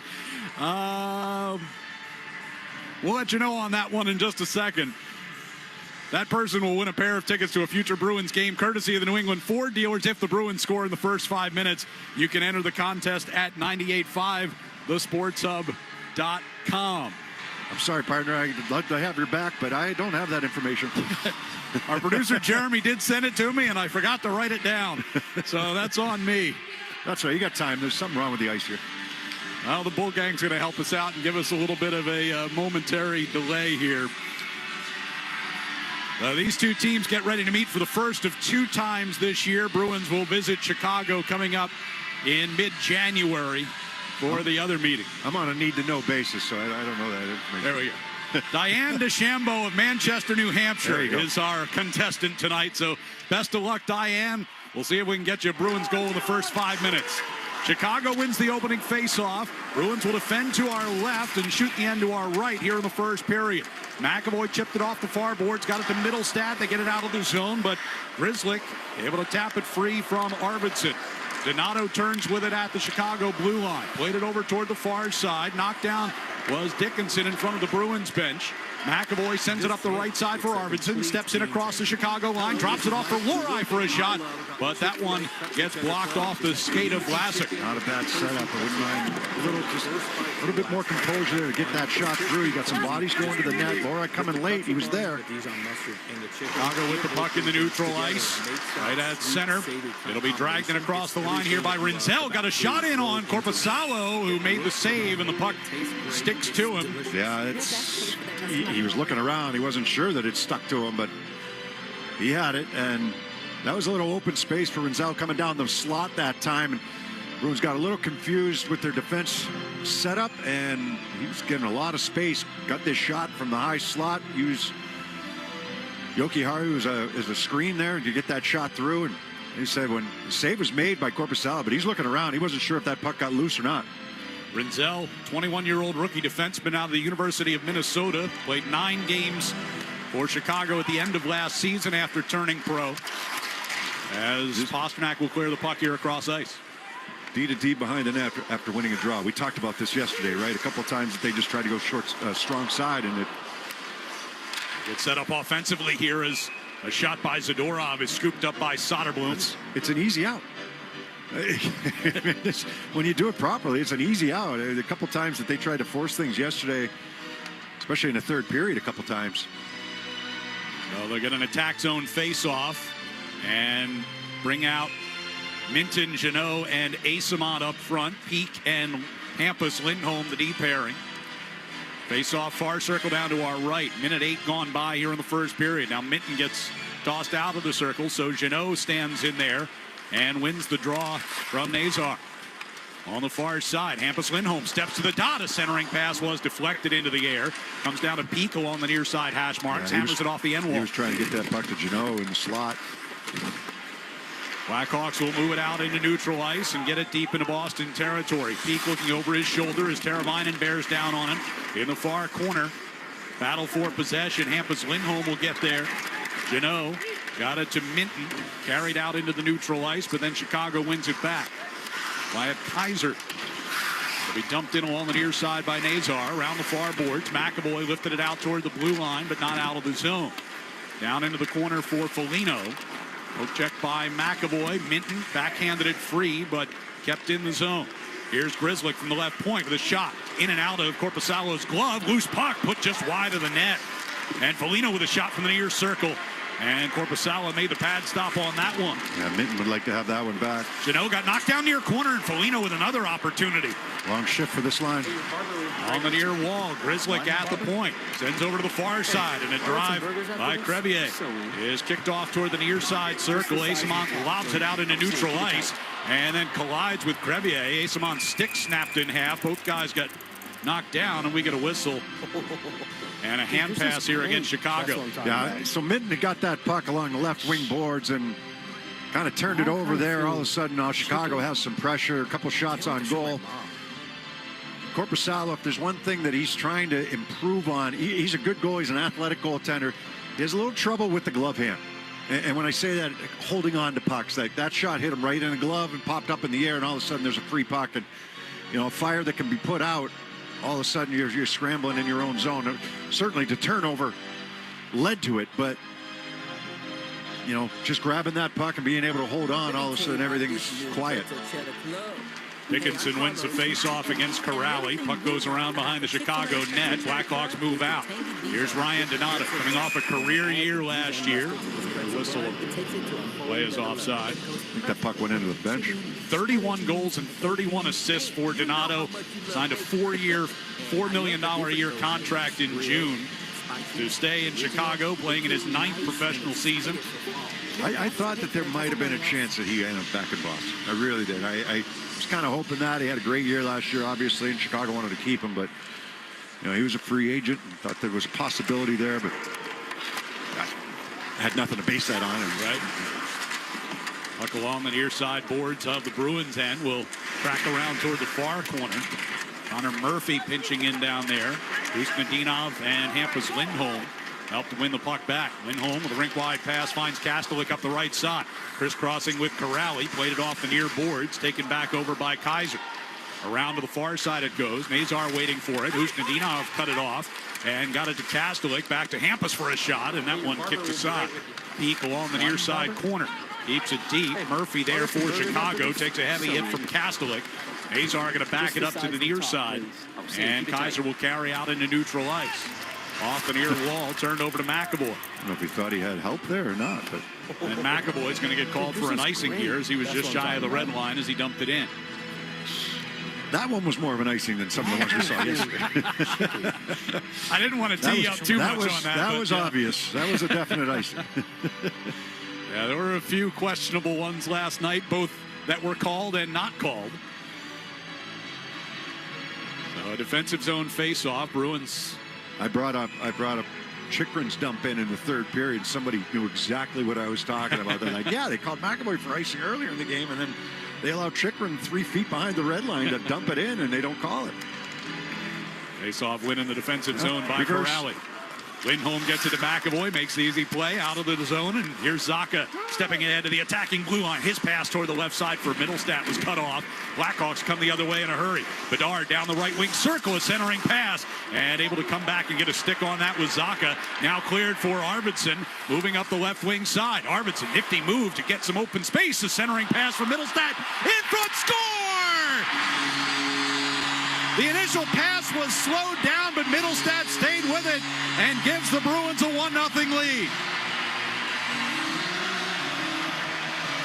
It starts with a face-off win and a clean breakout. Odd line change by Kastelik there. I know he wanted to get off the ice after the icing call, but you break up the 2-on-1. You get going back the other way. Good transition. Middlestat up to Arvidsson. Arvidsson makes a nice move coming down the left wing. Now he's going to try to backhand a pass out in front. You got 3 Blackhawks in the air, 4 Blackhawks in the area. Nobody can come up with that puck. They slow the pass down, but Middlestat's the only one there to find that loose puck as it ping-pongs around a couple of skates. Matt Grzelcyk was one of them, and Middlestat slides this puck past Soderblom. Casey Middlestat, 4 goals in 18 games after being acquired at the trade deadline last year. Gets his first of this season. And the Bruins' first goal that has not come from the first line. Yeah, first point for Arvidsson in the Bruins uniform. Dickinson sends it across to the far side. Mikheyev into the Boston zone. Out near the blue line. Played it away from Zacha to the back of the net. Donato works his way into the far corner. Zadorov gets a stick in there. He's up against Mikheyev now on the hash mark's far side. It'll come down low for Dickinson. Middlestat gets a hip on him. They continue to battle for possession. Now it comes free, and Jokiharju first to it in the near circle. Out into neutral ice. That one gets through Crevier, and he'll whistle the Bruins for an icing. Crevier's stick. 15:21 to go here in the first period. Boston on the board, which means we have a winner in our New England Ford first 5 contest. Diane DeChambeau of Manchester, New Hampshire. Congratulations. You've won a pair of tickets to a future Bruins game, courtesy of the New England Ford dealers. Face off in the defensive zone. Bruins win that, clear it, but that'll be another icing. Play the icing game today. Makes that sweet, savory combination. It's everything that you love about food rolled into one. Scoring on the goal. It tastes great. Middlestat from Arvidsson and Zacha at 3:51.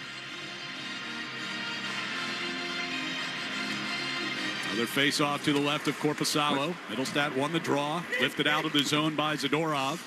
Given away in the neutral ice, dumped right back in by Rinzel. Peak out of the far corner. They'll send it back into neutral ice, and Rinzel there again. Now back across the line they come. Nazar to Bertuzzi. Relieved to the puck by Peak. Geeky.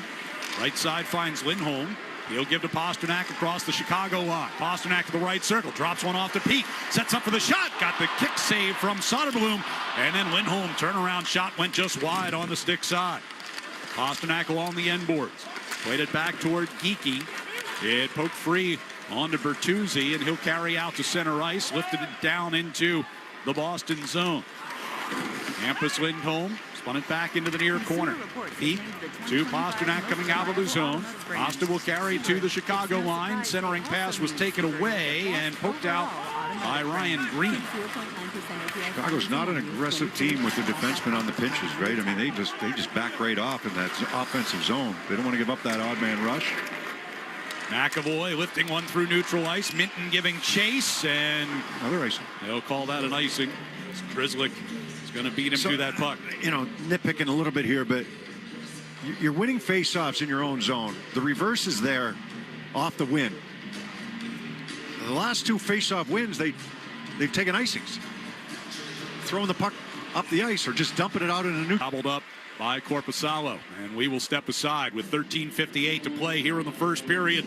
Bruins are on the board first with a 1-0 lead on the 98.5 The Sports Hub Bruins Radio Network, driven by the versatile Honda CR-V at your local Honda dealers. Chevy trucks have you covered when the road takes you from smooth sailing to Chevy Colorado will eat up some of the toughest terrains with 5 available drive modes. And Silverado and Silverado HD have the muscle to take you out for some serious. With multiple engine options and impressive towing, while Silverado EV is the perfect combo of performance and capability. Nice. Making it a snap to hitch up this electric truck and hit the road. Wherever the road leads, Chevy trucks are right there with you. Visit your New England Chevy dealers. When you're thinking about your next haircut, use your head. Head to any of the 120 Boston and Providence Supercuts salons. Supercuts. Real smart hair. Electrical contractors, get on board Granite City Electric's GCE Night Train. Order your materials to be delivered overnight to the job site the following morning and save time and money. Go to GCEnighttrain.com to order. There's nothing spookier than being overdue for an oil change. Valvoline Instant Oil Change is all treats and no tricks this month. Go to NewEnglandOilChange.com for an exclusive 15% off coupon. If you've been having your McDonald's sausage McMuffin with an iced coffee from somewhere else, now is the right time to reconsider. Wake up to a warm sausage McMuffin with egg for $3 and add your favorite any size iced coffee in caramel, black, or French vanilla for just $1.29 during breakfast hours only. Prices and participation may vary, cannot be combined with any other offer.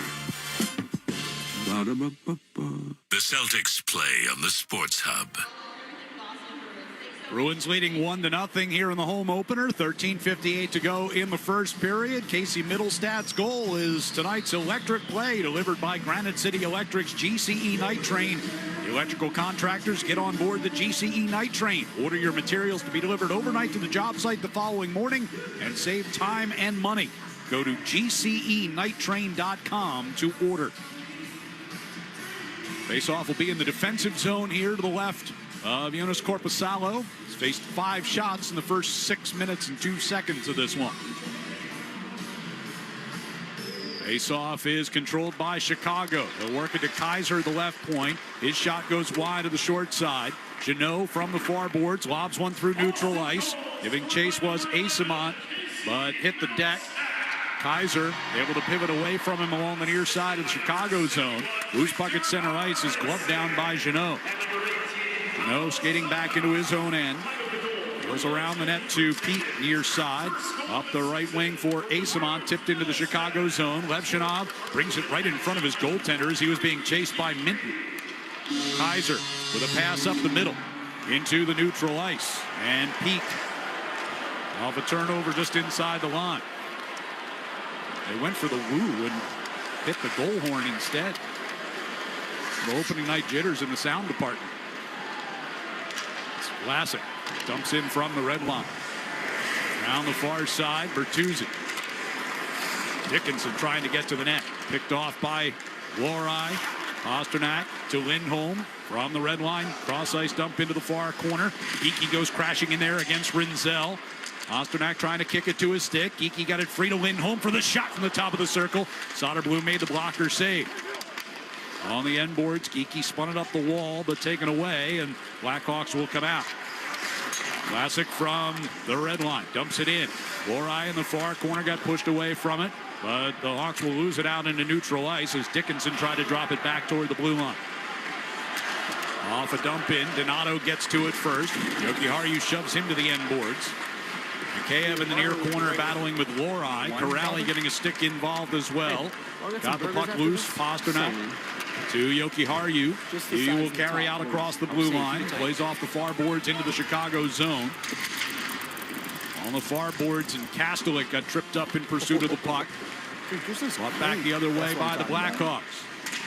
As a pass over for Burakovsky, and his shot deflected high up into the crowd over the netting. Ended up being a 3-on-2. Pretty good stick there by Jokiharju just to get a piece of that shot.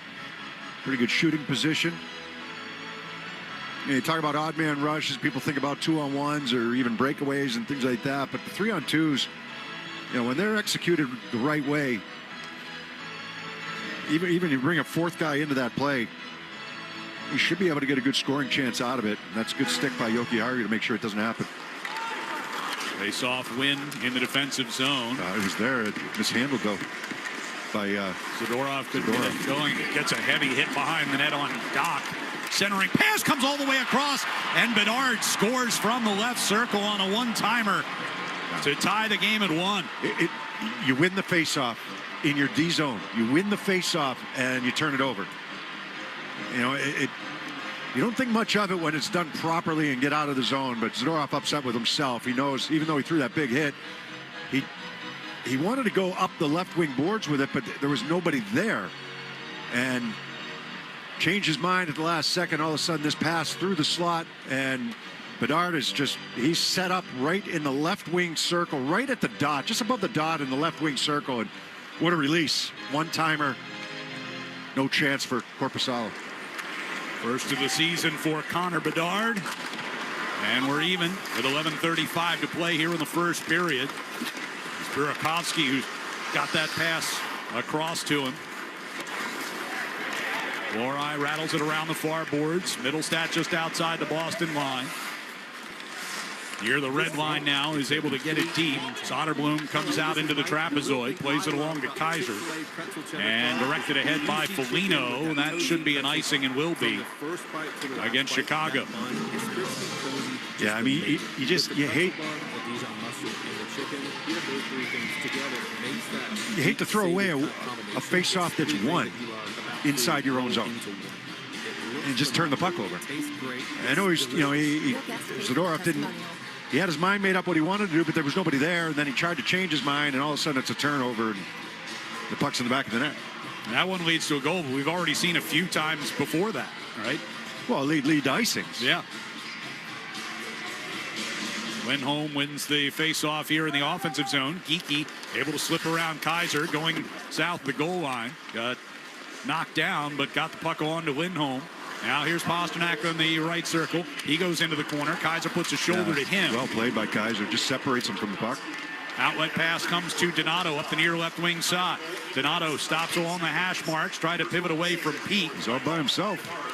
And Pete digging in for that puck. Teravainen pulled it free. Goes across the ice. Rinzel in the far corner.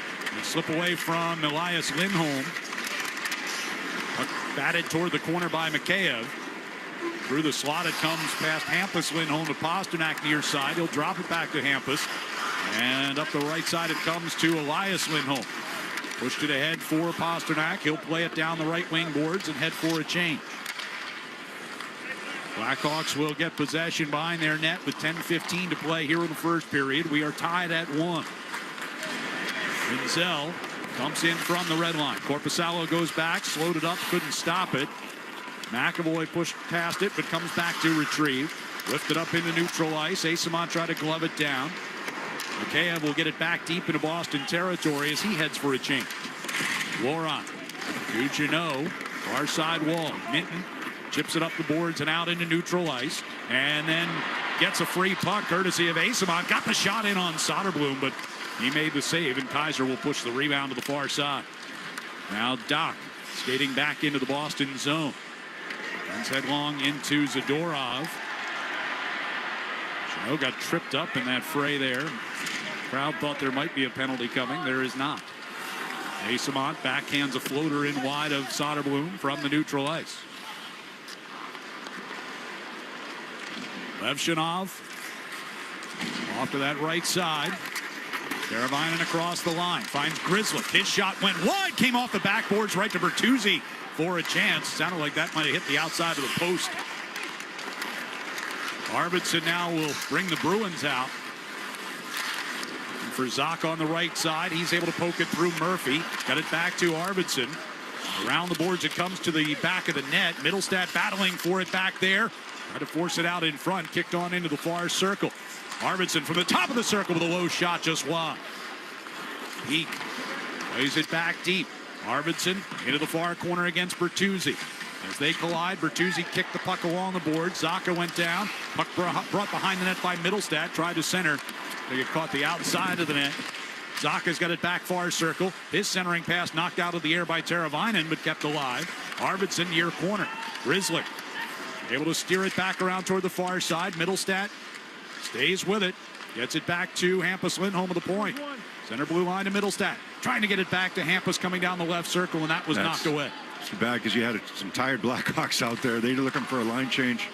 Teravainen fired it ahead toward the Boston blue line. Kept away from Foligno. McAvoy brings up the near side. Throws a low shot in on goal. Save made.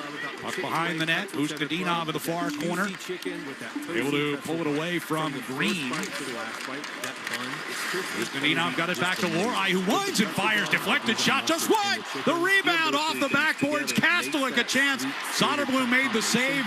And we get a scrum as the whistle comes. 7:37 to go here in the first period at TD Garden. Bruins won, Blackhawks won here on the 98.5 The Sports Hub Bruins Radio Network, driven by the versatile Honda CR-V at your local Honda dealers. Sports don't get any tougher than hockey, and trucks don't get any tougher than Ford F-Series, F-150, and Super Duty. The trucks that move mountains also move parade floats and snowmobiles. With that versatility, it's no wonder Ford F-Series is the #1 selling pickup for 48 years straight. Visit buyfordnow.com for great offers. Your New England Ford dealers, a proud partner of your Boston Bruins. Sales claim based on 1977 to 2024 calendar year total sales. TD cardholders score special benefits at TD Garden, from pro shop discounts and free tours to free popcorn and more. These benefits were made for game time. Learn more at the TD Garden website. TD Bank, bank of the Boston Celtics and Bruins. Good news, homeowners. Over the last 5 years, home values have increased more than 40%. Bad news, homeowners. Some of you haven't adjusted your insurance to cover your home's increased value, which means a natural disaster could also be a financial disaster. Relax, people. Talk to an independent agent about safety insurance. They'll make sure you have the coverage you need today to ensure a happy tomorrow.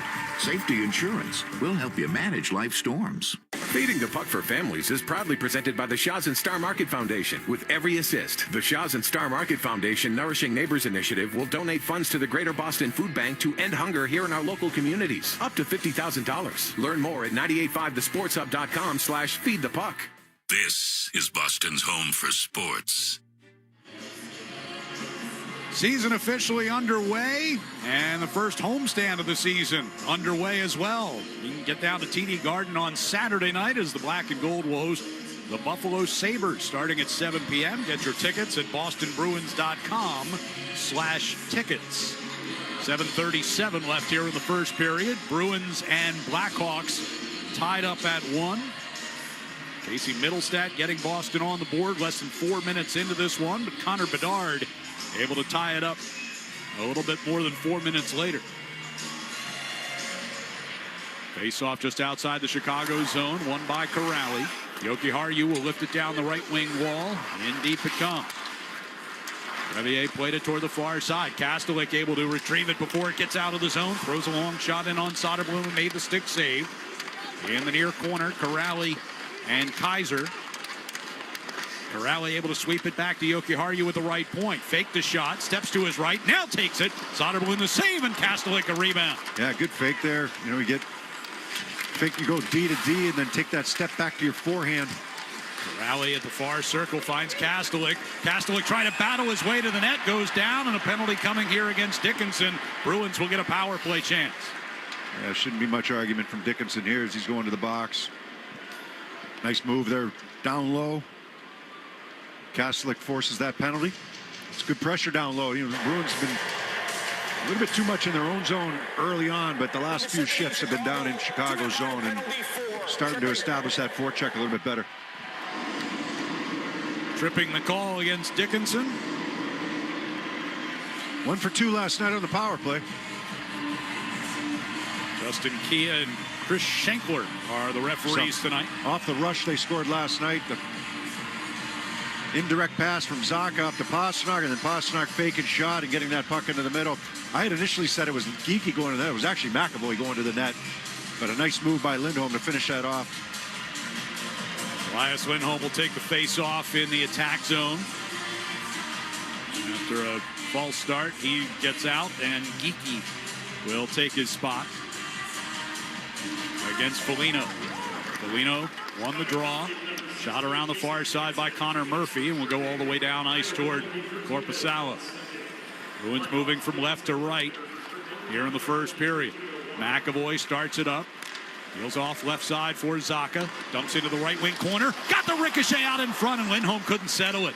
Here's McAvoy with a shot pass intended for Lindholm. Yeah, it's basically a 1-3 by the Blackhawks through that neutral zone on the penalty kill. And you got a penalty coming up. Murphy and David Pastrnak having a long conversation over by the Chicago bench. It's going to be a penalty on Pastrnak.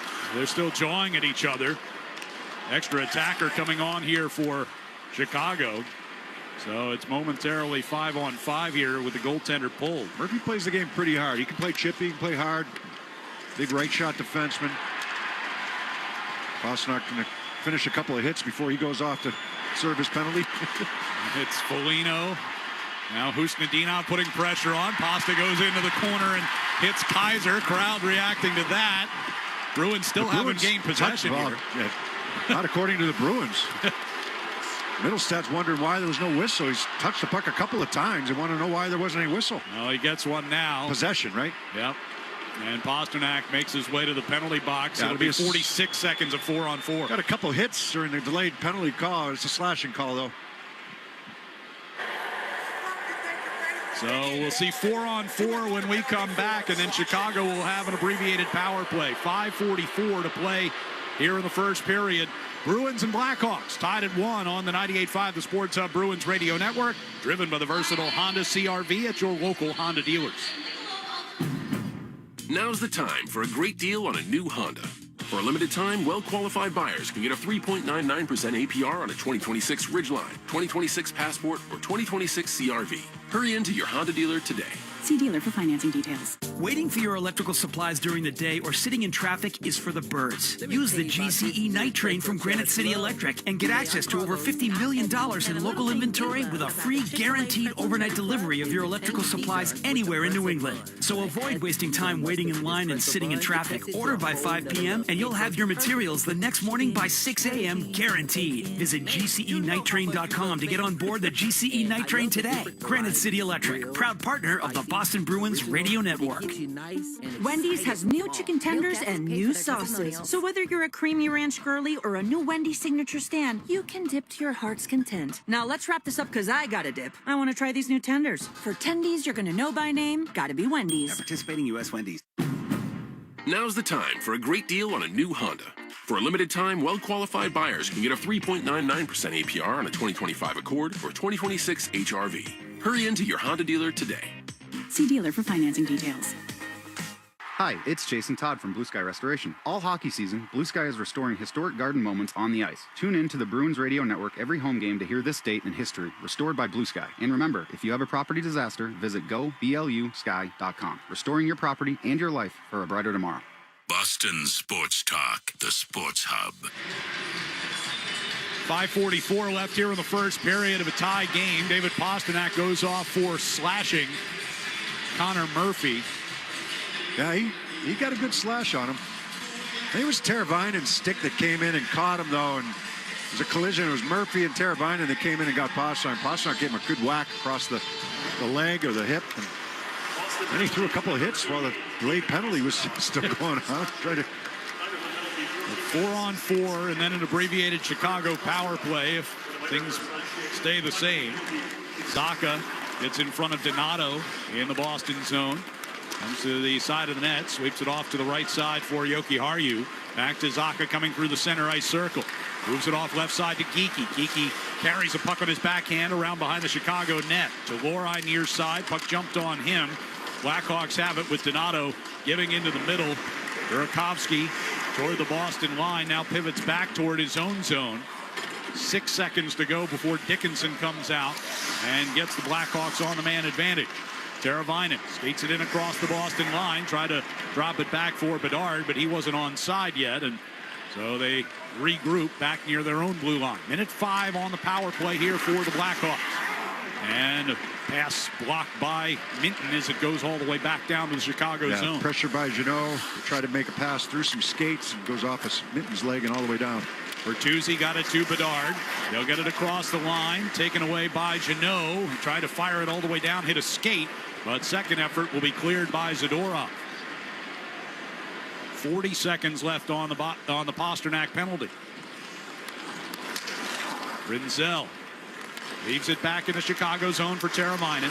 Brought it through neutral ice. Bedard steps in across the line. Then he blew a tire, but able to get up and keep that puck in the zone. Played it over to the far side, but Kastelik gets there first. He'll carry it ahead shorthanded, and Corrali couldn't keep that back skate onside. The Bruins are without Hampus Lindholm right now, not on the bench for the Bruins, because you had Peak and you had Jokiharju killing that penalty after McAvoy and Zadorov had started on the kill. They're back out now, but no Hampus Lindholm on the bench for the Bruins. That's certainly concerning. Hampus played just a shade over 20 minutes in last night's game. Keep our eye on that, see if he emerges from the tunnel here. Kastelik able to push one into the Chicago zone. Vlasic kept it away from his net. 12 seconds left on the Chicago power play. Knocked away from Burakovsky by Kastelik coming through neutral ice. Now here's Donato near the Boston line. McAvoy wouldn't let him gain entry. He's standing still. He has no support. Donato I'm talking about, so kind of an easy clear there for the Bruins. Pastrnak sprung from the box. Teams are at full strength. Zadorov, big hit along the far boards on Donato. Burakovsky at the back of the net. 2-on-2, they battle for possession. Puck came toward the crease. Zadorov got a skate on it. And now Elias Lindholm skates into some open space. He'll carry it all the way out across the red line and across the blue. To the right side for Geekie. Coming down the hash marks, a centering pass for Pastrnak, who got turned around by Doc.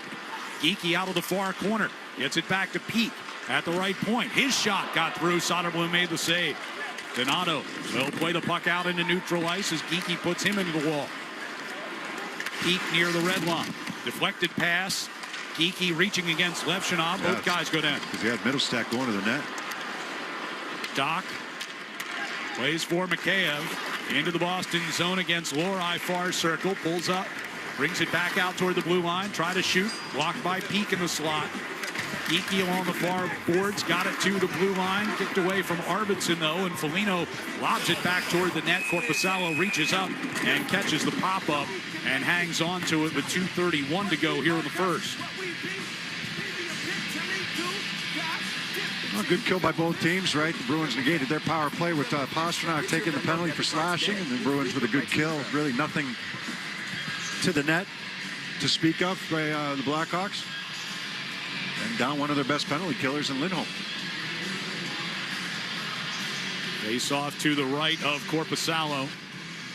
Middlestat will stand in against Bertuzzi. Now Teravainen has to get in there in Bertuzzi's place. Middlestat won the draw cleanly. McAvoy sent it around far side. Zacha got bumped off it, but McAvoy picks up from there. Middlestat sweeps into the Chicago zone. Soderblom stops it at the back of the Blackhawks net. Outlet pass to Bertuzzi on the right wing side. He pulls up near the red line. Had his pocket picked by Arvidsson. Into the Chicago zone. Arvidsson trying to get around Murphy. Reaches in, get a stick on that puck. Zacha at the back of the net. Arvidsson in the right wing corner. Now back towards Zacha, but he can't get away from Crevier. Lifted out of the zone by Teravainen. Fedorov crunches Nazar and wins that puck in the Boston zone. Nazar will turn and go for a change. McAvoy carries it through neutral ice from the blue line, dumps around behind the net. Crevier pushed it toward the far side. Green right there. Now Bedard backing his way out of the zone will carry ahead through neutral ice. On the left side for Foligno. Shoved to the wall by Jeannot. Puck sent around toward the far side hash marks. Hook check by Warai, but Green stays with it. Green pivots, turns, fires, and the glove stopped by Korpisalo as that one looked to be going wide of the net. Hangs on to it with 80 seconds to play in the first. Good for him to get a feel for it anyhow, right? We talked about the glove hand. Sometimes can be a little bit problematic for Korpisalo. Just put out any fires, right? Get the line changed. We've had the advantage in face-off so far in this period, at least by the eye test. I haven't really looked at a stat, but a lot of face-offs inside their zone. I know that. This one will be Minton against, well, it was going to be Bedard. He's out now, and Green gets in there, and Minton wins it cleanly back into the corner. Warai nearly ran into the linesman as he brought the puck through the circle. Not nearly, he did. And now they get called for icing. They get whistled for an icing as they lose the puck all the way down the ice. So a minute 11 to go here in the first, and they'll have to take another defensive zone faceoff.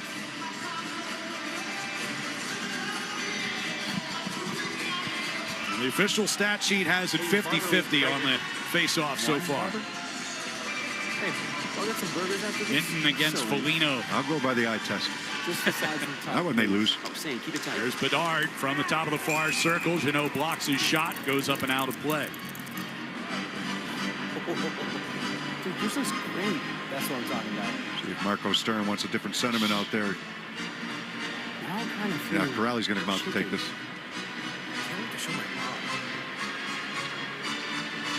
So Minton heads to the bench. His wingers, Jeannot and Asimont, stay out there.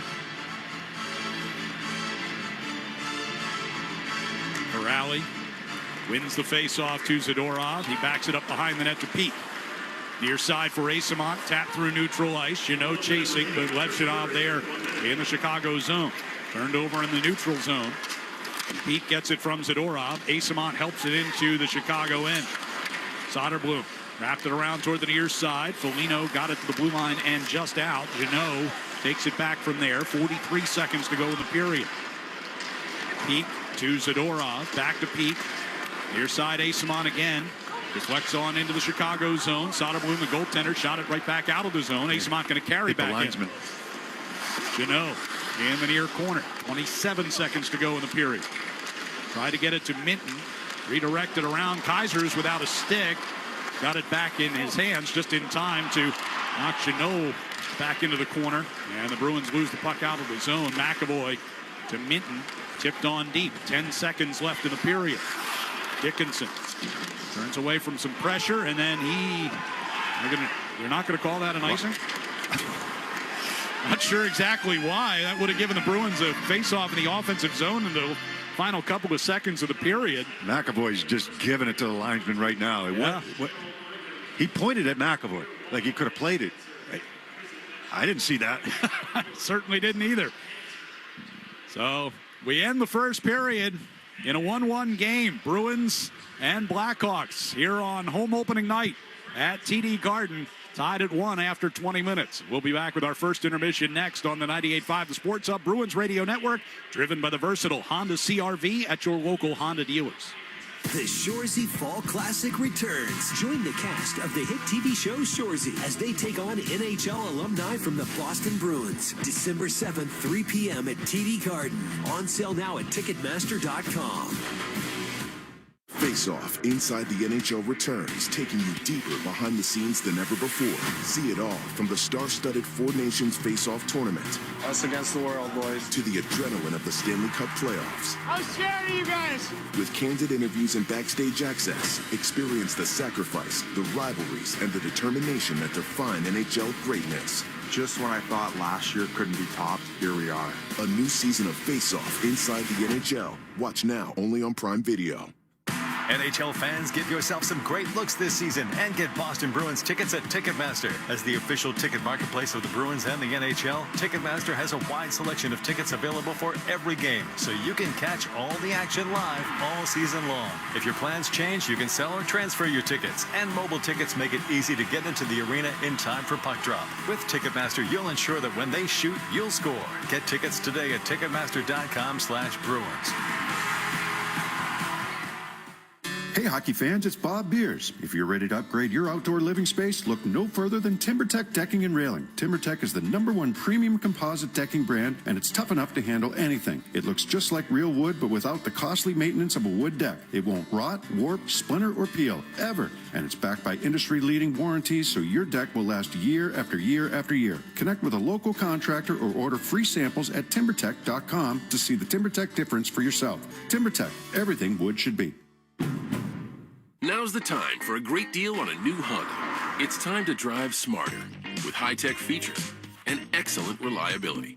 Check out the Honda Civic, Accord, or HR-V. For a limited time, well-qualified buyers can get a 4.99% APR on a 2026 Civic or a 3.99% APR on a 2025 Accord or 2026 HR-V. See dealer for financing details. Exclude Civic Si and Type R. Miller Lite, the legendary light beer. The originator, the inventor. If this beer could talk, it'd tell stories about that one time, that night, that one guy, that one gal. Writing a story 50 years long and 50 million friends wide. Because legendary stories start with a light. Here's to 50 years of Miller Time. Celebrate responsibly. 2025 Miller Brewing Company, Milwaukee, Wisconsin. Hurry into DQ for their sauced and tossed chicken strip baskets, layered with flavor from top to bottom and everywhere in between. Try them today. Now available in new sweet chili or honey barbecue. Only at DQ. Happy tastes good. Champions play here. The Sports Hub. Tied at 1 here at TD Garden at the end of one period. Back alongside Bob Beers, I'm Ryan Johnston. And tonight for our first intermission, we kick off our series of division previews. And with the Blackhawks in town, we're going to start with the Central Division. And Jared Bednar's Colorado Avalanche, who finished with 102 points last season, but they lost in the first round of the playoffs in 7 games to the Dallas Stars.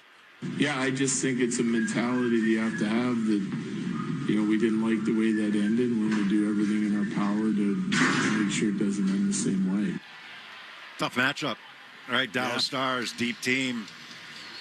You're going to have a really good team going home early, and that's what happened with the Colorado Avalanche. Good series, but it leaves a little fire in Nathan McKinnon's belly, I would imagine, and he's a guy that plays with a lot of heart, a lot of emotion. Cal McCarr, best defenseman in the league, arguably, but in my opinion. So that's a really good hockey team there, and they made a ton of changes last year. Colorado made they revamped their entire goaltending tandem. Right. They started with 2 goaltenders. The 2 goalies at the end of the year weren't there at the beginning of the year. Right. So they addressed issues and made some trades, made some changes, and still ended up going out in the first round. And they get Landeskog back healthy this year as well. Good news for them. Yeah. That's great. That's their captain. He's a heart and soul kind of guy. It's just so good to see him back in there.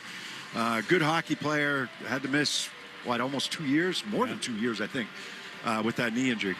Winnipeg Jets won the Central Division in the regular season, made it to the second round of the playoffs. This week, they signed Kyle Connor to an 8-year extension worth $96 million. Yeah, we feel we have a lot of unfinished business as a group. We took a great step last year, and obviously the President's Trophy, but we realize that it's all about that next step. Yeah, I'm curious to see. Well, Kyle Connor getting paid, that's great for them, and committing to Winnipeg. Scheifele's committed to Winnipeg. Connor Hellebuck is committed to Winnipeg. How do they handle Connor Hellebuck this year? I've heard Scott Arniel say that, Hellebuck wants to play every game, but it's his job to make sure that he's as fresh as possible come playoff time. And Hellebuck has come under some heat for not being able to win in the playoffs. And I know a lot of people said like he didn't win in the Four Nations Cup. If Jordan Binnington doesn't make a great save on Austin Matthews, no one's talking about Connor Hellebuyck not being able to win, right? Right. So, but come playoff time, he's had his moments, and he's come under some criticism. So curious to see his workload this year. Minnesota Wild this week locked up Kirill Kaprizov to the highest-paying contract in league history. They were eliminated in the first round last year, and head coach John Hines, though, likes the direction of his team to start the season. I think the exciting thing about our team this year is, we have some younger players that are really good players, and they're bringing energy to our team, and they're growing, and, they're going to help our team. Talking about breaking the bank, right? Everybody's signing for $12, $13 million. All of a sudden, you get Kaprizov gets $17 million. Wow. I guess they had to do it, right? Billy Guerin was kind of forced to do it, but that's a huge disparity in the next closest guy on his own team, and even throughout the league right now. But Minnesota Wild, he's important to that team. There's no question about it. Being healthy and how important he is and how much he can help them win. Much like David Pastrnak did for the Bruins last year. I know that they didn't have the team around him, maybe that Minnesota does, but the points that he put up despite being on a team that wasn't very good. Dallas Stars went to the Western Conference Final last season and then parted ways with head coach Pete DeBoer. New head coach Glenn Gulletson hoping to get them over the hump. I think the biggest thing for us, what we're focused on is just our game, I think. And that's the one thing with having, a new coach and some new systems coming in is it takes the focus away. Maybe they know the matchup, but I think we're more prepared to make sure that we're getting our game installed. Maybe the deepest team in that division. This is a tough division. It really is. It's a very difficult division, and Dallas might be the number one team in the division when it's all said and done this season. St. Louis Blues made a midseason coaching change last year, hiring former Bruins coach Jim Montgomery. Went on a heck of a run in the second half of the season. GM Doug Armstrong liked what he saw in training camp. I think there's some excitement. I think that we're a balanced group. I liked our practices, but that doesn't transfer always to the game. So I thought Jim ran a competitive camp, a hard camp. Yeah, they surprised a lot of people last year in making the playoffs the way that they did. They were out of the playoffs when they made that coaching change. Jim Montgomery helped get them into the playoffs, and they had a really good first round there as well. And could have very easily beaten Winnipeg in that first round. Came up a little bit short, so they're a deep team as well. They've got some questions, I think, a little bit on D, but Jordan Binnington's shown that he's a winner, and that's a competitive team. They're going to be a tough out. And finally, the newly named Utah Mammoth. They finished 7 points out of a wild card spot last season. Clayton Keller hoping they can do better than that this year. Yeah, I think just getting back to moving our feet. I think we're a fast team. Everyone can skate, and when we do that, we're tough to play against. That's our preview of the Central Division. Their Central Division Blackhawks in town tonight to take on the Bruins, and it is tied at 1 at the end of one. Casey Middlestat getting the early goal for the Bruins. Connor Bedard matching that for Chicago after 20 minutes here at TD Garden. Well, coming up next, we'll get a check of the Sports Hub headlines with Joe Murray, and then Bob and I will be back to call the second period coming up on the 98.5 The Sports Hub Bruins Radio Network, driven by the versatile Honda CR-V at your local Honda dealers. Boston College football is back, and tickets are going fast. The Eagles' matchup against Notre Dame is sold out, and limited tickets remain for games against 2024-25 college football playoff teams Clemson and SMU. Get your tickets before it's too late at bceagles.com. Puka, Bella, I'm sure you've noticed some changes. Who are you talking to?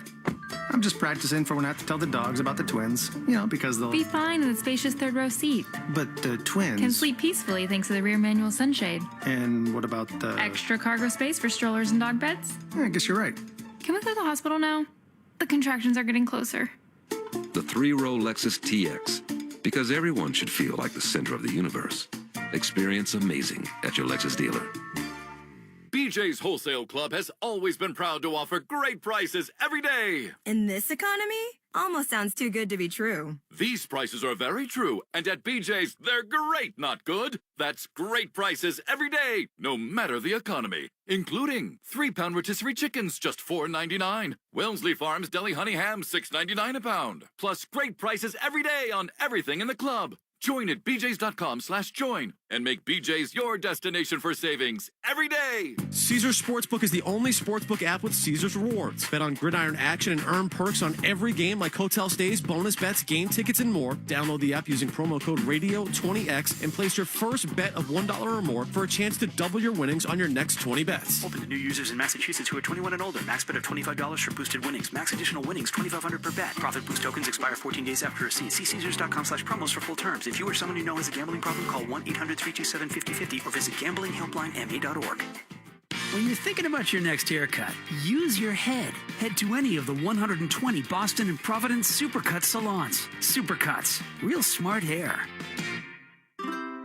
Spice up fall at Whole Foods Market with savings on your favorite cozy comfort foods and seasonal flavors.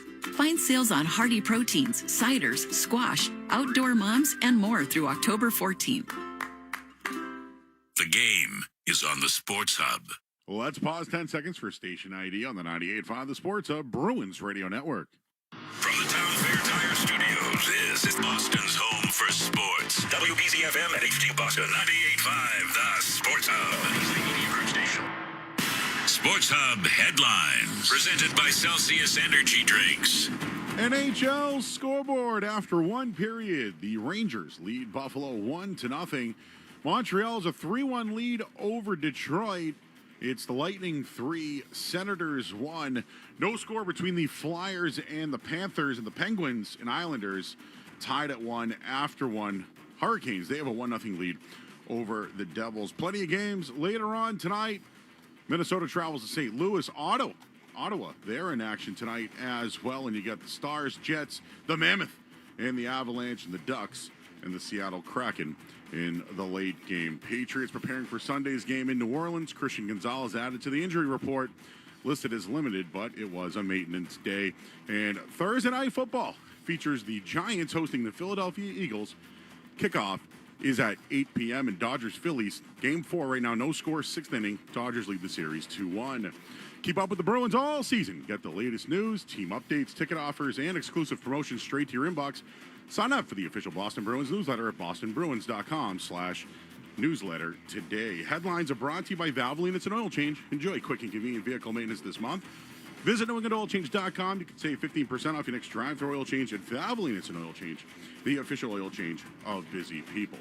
I'm Joe Murray. The second period's next on the 98.5 The Sports of Bruins Radio Network, driven by the versatile Honda CR-V at your local Honda dealer. Hey, it's Big Jim. Heading to a game at the Garden this season, just take the train to North Station. With commuter rail, kids 11 and under always ride free. And if the game's on a weekend, you can ride with $10 weekends. So don't be late battling traffic and parking. Yuck. Buy tickets from a conductor on board or with the M-Ticket app and take the train straight to the game. Whether you're putting together a hockey team or Ford's award-winning lineup of SUVs, a great team starts with the right players. Like the iconic Ford Bronco Sport. It not only looks great, but its 4x4 capability means it can handle just about any kind of weather. And the rugged Ford Explorer, with seating for 7 and room for all your gear. Check out the full lineup of award-winning Ford SUVs at your New England Ford dealers today. Proud partner of the Boston Bruins.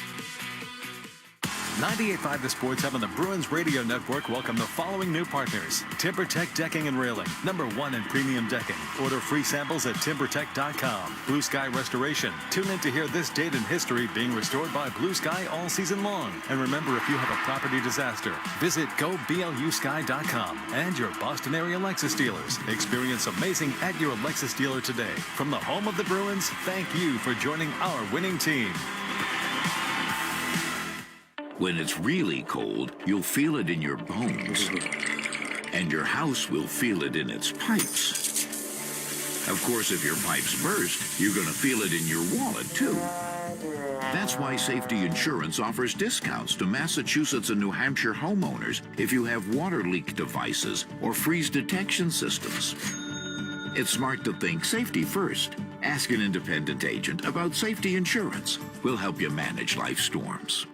There's nothing spookier than being overdue for an oil change. Valvoline Instant Oil Change is all treats and no tricks this month. Go to NewEnglandOilChange.com for an exclusive 15% off coupon.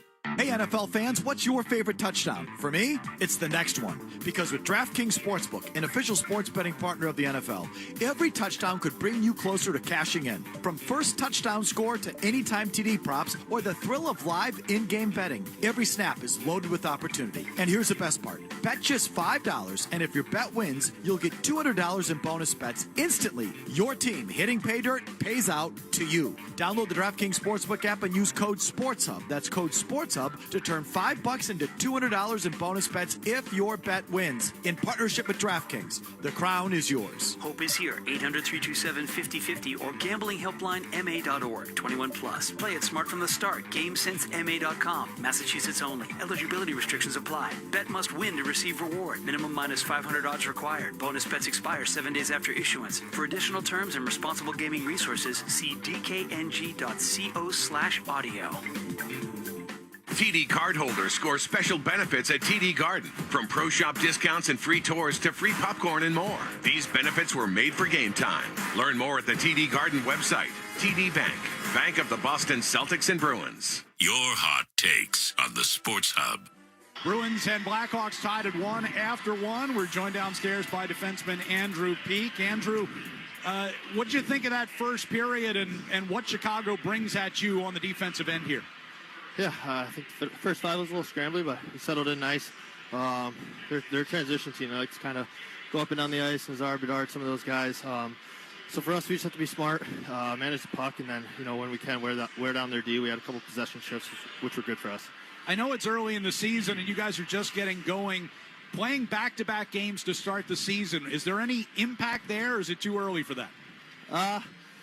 For me, I feel good right now. Legs feel good. I think we all have juice, starting the season. First game, home opener here. So we got some juice in here, and we're just going to have to keep bringing it.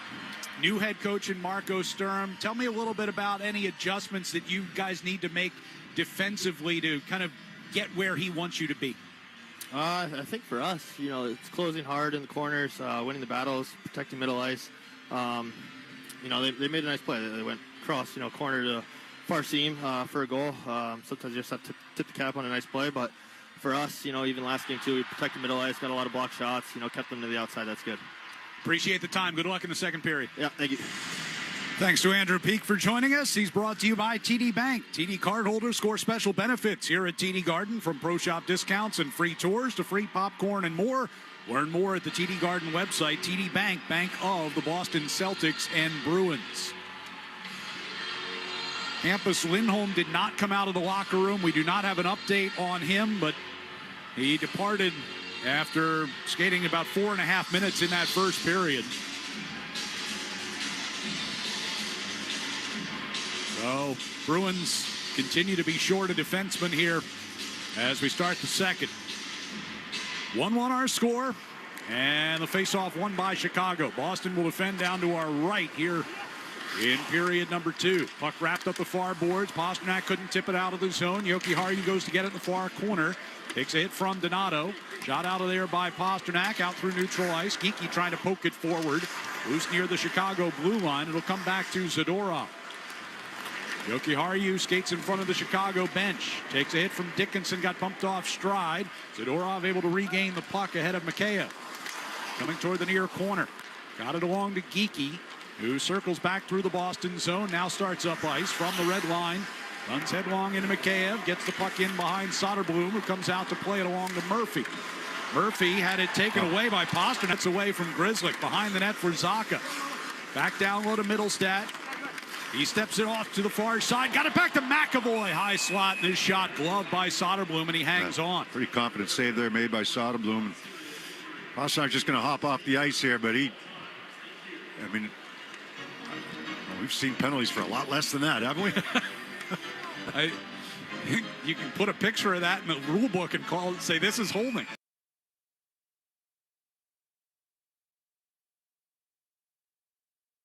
But Lori got a stick on that.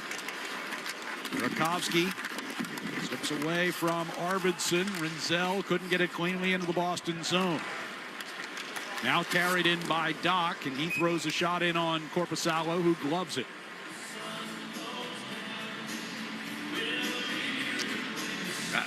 Neither goaltenders had to do a whole lot in this game in terms of difficult saves. You know, I know it's still early and still a long way to go here, but one period plus in, you got a goal for each team, but no chance for Korpisalo on the goal by Bedard, and kind of a misplay by the Blackhawks in front of their own goaltender on the goal by Mittelstadt, but neither one of them had to make a real difficult save.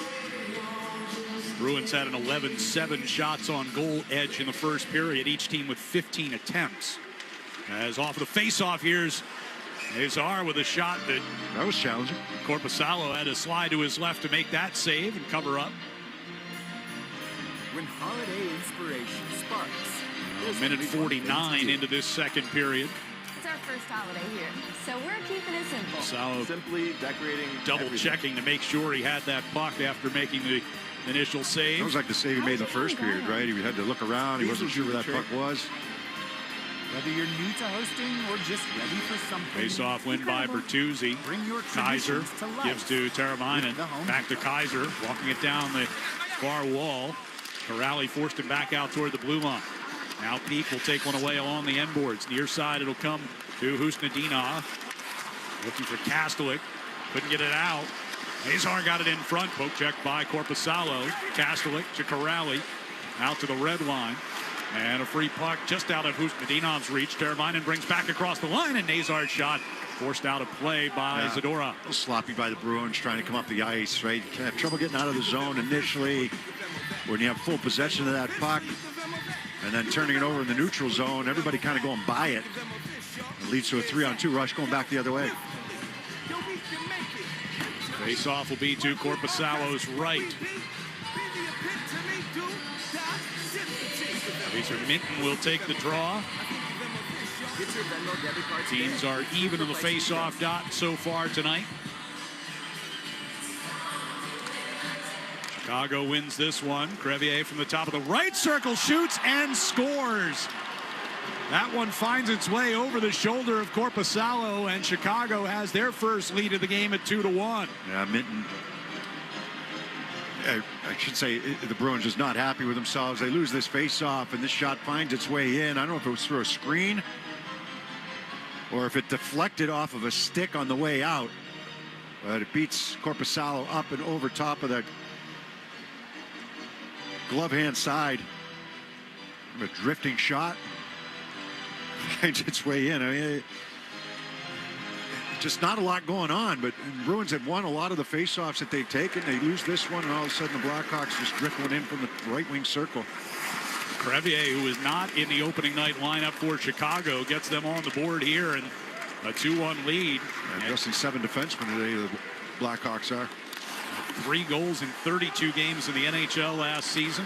Spent some time in the American Hockey League as well. Could you tell whether that puck deflected or not? I couldn't. Jeannot kind of stepped out toward him, but I couldn't tell if he got a piece of it or not. Here's McAvoy bringing through the center ice circle into the left wing corner. Jeannot going in there against Rinzel as they get tangled up. Rinzel goes down on top of the puck. Jeannot trying to dig it from underneath him. Dickinson near the hash marks will play it back down low, and Vlasic with some space. Picked off at center ice by Peak. He'll dump it right back into the Chicago end. Boston getting some changes on here, and they're also on a delayed offside. Zaka had to turn back and tag up. Rinzel from center ice. Floats it into the right wing corner. Lohrei goes back behind Korpisalo. Plays it around the far side. Kept in by Kaiser. Walks it toward the center of the blue line. Gives back over to Bedard. Bedard moves it along the blue line. Carries it all the way to the near side. Hands off for Burakovsky. He works his way back to the far side, and a low shot blocked by Peak as he's flexing that right leg, trying to work that one out. He's got it back now and lifts it up through the blue line, but not out. Kaiser again able to hold it in. Lohrei backhands it out up the middle now, and Mittelstadt in the neutral ice will dump in. Just over 4 minutes gone here in the second period. Chicago with a 2-1 lead. Burakovsky from the red line. Sends into the right wing corner. Comes behind the net to Korpisalo. Hands off for McAvoy. Good breakout there, using the middle of the ice for McAvoy. Geeky got it to Mittelstadt. Up the right side, it's Pasternak. Pasta turns, fires. That one blocked off of Bedard and kicks back toward the Chicago bench. McAvoy will skate back onto in the Bruins zone. being pursued by Foligno. McAvoy skates away from him, comes up the left side. Around a fallen Green. Centering pass just out of Lindholm's reach. Here's Zadorov tapping it toward Elias Lindholm, but deflected up into the far corner. Green brings the Blackhawks back toward the Boston line. By himself as he comes into the near corner and gets hammered by Zadorov. Lorai to Zadorov, back of the net. Green able to chip the puck away from him. Mikheyev trying to find some space near side against Zadorov. Now down low it comes to Teravainen. Off the far wall and back to the point. Shot is blocked. And the Bruins get it cleared. We get an update that Hampus Lindholm, lower body injury, will not return. So the Bruins down to 5 defensemen for the rest of the night. Korpisalo spun it around from behind the net. Near side, Levshinov walks it to the top of the circle. Lorai blocked his shot. It'll come back to Teravainen at the blue line. Over to Kaiser. His shot deflected and bounces wide on the stick side. Levshinov again at the right point. To Teravainen along the near wall, and then miscommunication. They lose it out of the zone. Teravainen near the red line. Gets it to the Boston end, but peak right there. Up the right side, Husnudinov helps it into the Chicago zone. Soderblom reversed it around toward the far side. Cut off of the hash marks by Kastelik. He and Kaiser battling for it. And the Blackhawks will clear it out. Levshinov up the left side. Nazar in the far corner. Centering pass. Picked off by a back-checking Husnudinov. He and Levshinov collide over by the Chicago bench. Kicked out of the zone by the skate of Kastelik, and he'll play it into the Chicago end and head off on a change. 6.5 gone by here in the second period. Colton Dock back across the Boston line. Finds a cutting Bedard. He in turn goes to Vlasic. And over to Crevier, and his shot blocked off of Asimont. And into the Chicago bench it goes, and that will bring us to a stoppage in play with 13:22 left in the second period. Chicago on top for the first time. It's 2-1 on the 98.5 The Sports Hub Bruins Radio Network, driven by the versatile Honda CR-V at your local Honda dealers. Run, walk, or roll to help people and families affected by autism live life to the fullest at this year's 26th annual Flutie 5K for Autism on October 26th at Natick High School. Join us in our goal to raise over $400,000 to support families in your local community. Register today at flutie5k.com. Keep it tight. Hey, it's Zone. If you're settling in for the game, and whoa, that basement smells like you hit a blitzing linebacker, you've got mold, and that's when you bring in the best offensive line. Chris and his team at Green Home Solutions, they use all natural enzymes that block mold at the root, no harsh chemicals, no tearing up walls. They'll have your basement back to game shape in less than a day. Call Chris and his team at 1-800-SOLUTIONS. That's 1-800-SOLUTIONS, and make sure to tell them Zoe sent you. Chevy trucks have you covered when the road takes you from smooth sailing to Chevy Colorado will eat up some of the toughest terrains with 5 available drive modes. And Silverado and Silverado HD have the muscle to take you out for some serious with multiple engine options and impressive towing. While Silverado EV is the perfect combo of performance and capability, making it a snap to hitch up this electric truck and hit the road. Wherever the road leads, Chevy trucks are right there with you. Visit your New England Chevy dealers.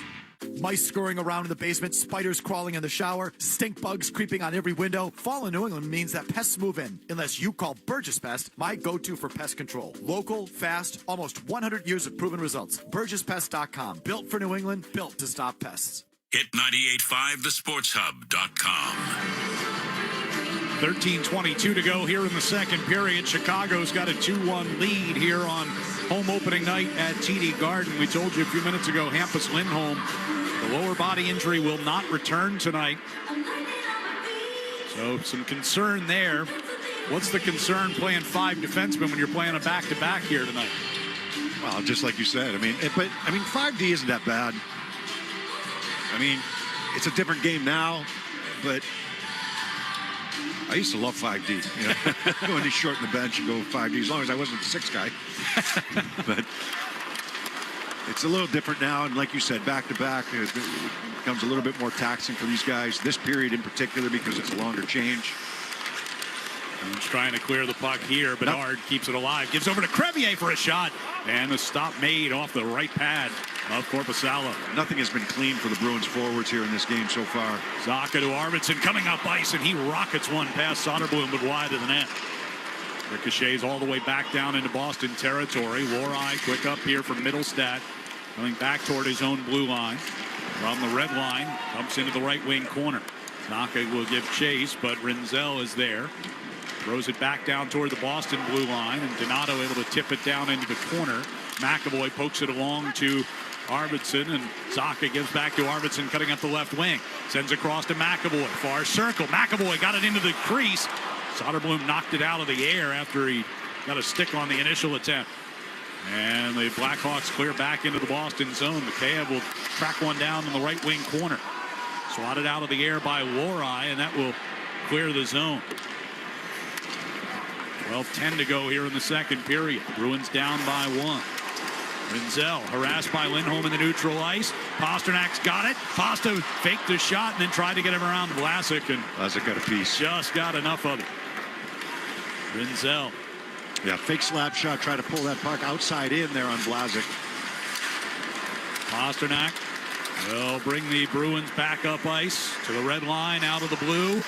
Pastrnak left wing side. Geekie goes to the side of the net. Centers one back in front. Came right through the blue paint. Blackhawks, though, push it back out as Bertuzzi lost it in the neutral ice. But Murphy regains. Teravainen skates into the Boston zone. Gives to Bertuzzi and a shot. Blocker stopped by Korpisalo. Yeah, threw a little bit of a screen there at peak. Pastrnak back ahead to the red line. Lobs one into the attack zone. Heads off. End of his shift. Geekie crashes into the corner against Murphy. Teravainen lost it behind the net. Geekie able to regain. Minton gets involved there as well. Now it's Asamon below the goal line. A long shift for Geekie. He stays with the puck here and gets it to McAvoy. Now Geekie will head off as Jokiharju threw one toward the net. That deflected up and over. Asamon pivots out of the right wing corner. Brings it to the dot. Toward the slot. Got a shot. And they score! On the rebound, Tanner Jeannot! And the Bruins have tied it at 2. Yeah, pretty passive that time by the Blackhawks. They allow Asamon to walk right out from the corner. He wins a battle down low with some help. And he's going to rotate into the right wing circle. And they all just kind of back off of him. A couple cross checks, maybe a little tired group there for the Blackhawks. And he gets the initial shot away. Chicago has guys around the front of the net, but nobody controlling puck or stick. And Tanner Jeannot's going to get the rebound just off to the left of Soderblom and chip this one home. First is a Bruin. And first point is a Bruin for Mikey Asamon as well. 10:50 to go here in the second, and we are even. As the face-off win at center ice. Jokiharju gets it to McAvoy. He'll send a backhand lob, bouncing in towards Soderblom, and he's forced to cover it up and give the Bruins a face-off in the offensive zone. This change, it's a complete Yeah, they haven't made him work all that hard, but Minton was parked right in front of the net, as was Jeannot. They're both there. 4 bodies there, 2 Blackhawks, 2 Bruins. And that puck breaks free. Fortunately, breaks free right to Jeannot. Tanner Jeannot picked up as a free agent in the offseason. 7 goals last year with Los Angeles. Signed a 5-year deal here in Boston. Got a chance to see the latest edition of Behind the B. With his dad, a lifelong Bruins fan, could not have been happier when he chose Boston as his destination. As McAvoy sweeps one around the defensive zone, it'll go all the way down ice, and Soderblom will come out of the net to play it toward the near corner. Lohrei from just outside the blue line, going to dump it back in. Soderblom stops that with the backhand. A little late getting up the ice there. Should have been able to keep that puck in. Corrallio on the near boards. And will force it back in behind the Chicago net. Levchinov sends it up the far side. Doc tipped it forward. Lohrei. Pass got to Arvidsson, but then Nazar stepped in front of him, won the puck back. Doc gives it over to the left circle, and turning with it, Burakovsky. He works his way all the way out toward the blue line. Now takes a shot from there, and it hit, I believe it was Doc in front of the net.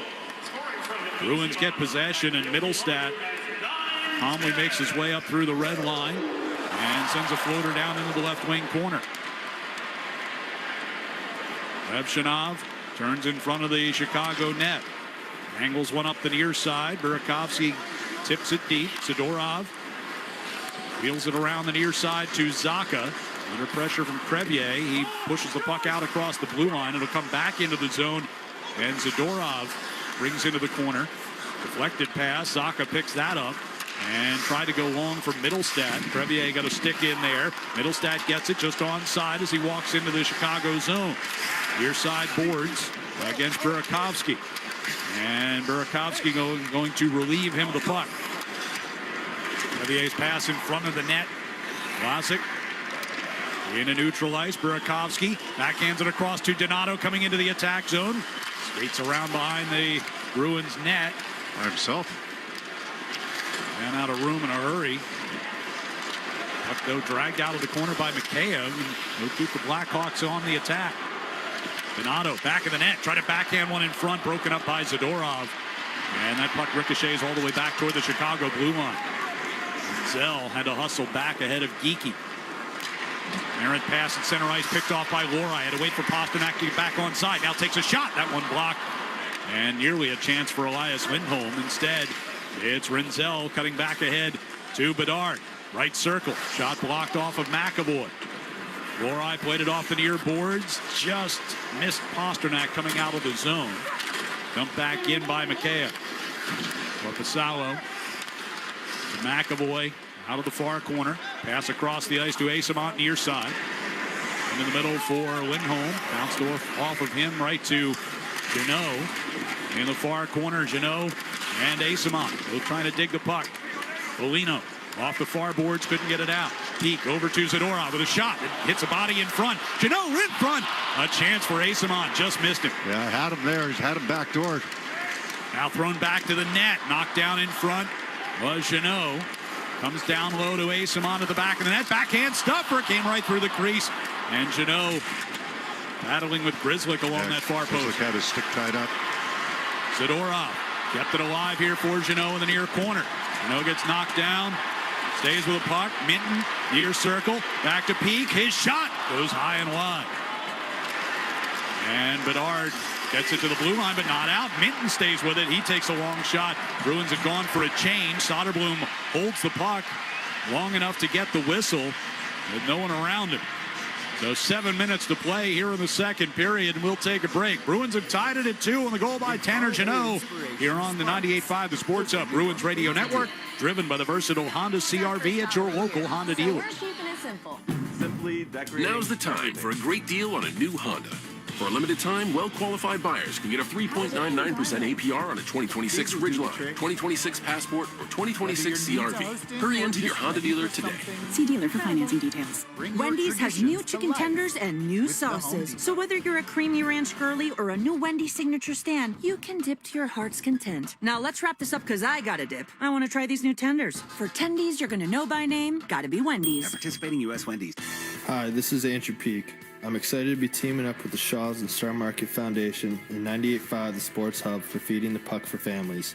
Every time me or one of my teammates feeds the puck this season and helps score a goal, the Shaws and Star Market Foundation Nourishing Neighbors Initiative will donate $100 to help end hunger here in our local communities. Since its inception, Nourishing Neighbors has raised more than $250 million across the country to ensure our neighbors have the nutrition needed to thrive locally. Every time we feed the puck for a goal, the Shaws and Star Market Foundation will make a donation of $100 to the Greater Boston Food Bank to help end hunger up to $50,000. To learn more about feeding the puck for families, visit 985thesportshub.com/feedthepuck. Now's the time for a great deal on a new Honda. For a limited time, well-qualified buyers can get a 3.99% APR on a 2025 Accord or 2026 HR-V. Hurry into your Honda dealer today. See dealer for financing details.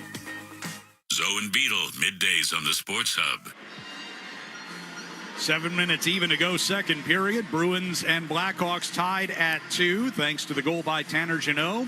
Set up by Mikey Asamont and Henry Jokiharju at 9:10. With those feeds, the Shaws and Star Market Foundation donates another $200 to the Greater Boston Food Bank to help fight food insecurity. Learn more about feeding the puck for families at 985thesportshub.com/feedthepuck. An attack zone face-off coming up here for Sean Corrali. Near circle down to our left. Azar asked to leave the circle, and Bertuzzi will take his place. And a bit of a stalemate. Now it comes free, and Vlasic reaches in and grabs it. We get a penalty coming here against Boston. Puck dumped into the Bruins zone, and that'll bring a whistle. So Chicago will go to the power play for the second time tonight. I think it's a high stick. Usnadinov headed to the box.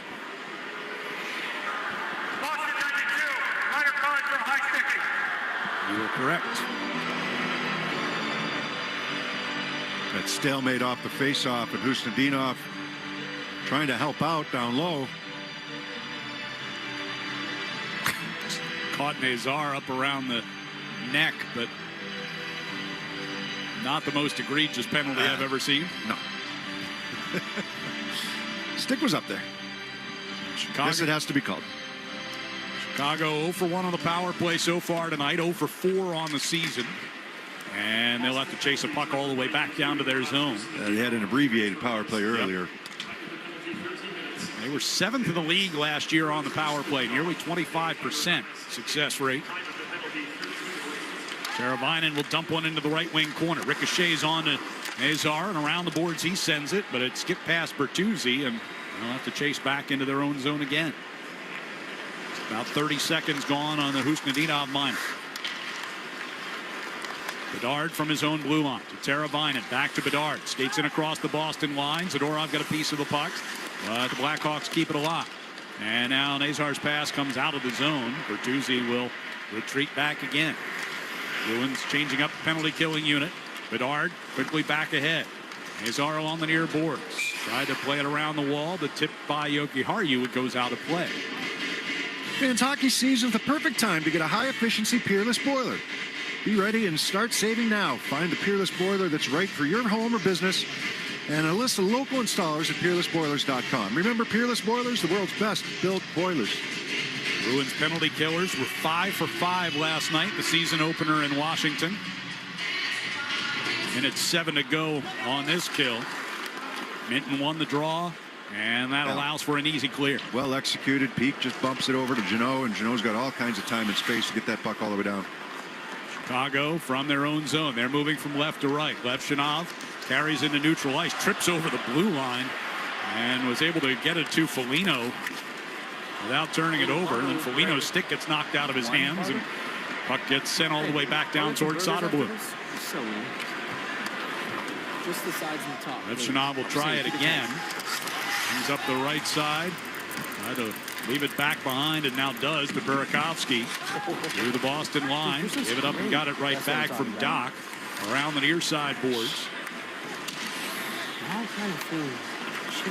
Comes free to Levshinov at the right point. In front, blocked off of Peak, and cleared to the far wall. Burakovsky in front of the Bruins bench, harassed by Kastelik, who forces it back deeper into the Chicago end. Final 5 seconds of the Husnadinov penalty. Levshinov coming through neutral ice, knocked away by Lindholm. Yeah, but good pressure by Corrali, right? Tracking him back, angling, and it allows Lindholm to step up. So the team's at full strength with 4:40 to play here in the second. Bouncing puck into the Boston zone, fired right back out of there by Zadorov, and just missed Pasternak on the ricochet off the near boards. It turns into an icing. Great idea. Pasternak's been a little frustrated here tonight.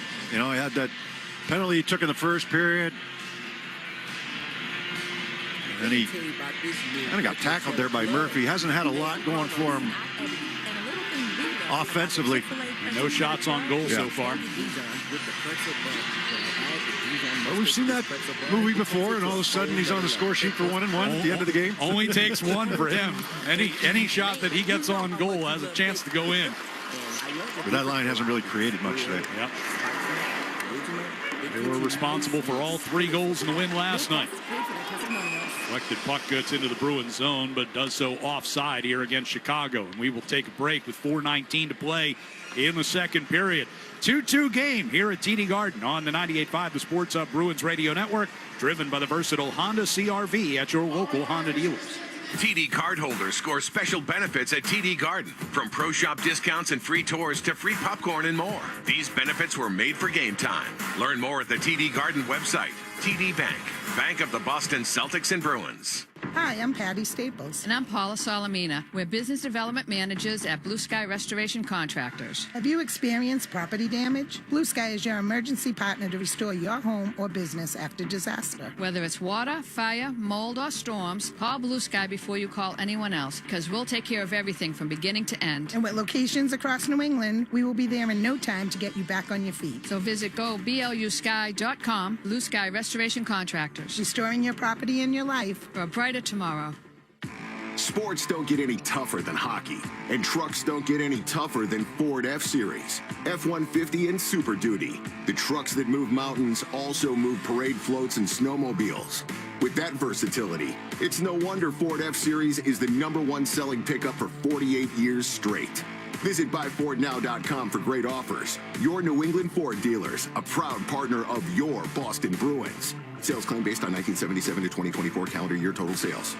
Hockey season is the perfect time to get a high-efficiency Peerless boiler. Be ready and start saving now. Find the Peerless boiler that's right for your home or business and a list of local installers at peerlessboilers.com. Remember, Peerless Boilers, the world's best built boilers. Toucher and Hardy, mornings on the Sports Hub.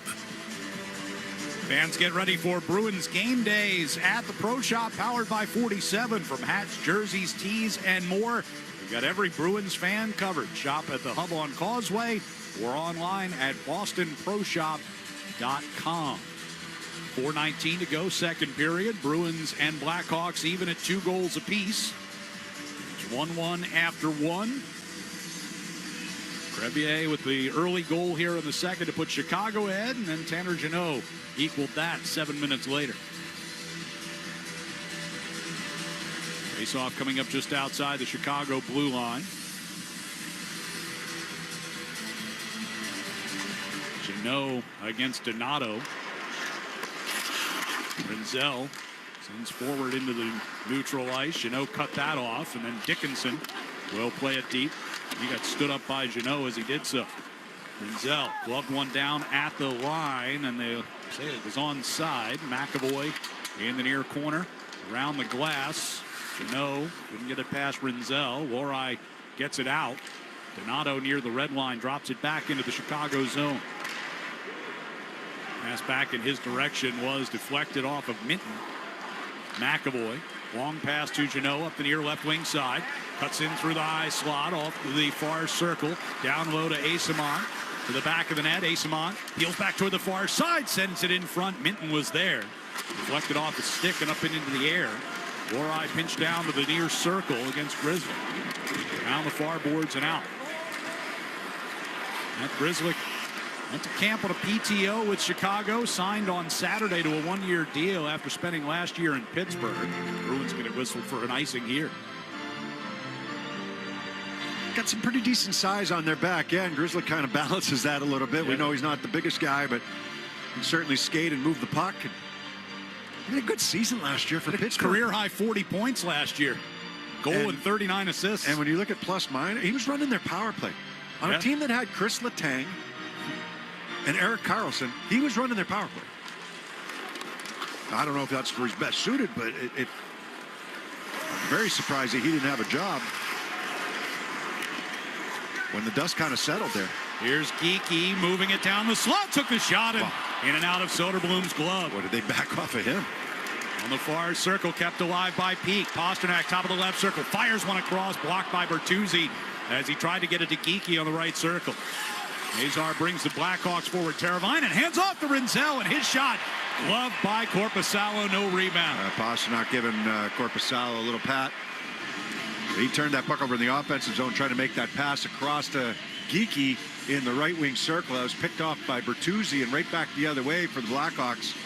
Leads to a good chance. Zell's been involved offensively. He's their power play guy. He jumps up on the play this time. That's the 4-man rush. And a good save by Korpisalo coming out, making the glove save. Mentioned Rinzel earlier. Rookie out of Minnesota. 10 goals and 22 assists in 40 games in college last year before he turned pro. Levshinov off the face-off. Plays it over to Kaiser. Around behind the Bruins net. Colton Dock into the near corner. Turning with it off the wall. Burakovsky stepping toward the slot. Stays with it. Got the shot. Knocked down by Korpisalo.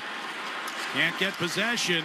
Kaiser kept alive. Now they've got it. Swept out of the zone by Middlestat. But nothing's been clean. Nothing's been clean for the Bruins. It's just been a challenge moving up the ice today. Doc in the far corner. They'll sweep around behind the net. Jokiharju gets involved back there. McAvoy able to seal off Burakovsky. Zaka carries the Bruins up ice. Right side pass for Arvidsson. Stops just inside the Chicago line. To the back of the net. Levshinov to it first. Gorai on the near wall. Puck squirted through him and out of the zone. He and Bedard tangled with each other. Kastelik along the near boards as well. Comes back into the Chicago end and chased down by Kaiser. Minute 38 to go in the period. Kaiser to Foligno. Directed in toward the Boston end. Korpisalo behind the net. Got it to Pete. Gorai, near corner. Up the wall. Husnudinov banked it out into neutral ice. Sent back in on a delayed offside. Now sent right back out. Kastelik held up by Crevier as he chased that puck into the Chicago zone. Hit by Corrali on Vlasic. Then Husnudinov gets a cross-check in the back from Green, and that will send the Bruins to the power play with a minute 10 to go in the period. Let's see if this kick starts some of their top guys here offensively for the Bruins. The first power play they had was an abbreviated one because they ended up taking the penalty. Pastrnak took a penalty for slashing. Now Ryan Green to the box for the cross-check. Power play would carry over into the second period if the Bruins can't score here, or into the third period rather, if the Bruins can't score. Minute 10 to go here in the second. Boston 1 for 3 on the season so far. A little meeting of the power play unit before they line up for the face-off. Elias Lindholm, Pastrnak, Zaka, Geekie, and McAvoy. Officials talking something over, and now the referees goes over, talks to the Blackhawks coach Jeff Blashill, and quick word with Marco Sturm as well. They put 2 seconds back on the clock. So a minute 12 to go in the period. Lindholm against Foligno on the face-off. Now Zaka jumped. Yeah, so Lindholm out, and Geekie will get in there. That'll rotate Pastrnak back to the high slot here. As stalemate on the face-off, it gets chipped in behind the net. And we get a it's going to be a. I think it's going to be a penalty on Foligno for he play that with his hand. Using his hand. You're not allowed to use your hand in the face-off circle as the centerman. He's arguing. These linesman called it. Yeah. All 4 officials now getting together to discuss. Jeff Blashill's arguing it. Foligno, the Blackhawks captain, is standing just a few feet away from the He definitely used his hand. But are they saying somebody else had touched it first? He definitely used his hand to push that puck behind him. But if somebody else touched the puck first, then you're able to do whatever you want there. My understanding. 4 officials are still talking about this. It's a complete. Foligno, obviously, it's a big part right now. It's a 5-on-3. Yeah. Pretzel Cheddar Club is that juicy chicken with that And toasty pretzel bun. From the first bite to the last bite. Yeah, they're putting them in the box. Crispy, cozy, just amazing. With the pretzel bun, the Dijon mustard, and the chicken, you have those 3 things. Foligno's still arguing. Sweet, savory kind of combination. It's everything that you love about food rolled into you. It looks phenomenal. Face-off violation. It's delicious. Oh, yeah. I mean, he looked like he was a long snapper there. But unless somebody else touched the puck first, everybody was battling for it. And I think that's what Foligno's argument is. A couple of the Bruins recognized it right away and looked right to the official.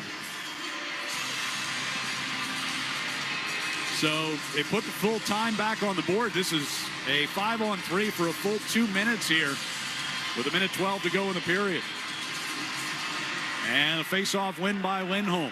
McAvoy near the top of the right circle to Zacha, and right back to McAvoy. Over to Pastrnak. One-timer through the slot, looking for the redirect by Lindholm. He had Lindholm there. Lindholm just missed it.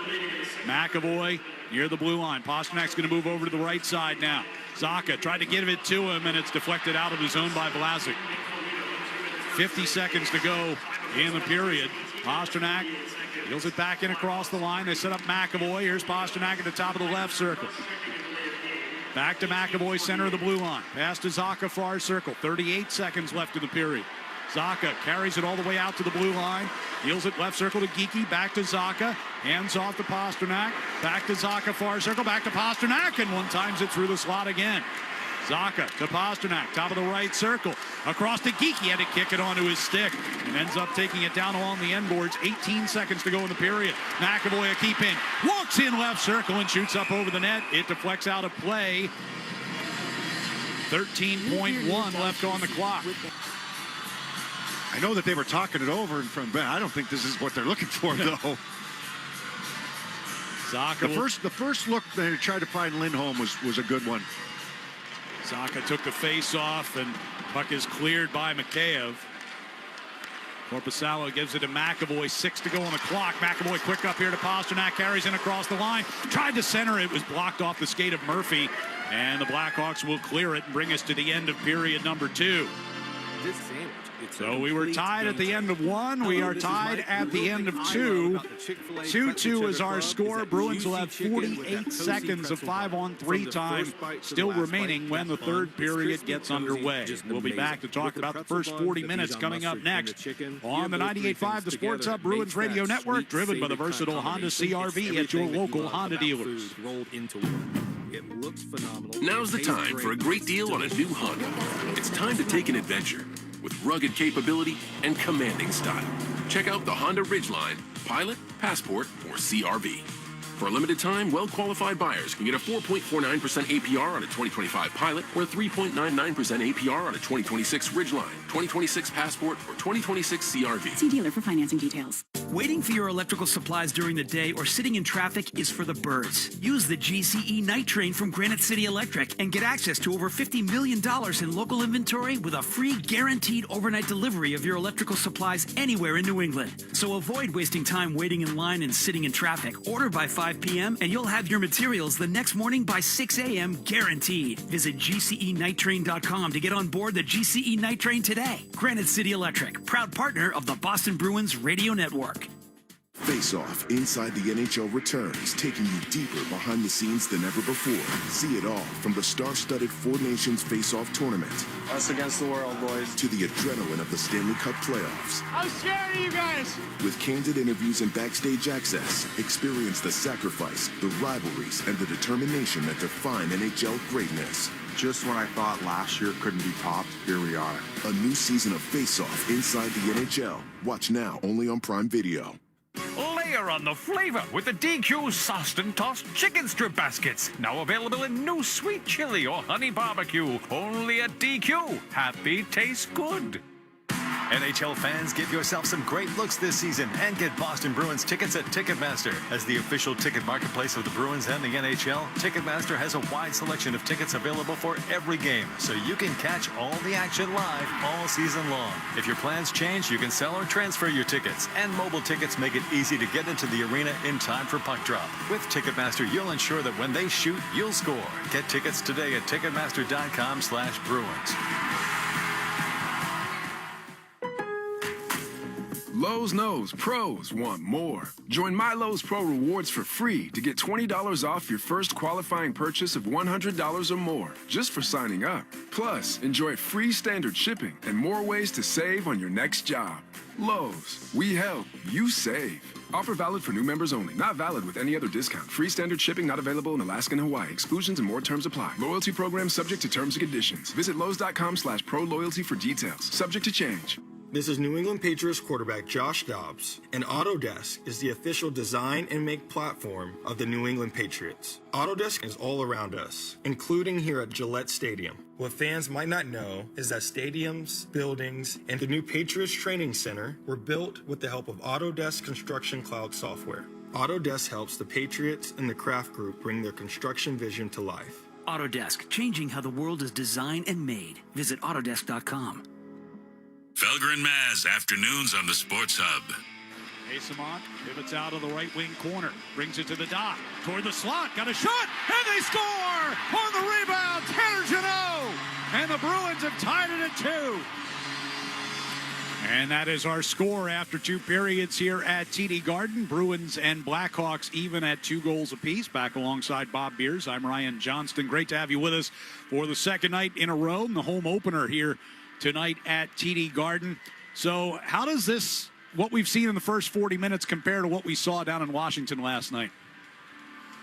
I think last night there was a little bit more attention to detail. Like I said, it wasn't perfect last night, but they made it hard for the Capitals to come up the ice. Today it's been a little bit easier for the Chicago Blackhawks. Nothing's been clean for the Bruins. It's just the efficiency hasn't been there. You got to win some ugly games too, and this would constitute as that, at least for the first 40 minutes of this one. They have not been on the same page, trying to come up the ice as a group.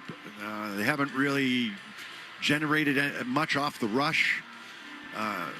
Both goals were kind of, I guess, Arvidsson partially off the rush, right? When he got that puck and he made a nice move down the left wing side, and it was kind of a broken play getting it in front for Middlestat to score, kind of pinballed off of a couple of legs down low.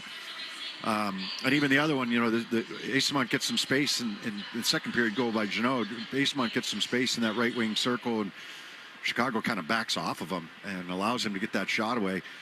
And then there's a rebound there, and Jeannot's there on the doorstep. So I just think that they've just been a little bit off. The top line for the Bruins has been way off. And that power play, perfect example of that. And even, alongside Zacha with the 5-on-3, they really got nothing there. So you've still got 48 seconds remaining in this power play. They're talking about it right now. You're going to have clean ice. The trick for a power play when it starts a period, though, is to be ramped up for the start of it. It's a little easier for the penalty killers for whatever reason. It's hard work, right? But the execution for the players coming out to get right back into that period, this is a golden opportunity. I mean, a full 2 minutes with the power play. I don't know if maybe one shot they've got in the first minute and 12. So yeah. It's for them right now, they got to bear down coming out here to start this third period with this 2-man advantage. Yeah, the best opportunity they've had so far, as you mentioned, was a shot that did not hit the net, right? It was that kind of wasn't pass. A shot. It was a pass. Yeah, he was looking for the redirect by Lindholm in that bumper position. And right. He just missed it. But whatever they talked about while they were deciding whether Foligno should have a penalty or not, I don't think that was it, what we just saw there. So the execution way off right now for that top unit so far. They got all 3 points last night. Pastrnak gets 3 points last night. Everybody on the board. Lindholm with a goal and an assist. Geeky goal and an assist. But tonight, that they are definitely not at their best. But like we said during the period as well, Ryan, we've seen games like that with Pastrnak. It's not going for him. He's slammed the door a couple of times in frustration going off the ice on line changes, just kind of watching his body language here so far today. Took a slashing penalty in the first period. Got tackled by Connor Murphy. Wasn't called in the second period. So he's a little frustrated with his game and the overall game of his line, I think, right now. They're not a problem in their own zone. They're just not getting it done at the offensive end. Fortunately, a couple other lines are on the board here, but it can change in a hurry for him in that line. We've seen that happen plenty of times before. Yeah, good to see. As you mentioned, a couple of other lines have chipped in tonight. Casey Middlestat had the goal in the first period, and then Tanner Jeannot set up by Asamont in that second period. Yeah, still want more from Middlestat. I want him to generate more. He's playing alongside Zacha and Arvidsson, and that line really hasn't generated a lot of offense, aside from the goal. I mean, sure, they scored in the first period. But there hasn't been a lot of sustained offense from them. I think one of the better lines that they've had, and they got scored on, has been the Minton line. Jeannot scored, but Asamont, Minton, and Jeannot down in that offensive end. They've had a couple of shifts in that offensive zone. So there just hasn't been a real sustained attack by the Bruins here in this game. And, gives the Blackhawks some credit. They're the pressure team sitting here, but now it's about finding a way. It's tied up at 2, third period. You've got a 2-man advantage to start it. And now you got to find a way to win what's been a fairly ugly game, so far in this one. As you said, sometimes you got to win ugly, right? I mean, they don't have to be masterpieces. you got to find a way to win some of them in different ways. Like golf, there's no pictures on the scorecard, right? You just find a way to get the 2 points, and we'll see if they can do that coming up here in the third period. Again, the goal scoring started early in this one from Casey Middlestat, with just 3:53 gone in the first period. Victor Arvidsson and Pavel Zacha each assisting on that. Connor Bedard would tie it up for Chicago at the 8:19 mark from Andrei Burakovsky and Colton Dock, Bedard's first of the season. In the second period, Louis Crevier scored his first from Bedard and Nick Foligno at 2:22 and got Chicago into the lead 2-1. But at the 9:10 mark, it was Tanner Jeannot with his first as a Bruin from Mikey Asamont and Henry Jokiharju, and that is how we got to 2-2 after 2. Time now for our Music of the Game, brought to you by Live Nation.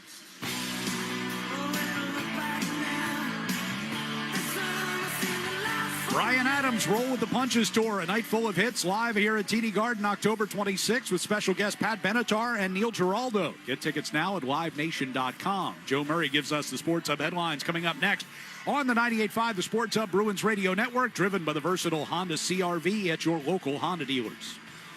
Apex Entertainment in Marlboro is 100,000 square feet of pure fun. This is New England kicker Andy Borgalis, and this season, with every field goal I kick, Apex will be donating $100 to support autism education and research at the New England Center for Children. Check out Apex on social media or go to apexentertainment.com.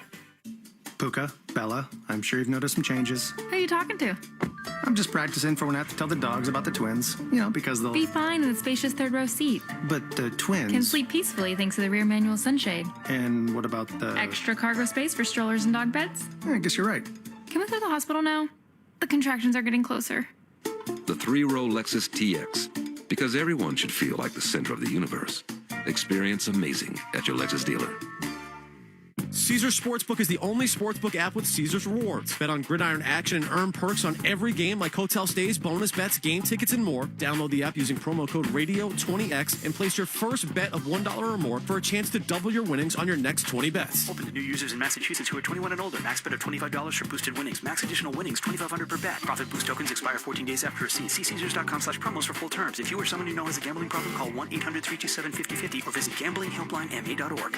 New England's hair loss expert is Dr. Matthew Lepresti at Leonard Hair Transplant Associates. Check out what Dave Portnoy of Barstool Sports shared about his hair transplant with Dr. Lepresti. And that's game over for any chick. It's like, oh, Prez is bringing the thunder in the front and the party in the back. I may even go man bun. So, yeah, I'm loud and proud. I got hair transplant surgery. Deal with it. I'm coming for you, America. Call 1-800-GET-HAIR for your free hair loss consultation with Leonard Hair Transplant Associates.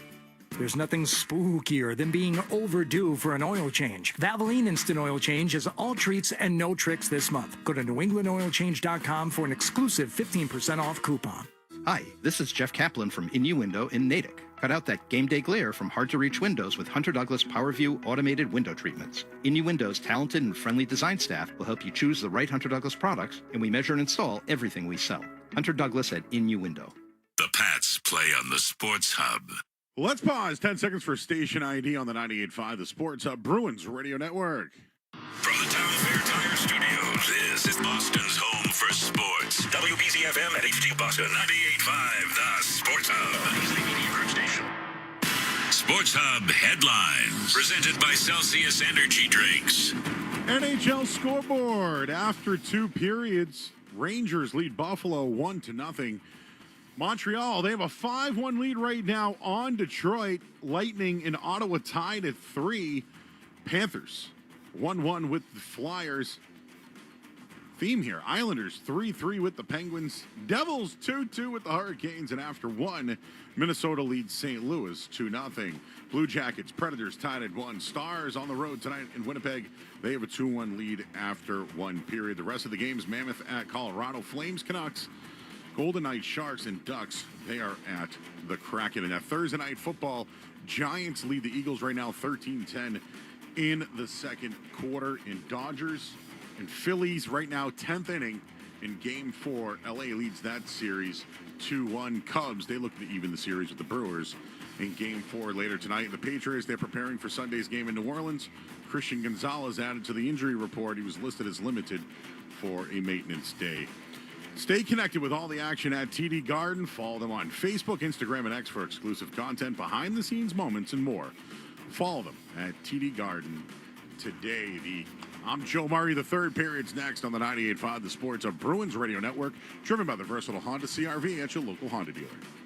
TD cardholders score special benefits at TD Garden. From pro shop discounts and free tours to free popcorn and more. These benefits were made for game time. Learn more at the TD Garden website. TD Bank, bank of the Boston Celtics and Bruins.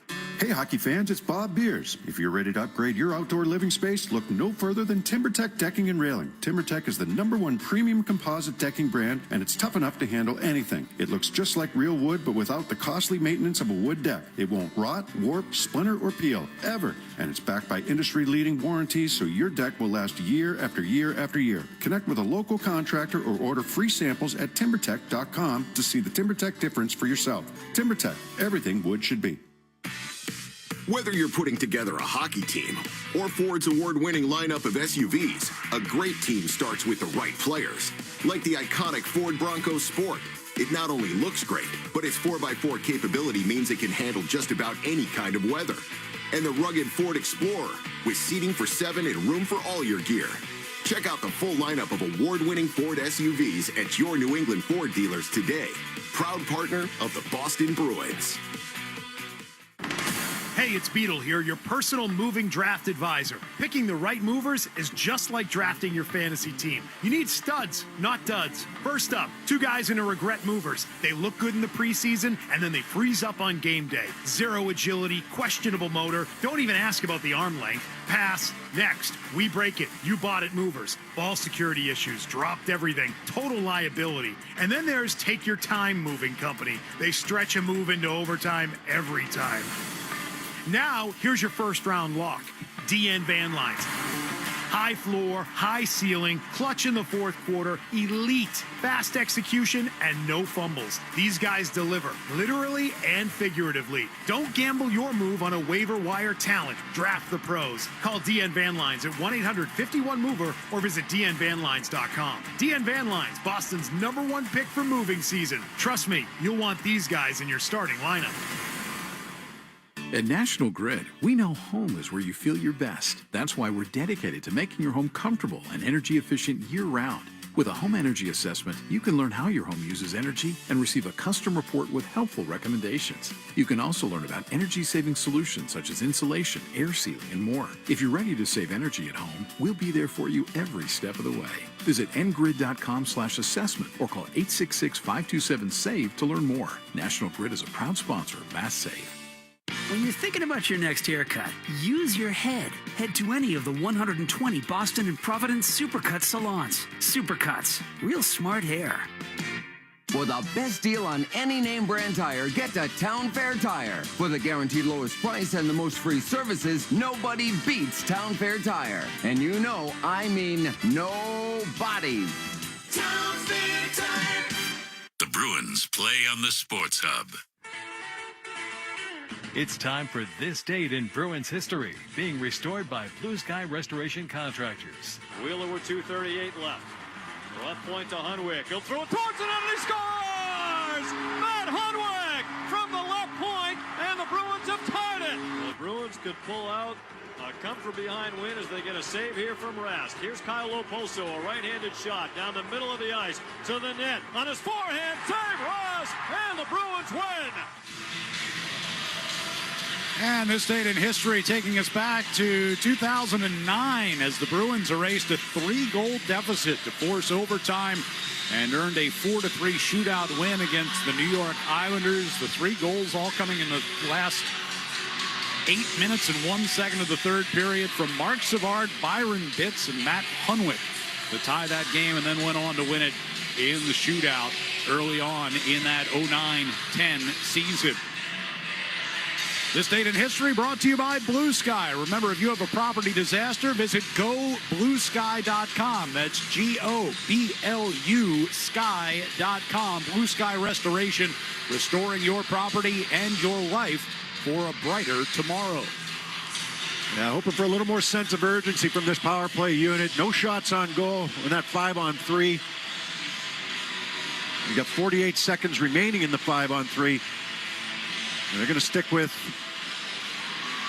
the same group that they finished with on that power play unit. Nick Foligno was just talking to the referee, still pleading his case on that, using his hand off the face-off, which is what he got called for.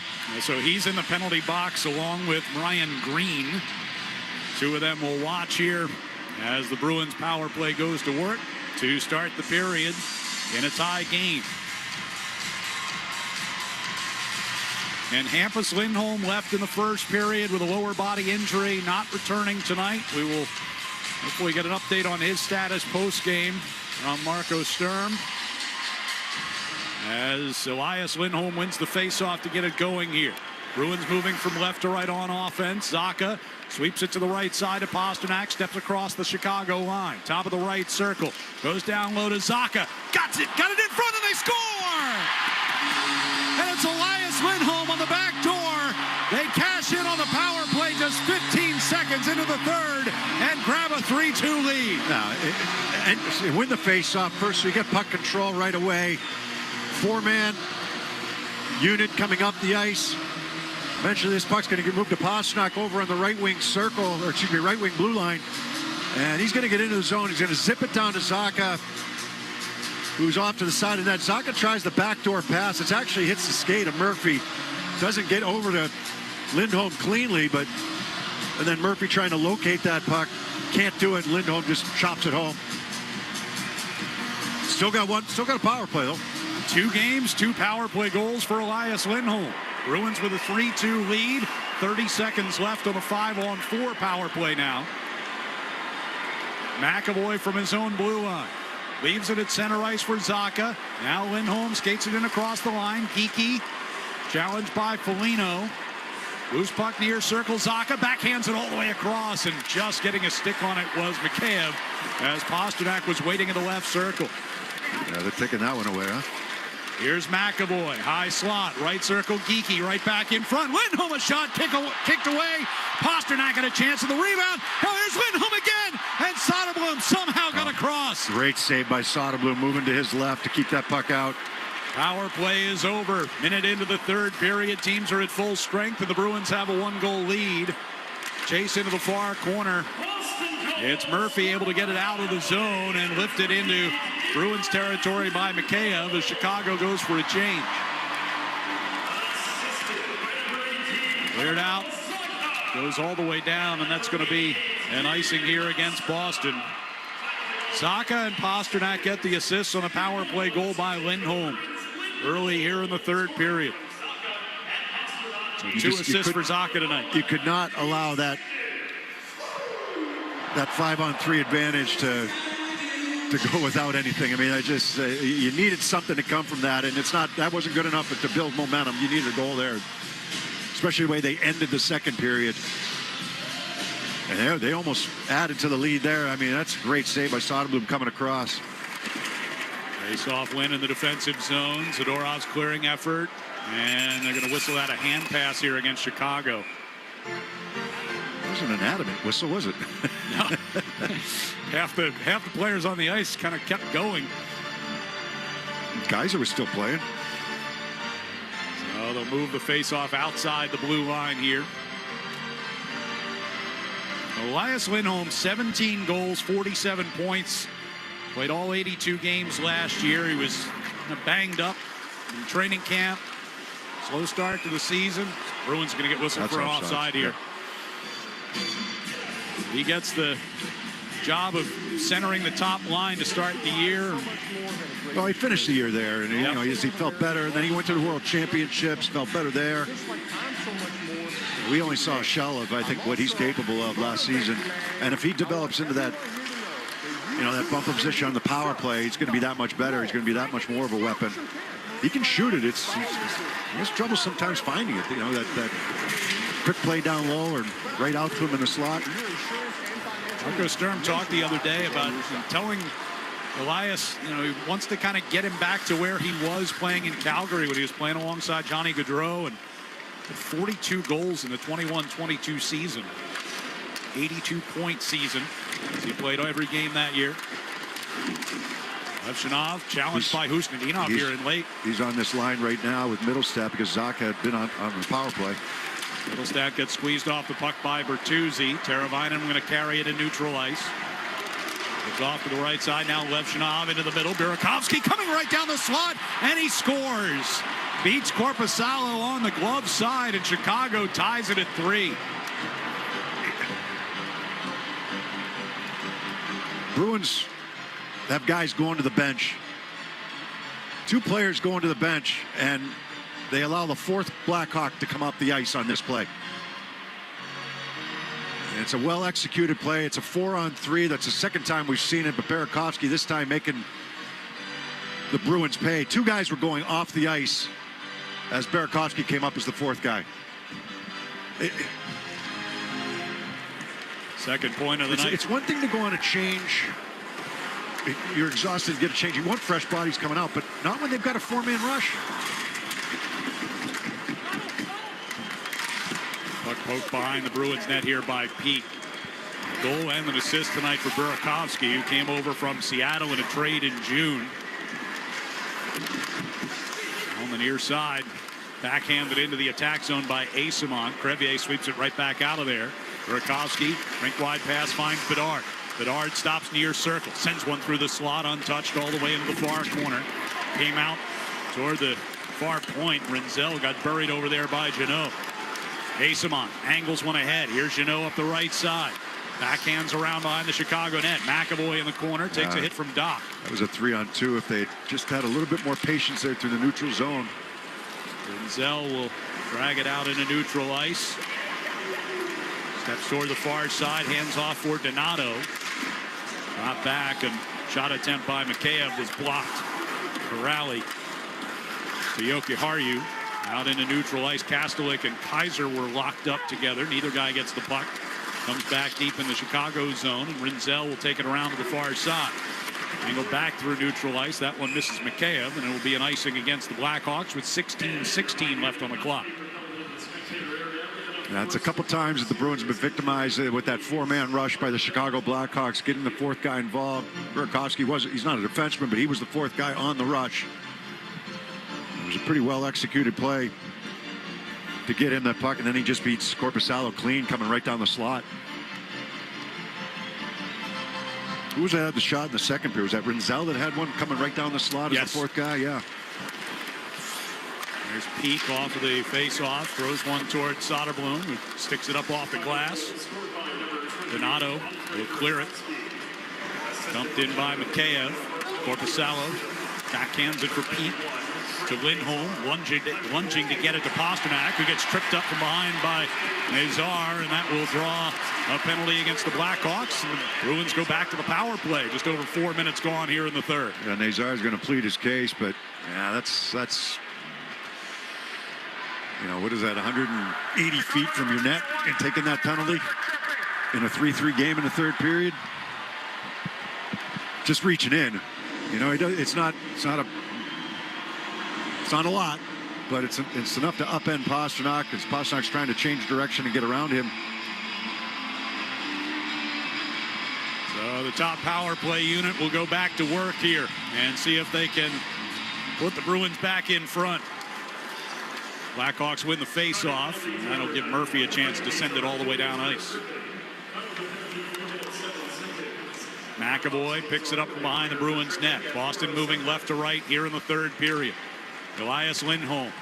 Zacha back to Lindholm, gets into the Chicago zone, but then has it knocked out of the zone by Vlasic. Yeah, kind of changed his mind there. Double clutch. McAvoy reloads, carries across the line himself. Around the boards it comes to the far side and gets tipped past Zacha and back out. Pasternak goes rink wide for Lindholm. Pasternak has it back coming through the middle. Across the line, he cuts to the right wing boards. Geeky tried to give it to McAvoy and just lost it out of the zone. Pasternak cross ice. Geeky Just onside. McAvoy at the blue line. Hands off.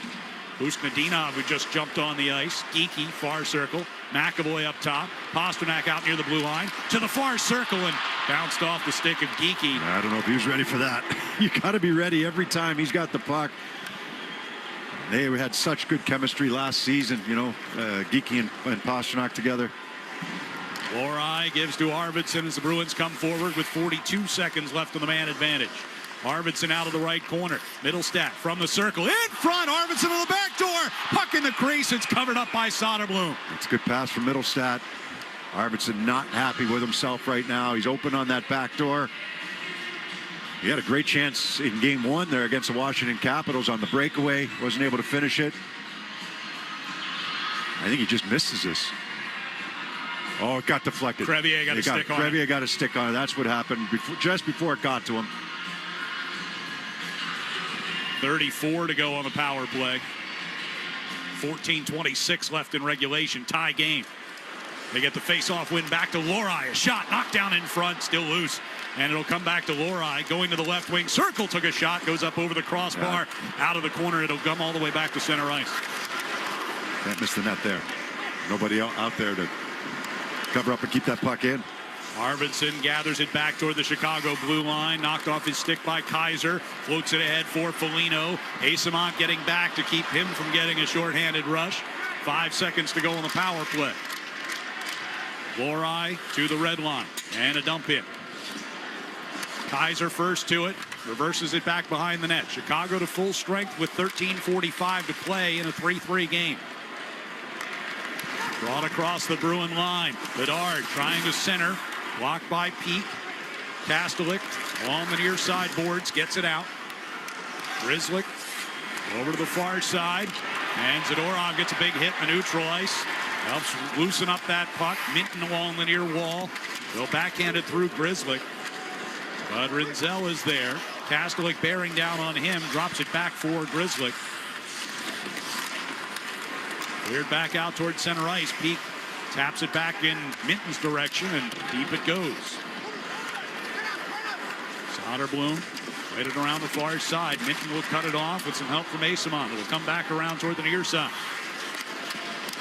McAvoy threw it to the doorstep. Jeannot taking for it in the crease. And Colton Dock comes out of the fray with a puck. Jokiharju kicked at it to keep it in. Now cleared back out over his head. Bruins try to go right back in, but that one too far for Jeannot. Will turn into an ice. Yeah, McAvoy from a bad angle, deep in the right wing circle, throws that puck towards the net, and it's just sitting there in the blue paint. Jeannot banging away at it, can't find it through the legs. Soderblom eventually able to clear it out. Great idea, though. Tanner Jeannot, his first goal as a Bruin back in the second period. Face off to the right of Jonas Korpisalo. He has stopped 13 out of 16 shots on goal from Chicago so far tonight. A rally from the near circle. Lifting one in the air toward Eyssimont on the right side. Glove down, trying to keep away from Kaiser. Can't get it into the zone. Now Corrali will try it.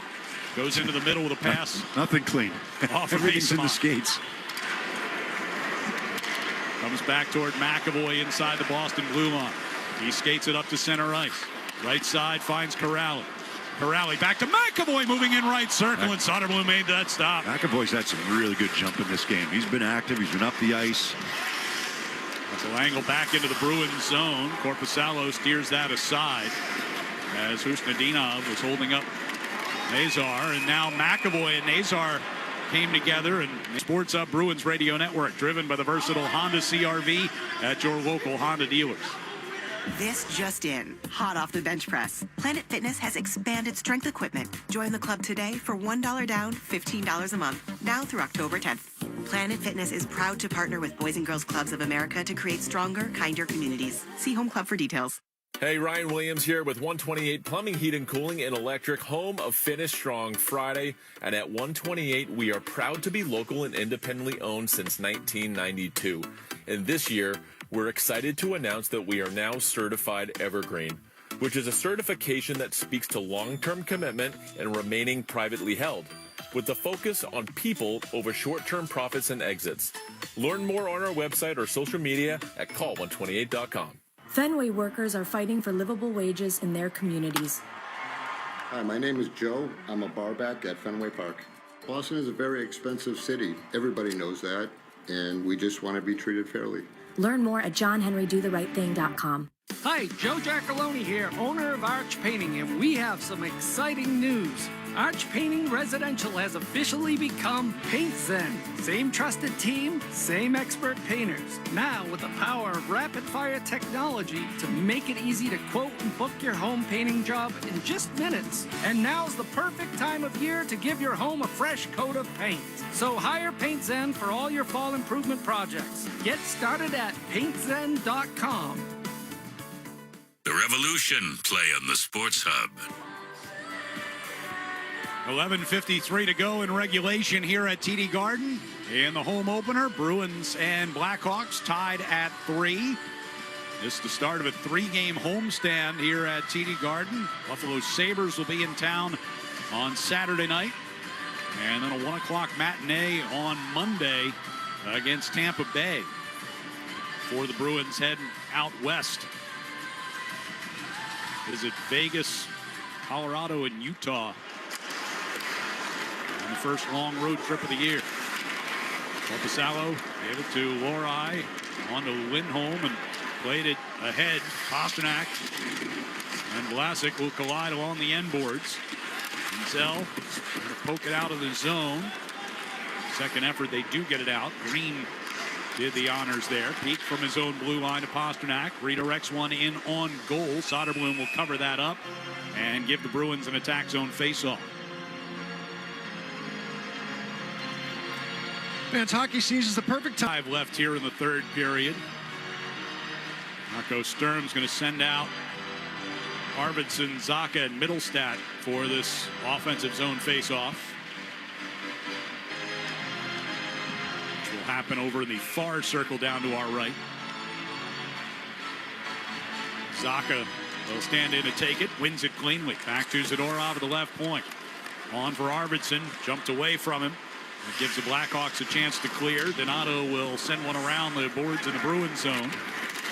Sent right back out. Mittelstadt gets it cutting up ice. Moving toward the left side. Had it taken away from behind by Mikheyev. Kaiser forced backward in his own zone. Levshunov from the far circle has some more space. He'll come up to the red line and dump it in. Corpusalo reaches out behind the net, slows it up, now moves it along for Mittelstadt. From the hash marks, he backhands it down low.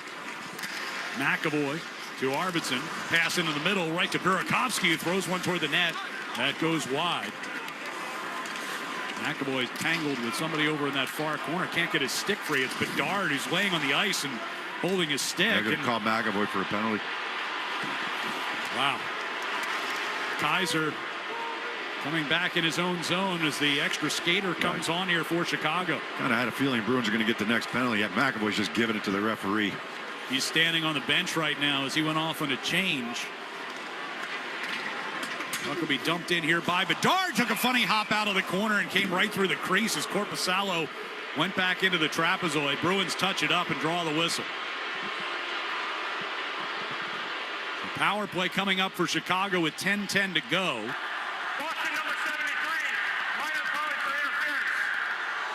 Interference is the call against McAvoy. Bedard's laying on his stick, and he's trying to pull his stick free. What is he interfering with?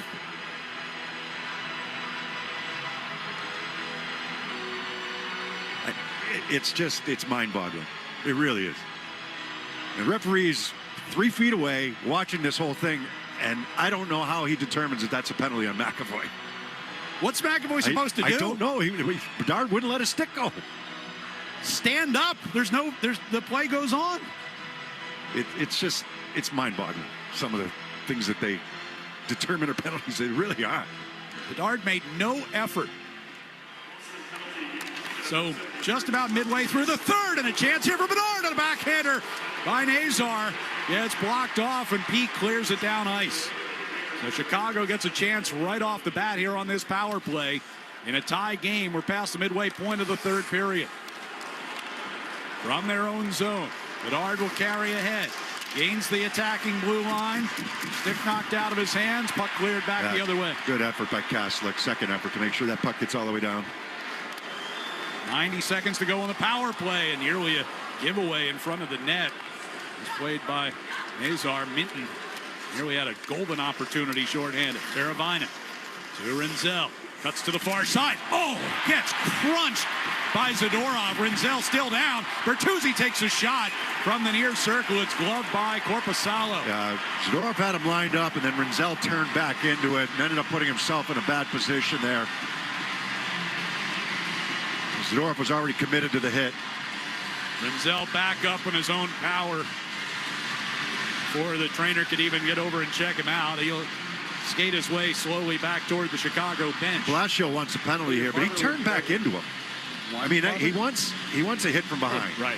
But Rinzel, if he just stays, he turns at the last second. You put yourself in that position. That's like, you're committed to the hit. Rinzel sees him coming and turns towards the boards to try to reverse direction, and you're already committed to that hit. There's nothing you can do there. That's the player with the puck putting himself in that position. Now, if he's facing the boards the entire time and Zadorov pounds him on the numbers, that's a penalty. But not when you turn at the last second. 1:09 to go on the McAvoy penalty. Bertuzzi broke his stick on the face-off. Bruins have control. And cleared all the way down again here by Zadorov. A minute to go in the Chicago power play. 9:08 to go, third period. Tie game. Teravainen skates it up to center ice.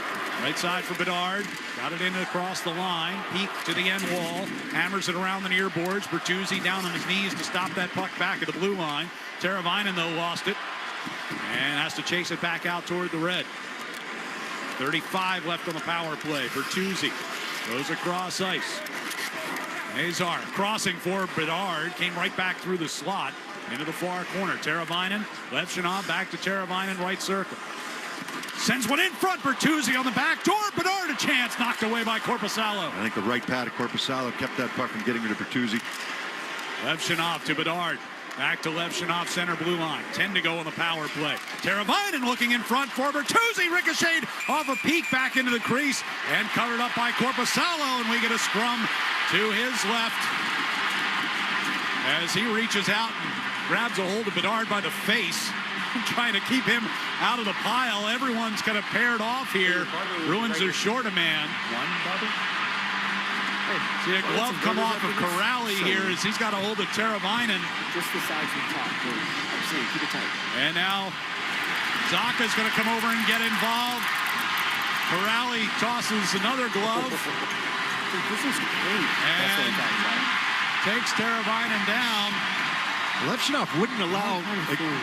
There were two guys on Corrali. He was ready to go. Couldn't tell who he was ready to go with, but Levchinov wouldn't let him go. Corrali might get the extra. Threw a punch, had the gloves off.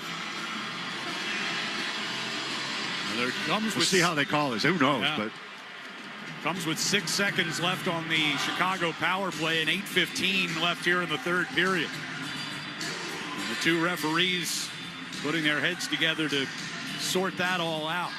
It all started. I mean, that's a couple good saves made by that backdoor pass, looking for Bertuzzi. Korpisalo got a pad on that, and then the rebound chance gets the left pad down along to make that save on Nazar, and Korpisalo even got involved in a little bit. Yeah, he came out for a second to try to even up the odds here. Actually ended up being Levchinov at the bottom of that pile, yeah. Like he wanted to. I'm talking about Corrali, but we'll see how they call this thing. Still got 6 seconds remaining in the McAvoy penalty. 2 referees, 1 linesman have made the decisions here. And now Foligno and Pasternak meeting with one of the referees at center ice.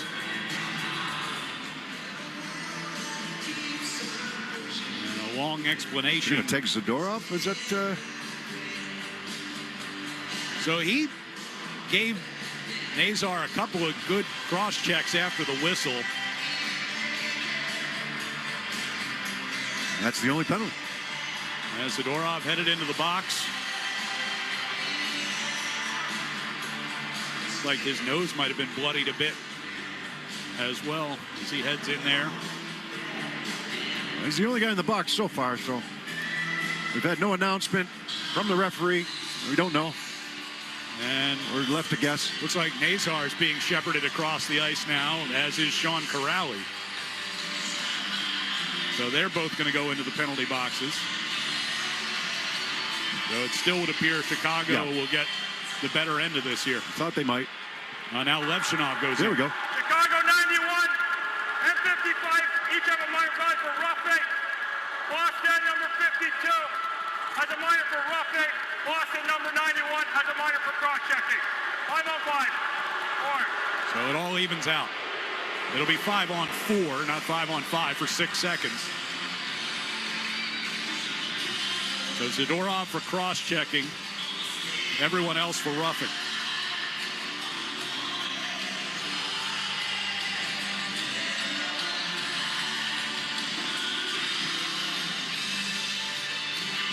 So 8:15 to go here in the third period. It remains 5 on 4 manpower advantage for the Blackhawks for 6 seconds, and then McAvoy will come out and join the play. Elias Lindholm takes the face-off against Foligno. Chicago controls that. Vlasic coming back toward his own zone. Wheels over to Rinzel, back to Vlasic. McAvoy's out. So it's back to 5 on 5. Shot off the outside of the net. Foligno gets it back around toward the far side for Donato. Rinzel from the blue line had his shot blocked in front by Jokiharju. Here's Donato keeping one in, trying to get it back to the front of the net. Lost his footing. Blackhawks keep it alive. Peak blocked a shot off the stick of Burakovsky. Yeah, you got 3 defensemen out there right now. Deflected right to the front of the crease and reaching through the legs. Korpisalo able to get that covered and draw the whistle, and a timeout here with 7:38 to go in the third period. It's the Bruins 3 and the Blackhawks 3 on the 98.5 The Sports Hub Bruins Radio Network, driven by the versatile Honda CR-V at your local Honda dealers. Details. TD cardholders score special benefits at TD Garden, from pro shop discounts and free tours to free popcorn and more. These benefits were made for game time. Learn more at the TD Garden website. TD Bank, bank of the Boston Celtics and Bruins. I love shows about survivalists, eager to test themselves under the most extreme conditions. Of course, when you consider weather events these days, wildfires, hurricanes, torrential rain, and flooding, we're all survivalists. Visit the Resource Center at safetyinsurance.com and be prepared to protect your family, your property, even your business. The forecast calls for safety. Ask an independent agent about safety insurance. We'll help you manage life storms. Wendy's has new chicken tenders and new sauces. So whether you're a creamy ranch girly or a new Wendy's signature stand, you can dip to your heart's content. Now let's wrap this up because I got to dip. I want to try these new tenders. For tendies you're going to know by name, gotta be Wendy's. At participating U.S. Wendy's. Now's the time for a great deal on a new Honda. For a limited time, well-qualified buyers can get a 3.99% APR on a 2025 Accord or 2026 HR-V. Hurry into your Honda dealer today. See dealer for financing details. The Celtics play on the Sports Hub. 7:38 remaining here in the third period. Bruins and Blackhawks tied at 3. Face-off coming up in the Boston defensive zone. Charlie McAvoy spent a good chunk of that commercial timeout chatting with the referee after taking that penalty a couple of minutes ago.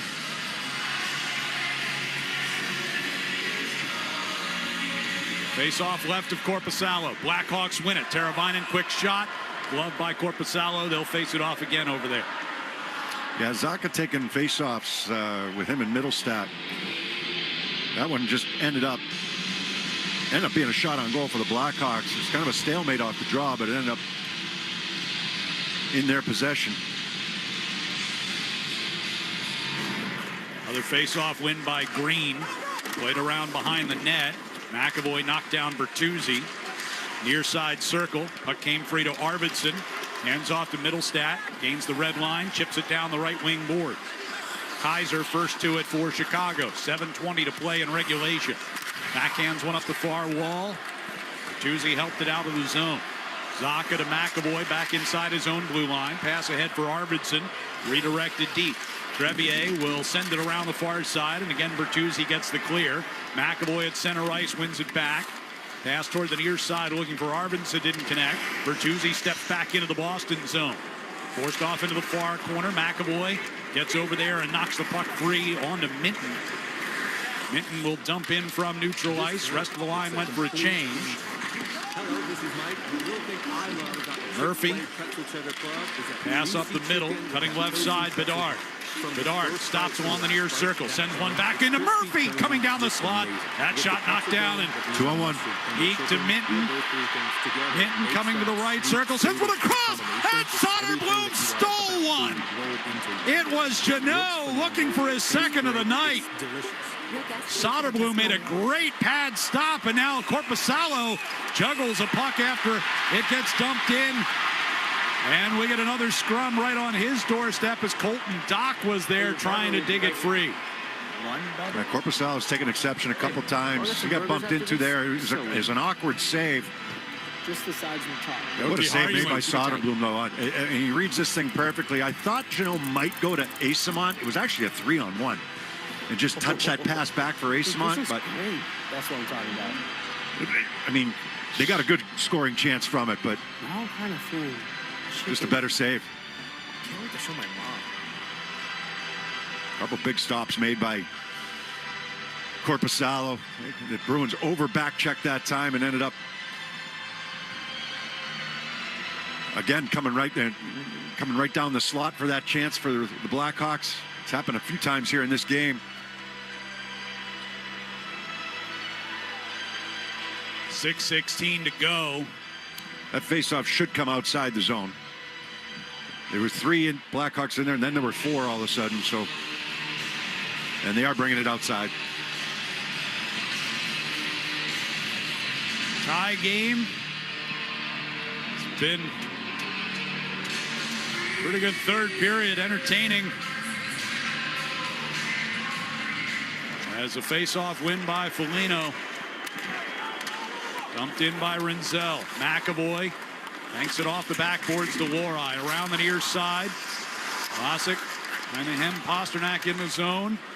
And that puck will jump out of play in the near corner into the netting. 6:01 left.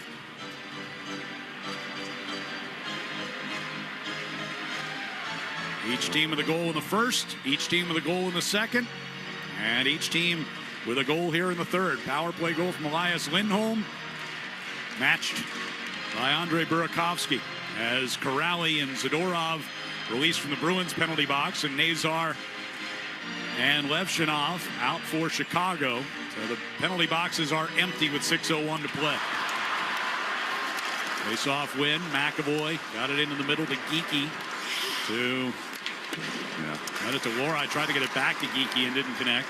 Lori now to Geekie on the near side. They do get it across the line into the attack zone, and Pasternak lets rip from the left circle. Soderblom sliding to his right to make that save and hangs on to it. We've got 5:44 to go in regulation. Bruins and Blackhawks tied at 3 on the 98.5 The Sports Hub Bruins Radio Network, driven by the versatile Honda CR-V at your local Honda dealers. Now's the time for a great deal on a new Honda. It's time to drive smarter with high-tech features and excellent reliability. Check out the Honda Civic, Accord, or HR-V.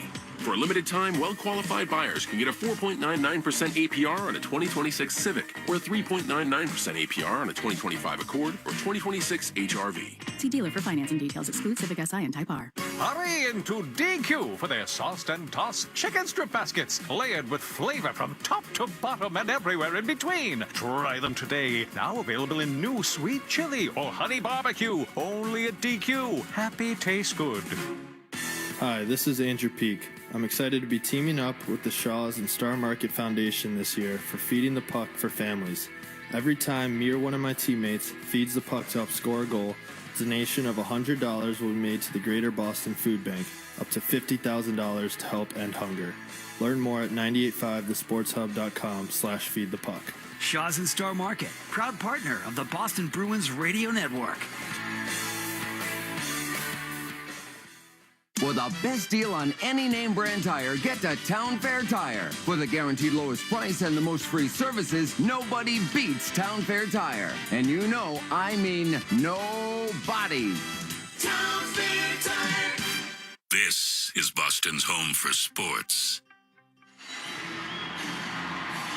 5:44 remaining in regulation here in the home opener at TD Garden. Bruins and Blackhawks tied at 3. Boston will have an attack zone face-off to resume things. Elias Lindholm, Pasternak, and Geekie up front. Geek with Zadorov as the D pairing. Again, Hampus Lindholm left the game in the first period, has not returned. Lower body injury. We do not know the severity. His peak in front, looking for the rebound was Lindholm. It was behind Soderblom. Somehow didn't go.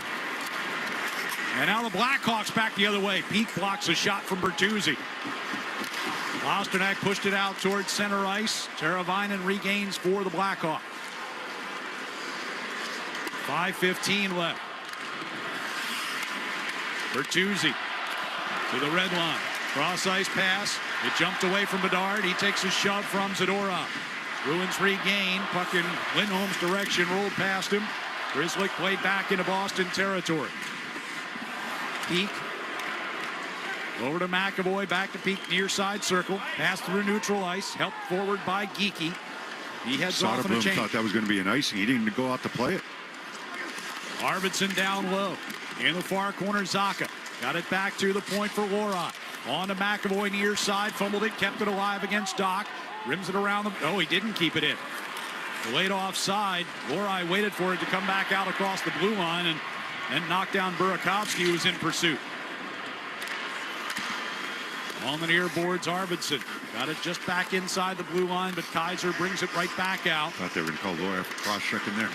Burakovsky, far circle. Lorot runs him into the boards. McAvoy in the corner, sent it behind the net. Lorot off the near glass. Kaiser held it in at the line. Lorot gets it back, brings it ahead on a 3-on-2. Swings it off to the right side. Arvidsson took the shot, got the rebound in front. Shot with a purpose. Put it on the pads. Look for the rebound. Middle stack going to the net. Razor Minton in the neutral ice. Lost it, but able to reach in there against Foligno. Second effort. Otherwise, Foligno's gone. Eyssimont drops it back to Jokiharju. 3:40 to go here in regulation. Jeannot comes in across the Chicago line from the left circle. Shot it off the glass. Ricochets around to Jokiharju with the right point. Laid it back down toward the corner. Rolled past Kaiser. Minton and Kaiser now tangled in the corner. Minton pulls it free. Gets it back to Zadorov, who walks it toward the near side boards. To the back of the net. Eyssimont was thinking stuffer. Instead, it's Minton at the back of the net. Jeannot had his stick broken in front. Minton turns back in behind. Puck in his forehand. Back to Jokiharju. Shot smothered by Nazar. Far side wall. Eyssimont taps it free. Jokiharju, center of the blue line. Moves it toward the right side. Sends it back down Penalty deep. coming up to the Blackhawks. 2:55 to play. Arm in the air. Korpisalo makes his way back to the bench. Zadorov backhands it toward the near side. Tapped free by Jokiharju to keep that alive. He doesn't have a stick. He lost his stick on the play. Tried to kick it back towards Zadorov, and it's picked off. But the Bruins get a power play chance in a tie game with 2:42 to go. Is that the broken stick of Jeannot? Is that where that happened? If it was, the referee had his arm up for a while. 55 Chicago. 2-minute minor penalty for high sticking. No, it's a high stick.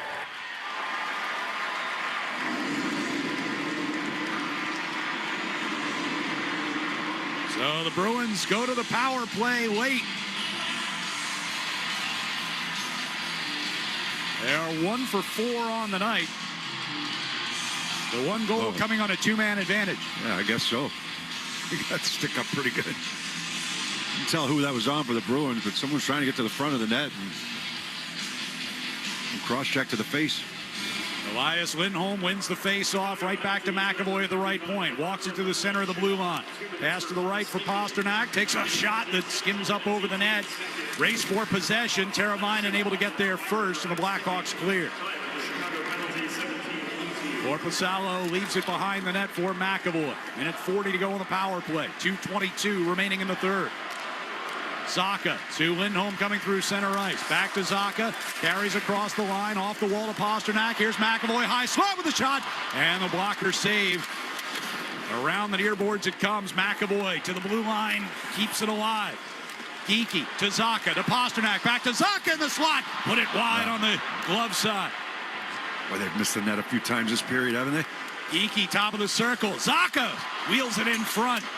Taken away by Foligno and cleared. Zacha was just looking for that backhand pass, looking for Pasternak coming in backdoor.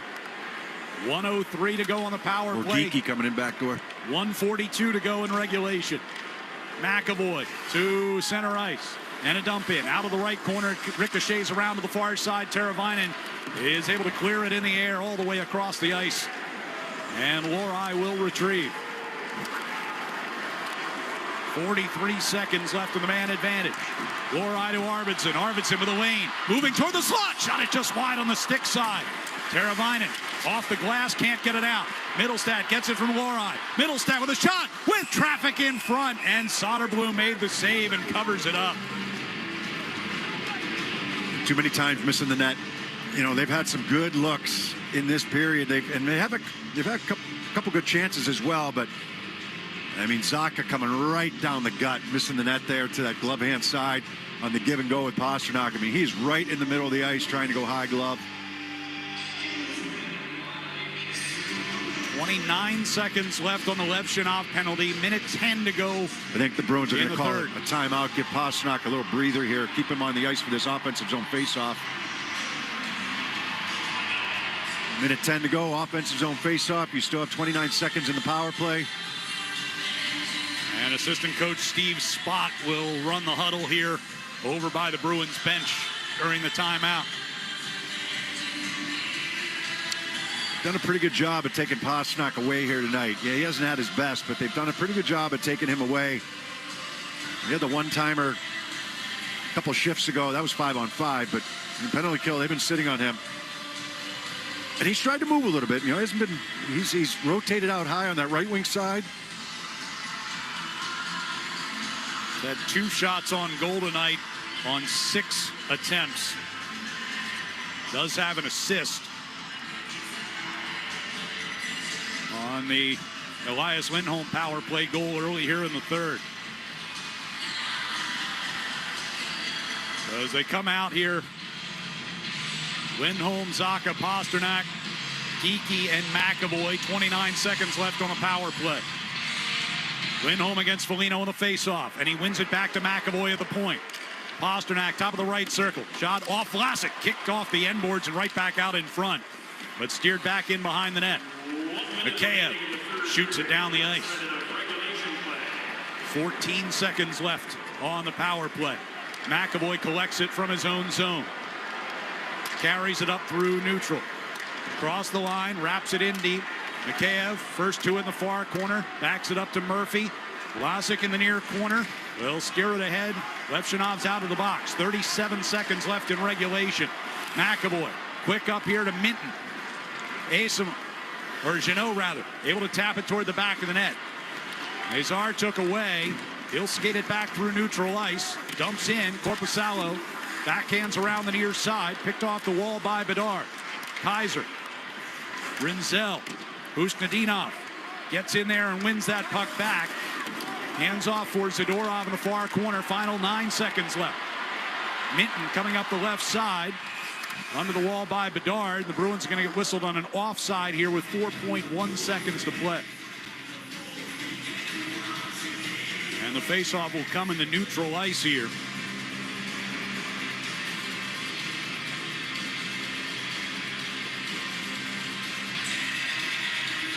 Well, on a day that certainly have not been at their best, you know, you're going to come out of it with at least a point, and it's so you got to figure out how to get points all the time, and now it's about getting it done in overtime.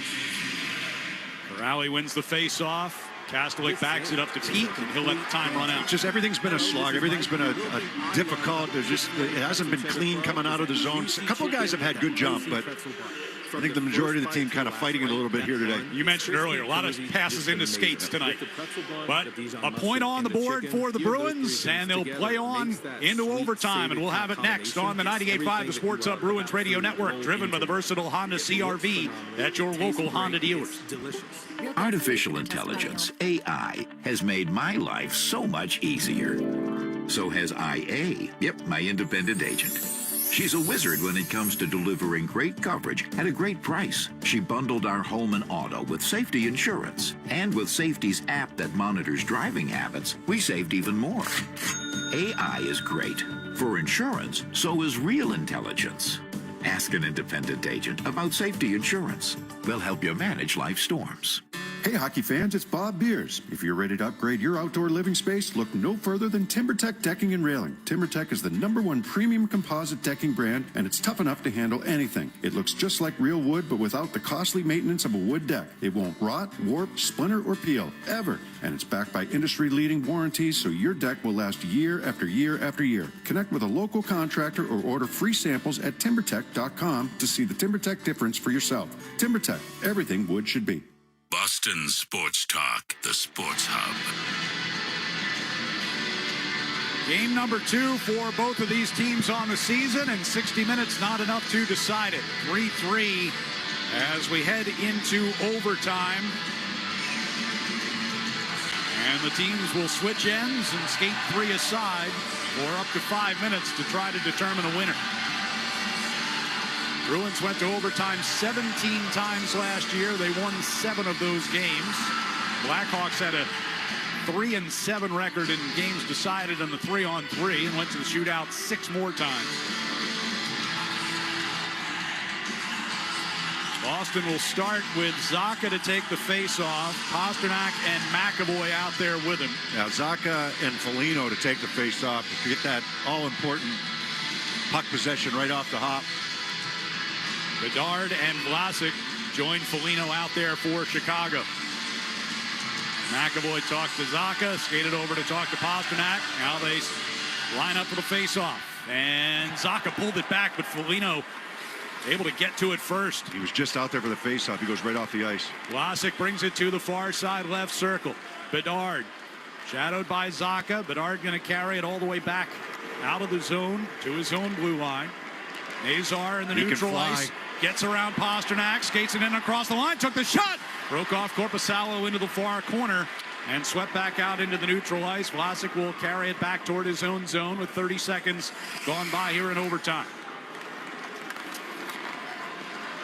Vlasic passes to Bedard, flips a pass beyond Pastrnak over to Vlasic, now back to Bedard. On the right side, cutting into the middle as he comes across the line to the far circle. Crossing pass, Rinzel. Got it right in front. Oh, what a stop by Korpisalo! Looked like he was down and out. Made the save with a paddle of his stick. And now Pastrnak brings the Bruins the other way. With Zacha down the middle, Pasta took the shot. No. And it ricochets on to Nazar. He's up ahead. He's got Bedard on a breakaway. And another big save by Korpisalo with the glove. Keeps this one going. I just said, oh no, because you've got a 3-man rush and you missed the net. It was a 2-on-0 headed back the other way. It's a 2-on-0 going the other way. And a couple of fantastic saves here made by Korpisalo. Oh, the right pad and that one with the glove. First on Nazar and then on Bedard. What a save. Sprawling out to his right to get to that one on Nazar. And Bedard tried to go high glove on the 2-on-0. 3:51 left in overtime in a 3-3 game. Fraser Minton comes out to take the defensive zone face-off against Ryan Donato. Donato won it back to Rinzel. Walks it to the center of the blue line. Gives it back to Burakovsky. He will wheel back out into neutral ice, and the Blackhawks will reset. Crowd at TD Garden not impressed. Burakovsky hands off to Donato. Carries back in, trying to get to the slot. Knocked down by Zadorov. Puck slipped away from Geekie, though, as he tried to turn it up ice. Lost possession. And Chicago regains here with Rinzel back at his own blue line. Rinzel skates it up toward the Boston line, turns back again. Now gives to Donato. Donato comes through center ice, slowly to the Boston line, steps across, moves it off toward the left side. Burakovsky challenged by Zadorov in the far corner. Zadorov pins him up against the wall. Donato and Minton come over. Minton will wind up with a puck. 2-on-1 the other way. Minton coming down the right wing side. Takes the shot and scores! Fraser Minton with the overtime game winner. And the Bruins go to 2-0 with a 4-3 victory.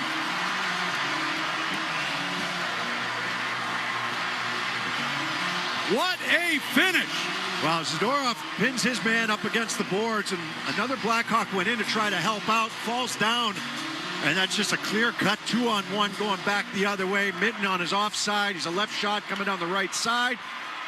He's got Geekie going to the net on the other side.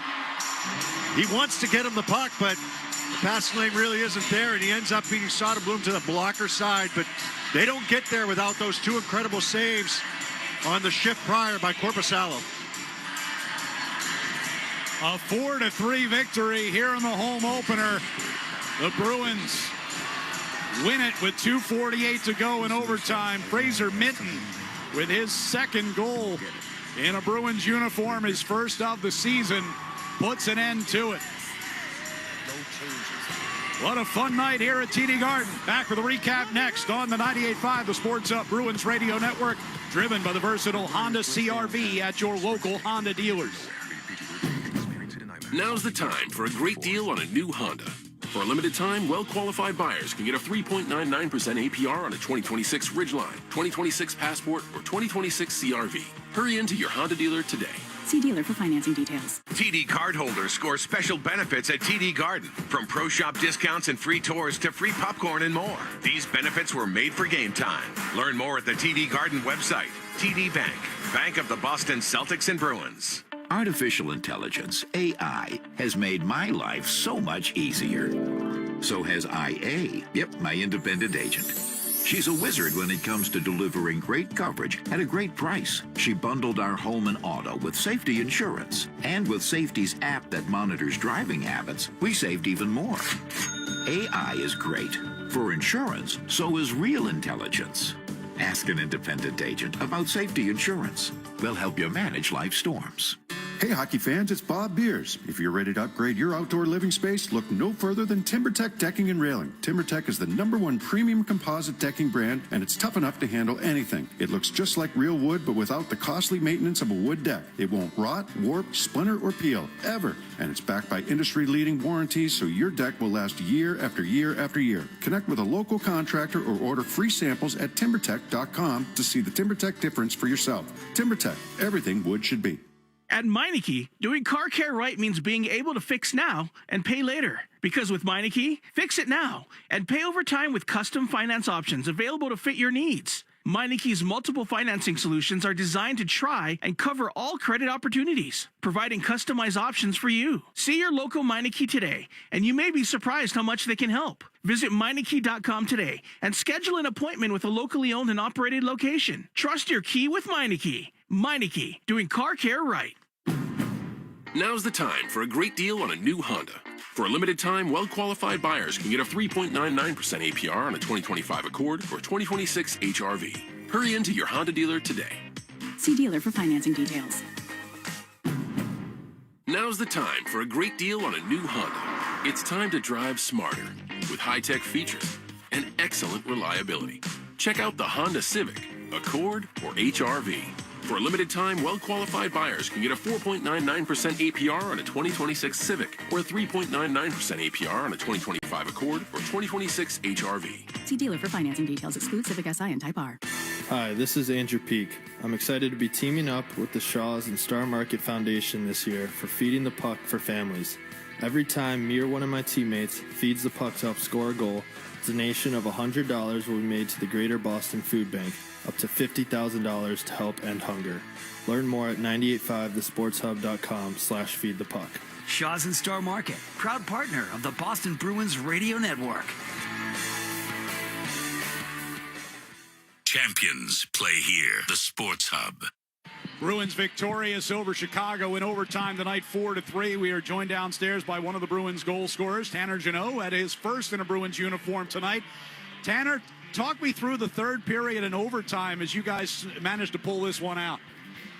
Yeah, it's pretty crazy. Obviously, emotion's pretty high being the first one here in front of our home crowd. And, you know, we've talked all throughout camp that we want to be a really good third period team.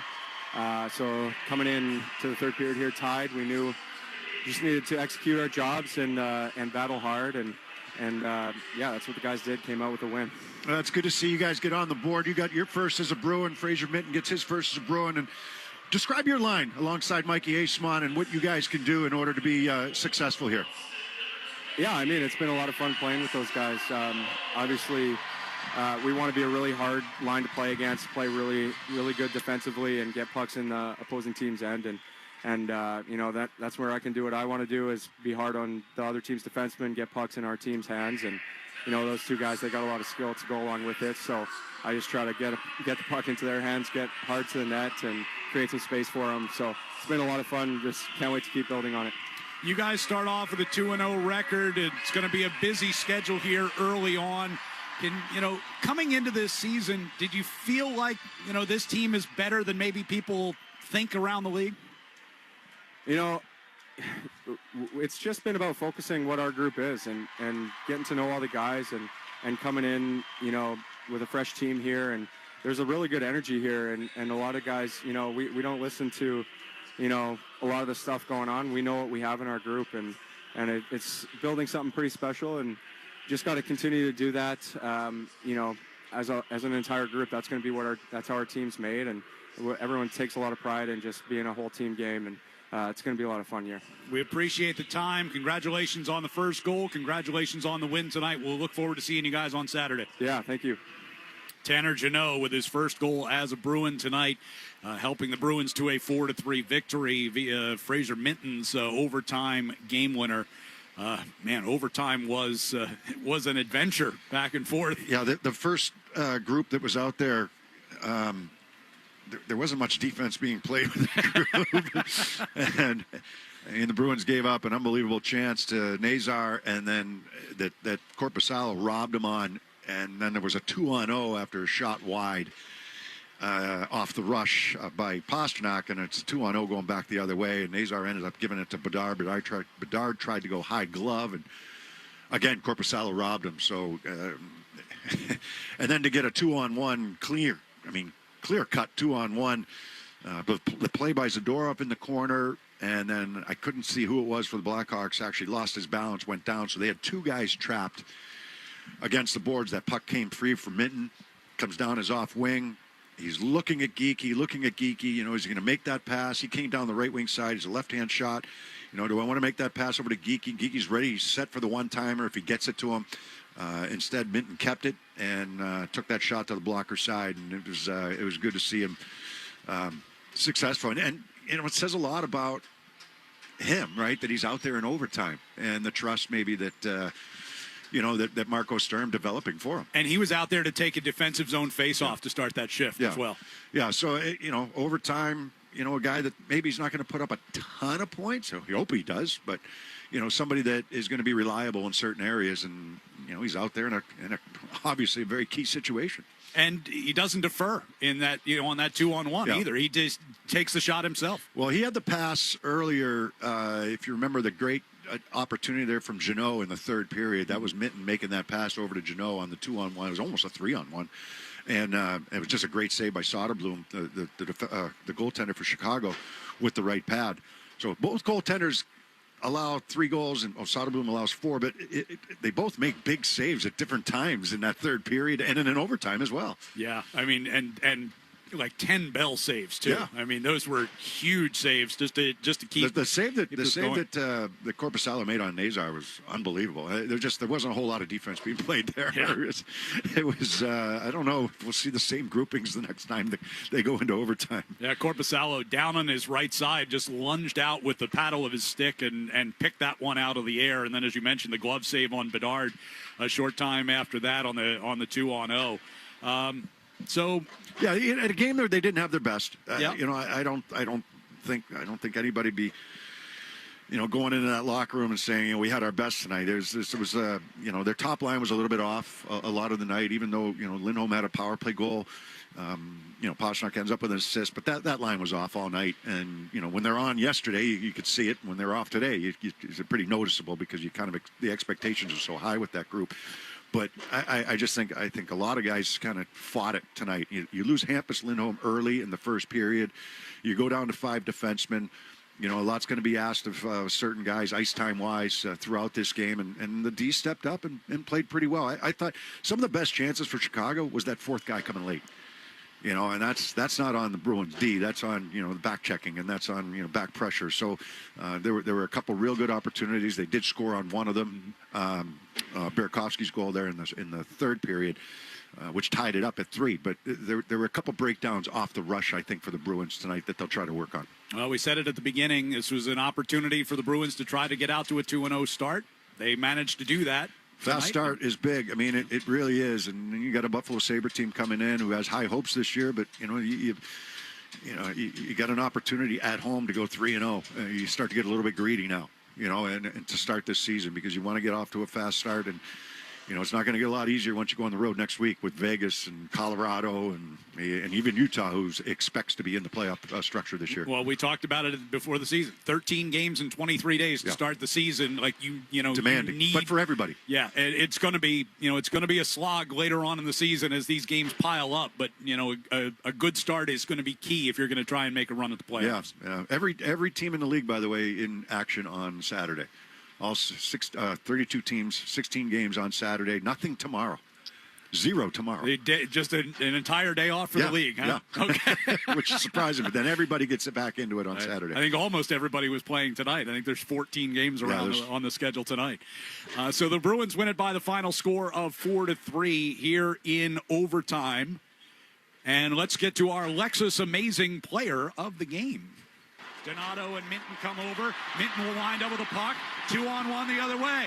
Minton coming down the right wing side. Takes the shot and scores! Fraser Minton with the overtime game winner.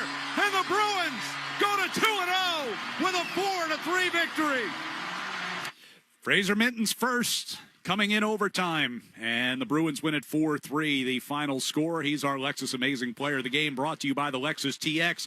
Room for whatever your passion is. In fact, up to 7 passionate individuals can ride in perfect comfort in the 3-row Lexus TX. Experience amazing at your Lexus dealer. Back to wrap things up from TD Garden coming up next on the 98.5 The Sports Hub Bruins Radio Network, driven by the versatile Honda CR-V at your local Honda dealers. Visit the 99 restaurant through October 12th and support the local Boys and Girls Clubs. For every $5 dine-in or to-go donation, guests will receive $5 for a future purchase. Please help the 99 continue their support for local kids and teens today. Puka, Bella, I'm sure you've noticed some changes. Who are you talking to? I'm just practicing for when I have to tell the dogs about the twins.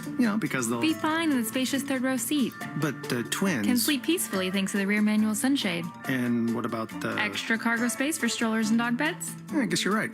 Can we go to the hospital now? The contractions are getting closer.